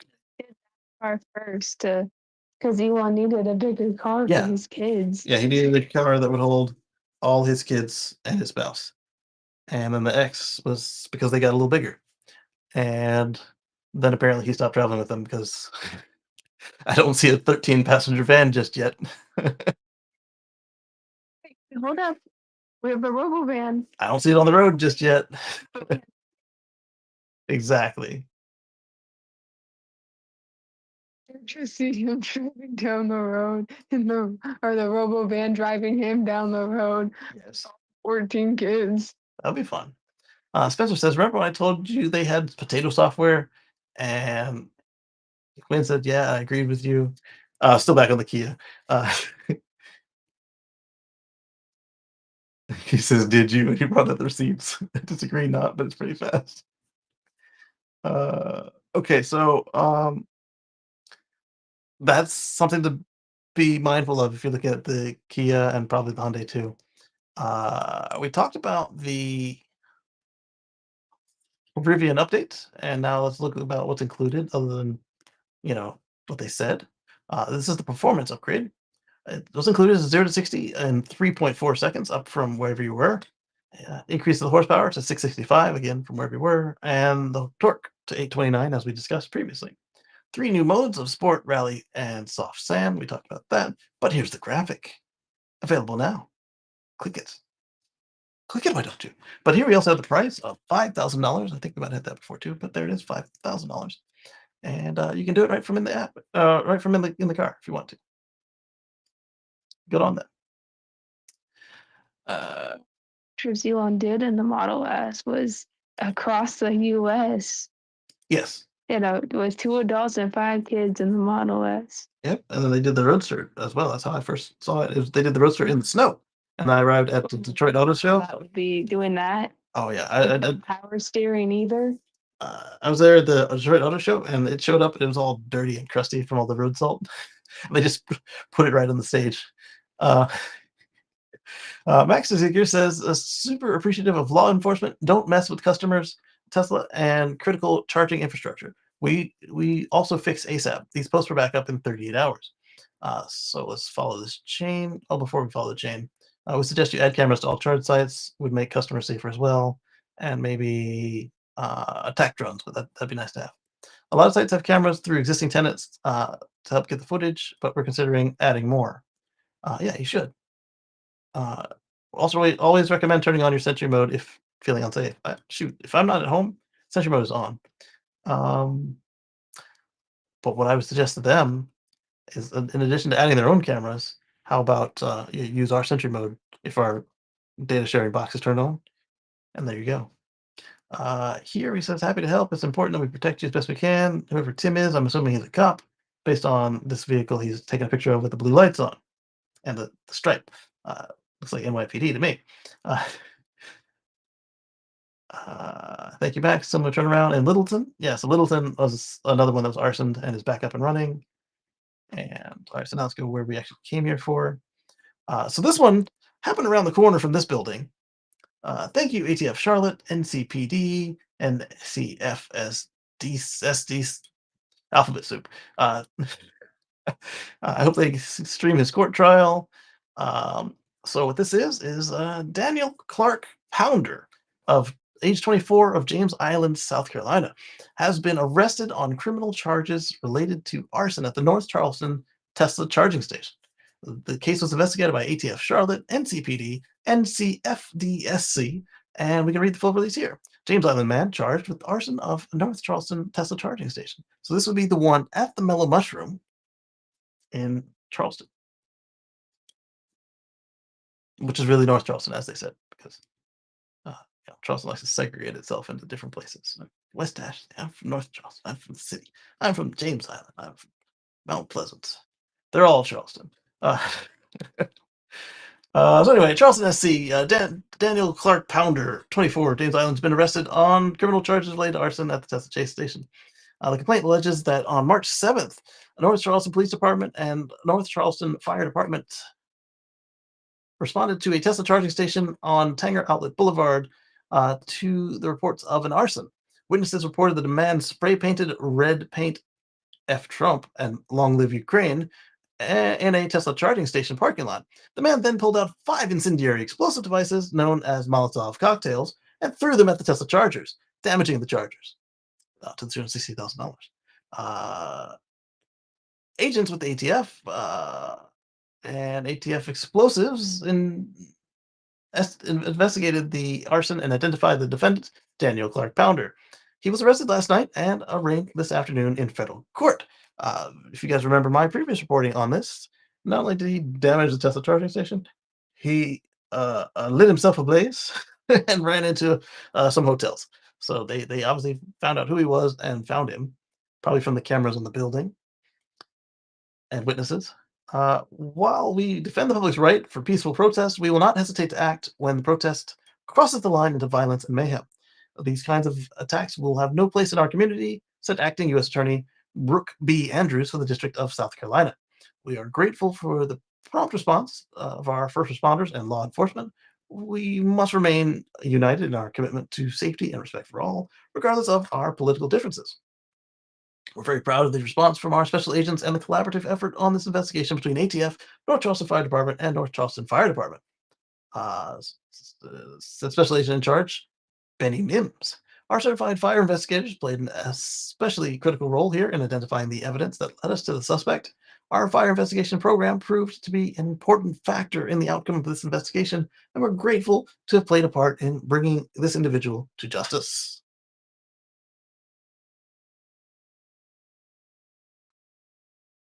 Again, this 24-year-old is now branded for life as an arsonist. Elon doesn't know who he is, or he might know now, but doesn't care now. And what have you done? Highlander says, right now, my pet project is studying molecular nuclear reactors.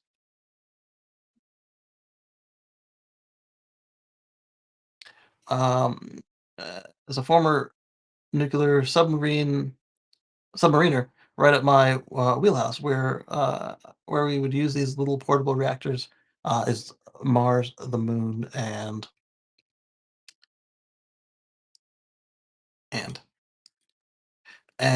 the Prime Minister of India, on his recent visit, listed one of the top 5 things he wanted from the U.S. was our portable nuclear reactors that we're working on. Interesting. And I know that you're trying to power data centers with them and everything. All right, so I had that, and then I had a link to the tweet from the U.S. Attorney of South Carolina, and I did not have a link to the article that we just read, but that's probably assuming I was going to find it. So then we'll end this part of the program on one more of these people. They thought they were messing with a Tesla. Famous in my spaces. Happy Sunday, Kacey. Merry Sunday, man. So famous in my phone is cool people on every Wednesday from 10 a.m. to Thursday at 10 a.m. He has a 24-hour space on X, and I have described it as what I call it, lo-fi beats easy listening as a conversation. And you can, sit in and just listen to the people. You can jump in and participate. And I think that you might enjoy it, especially if you've enjoyed this. Definitely think you'll enjoy that. So we've got one more of these people with the misguided level of protest. This one is a little extra misguided, not just because they turned the protest into violence. The vehicle in question was a Rivian. Here we go. Woman decides to get in on the vandalism action by keying a Tesla, but it turns out to be a Rivian. And you can tell for sure when you look at the handles, there is no Tesla with handles like that. Only Rivians.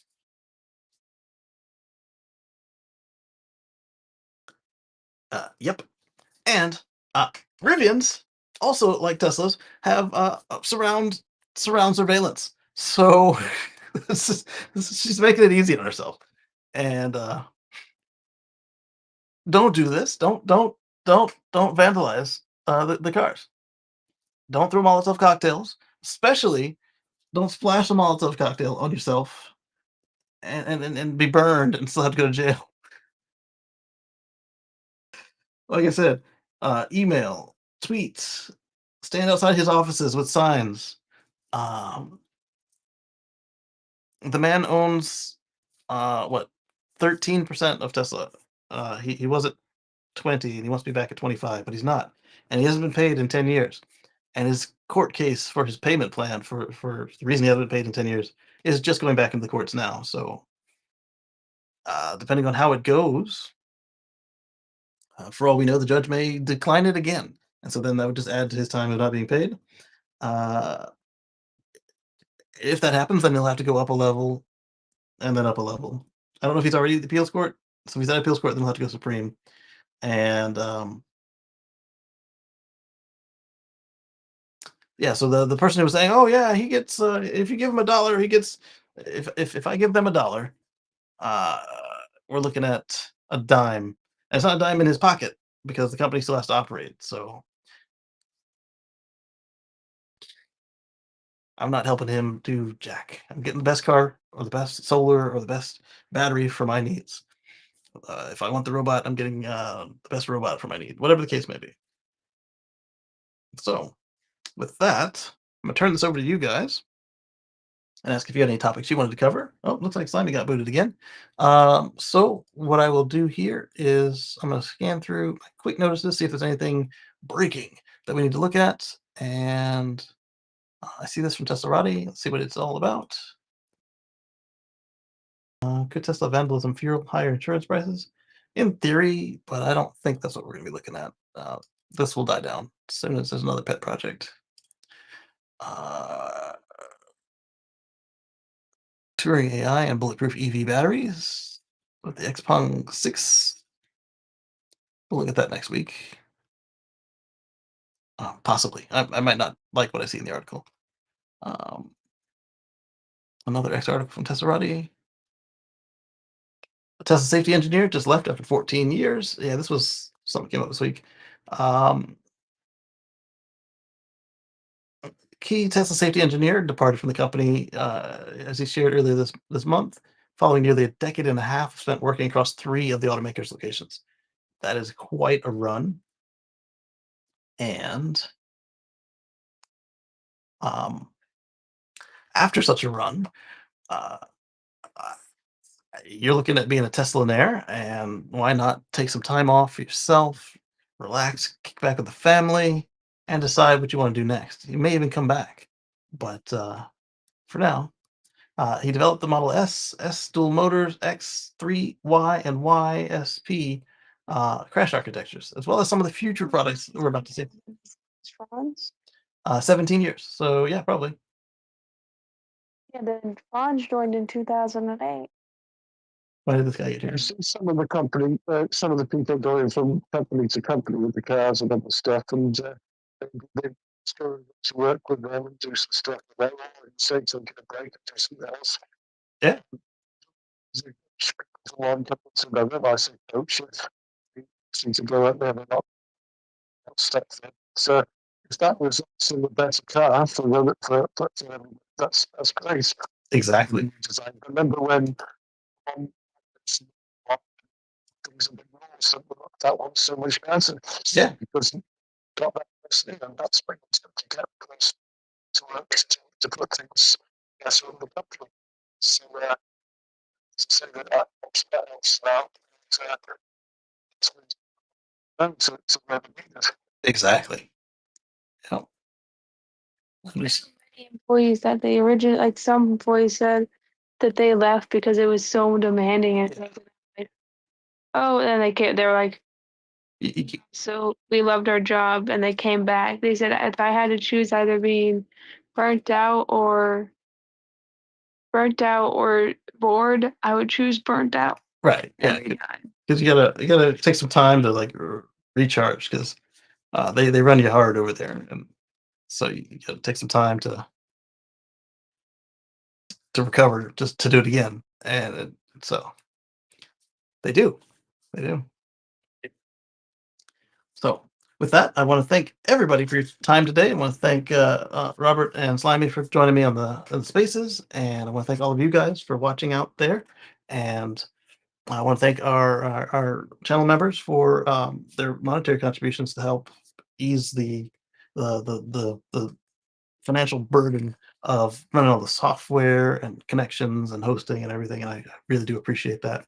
And I want to let you guys know you can catch us on Monday on the Tesla Live Show. Be me and Mark, and then on Wednesday should be all of us for the Tesla Live Show live, and then catch you back here. Hopefully, like I said, I'll let you guys know via tweet or uh, YouTube channel posting if young Makoto has arrived before we start the next show. Like if it's the point where we'll still be in the hospital for the observation, or like if it's go time or whatever. We're coming up fast, so she's the boss of this show, even more so than her sister. So with that, I'll catch you guys on the flip side, and then I'll close out the video, and then we'll hang around space for a little bit and close the space out too. So again, I appreciate all of you guys. I'll see you next time.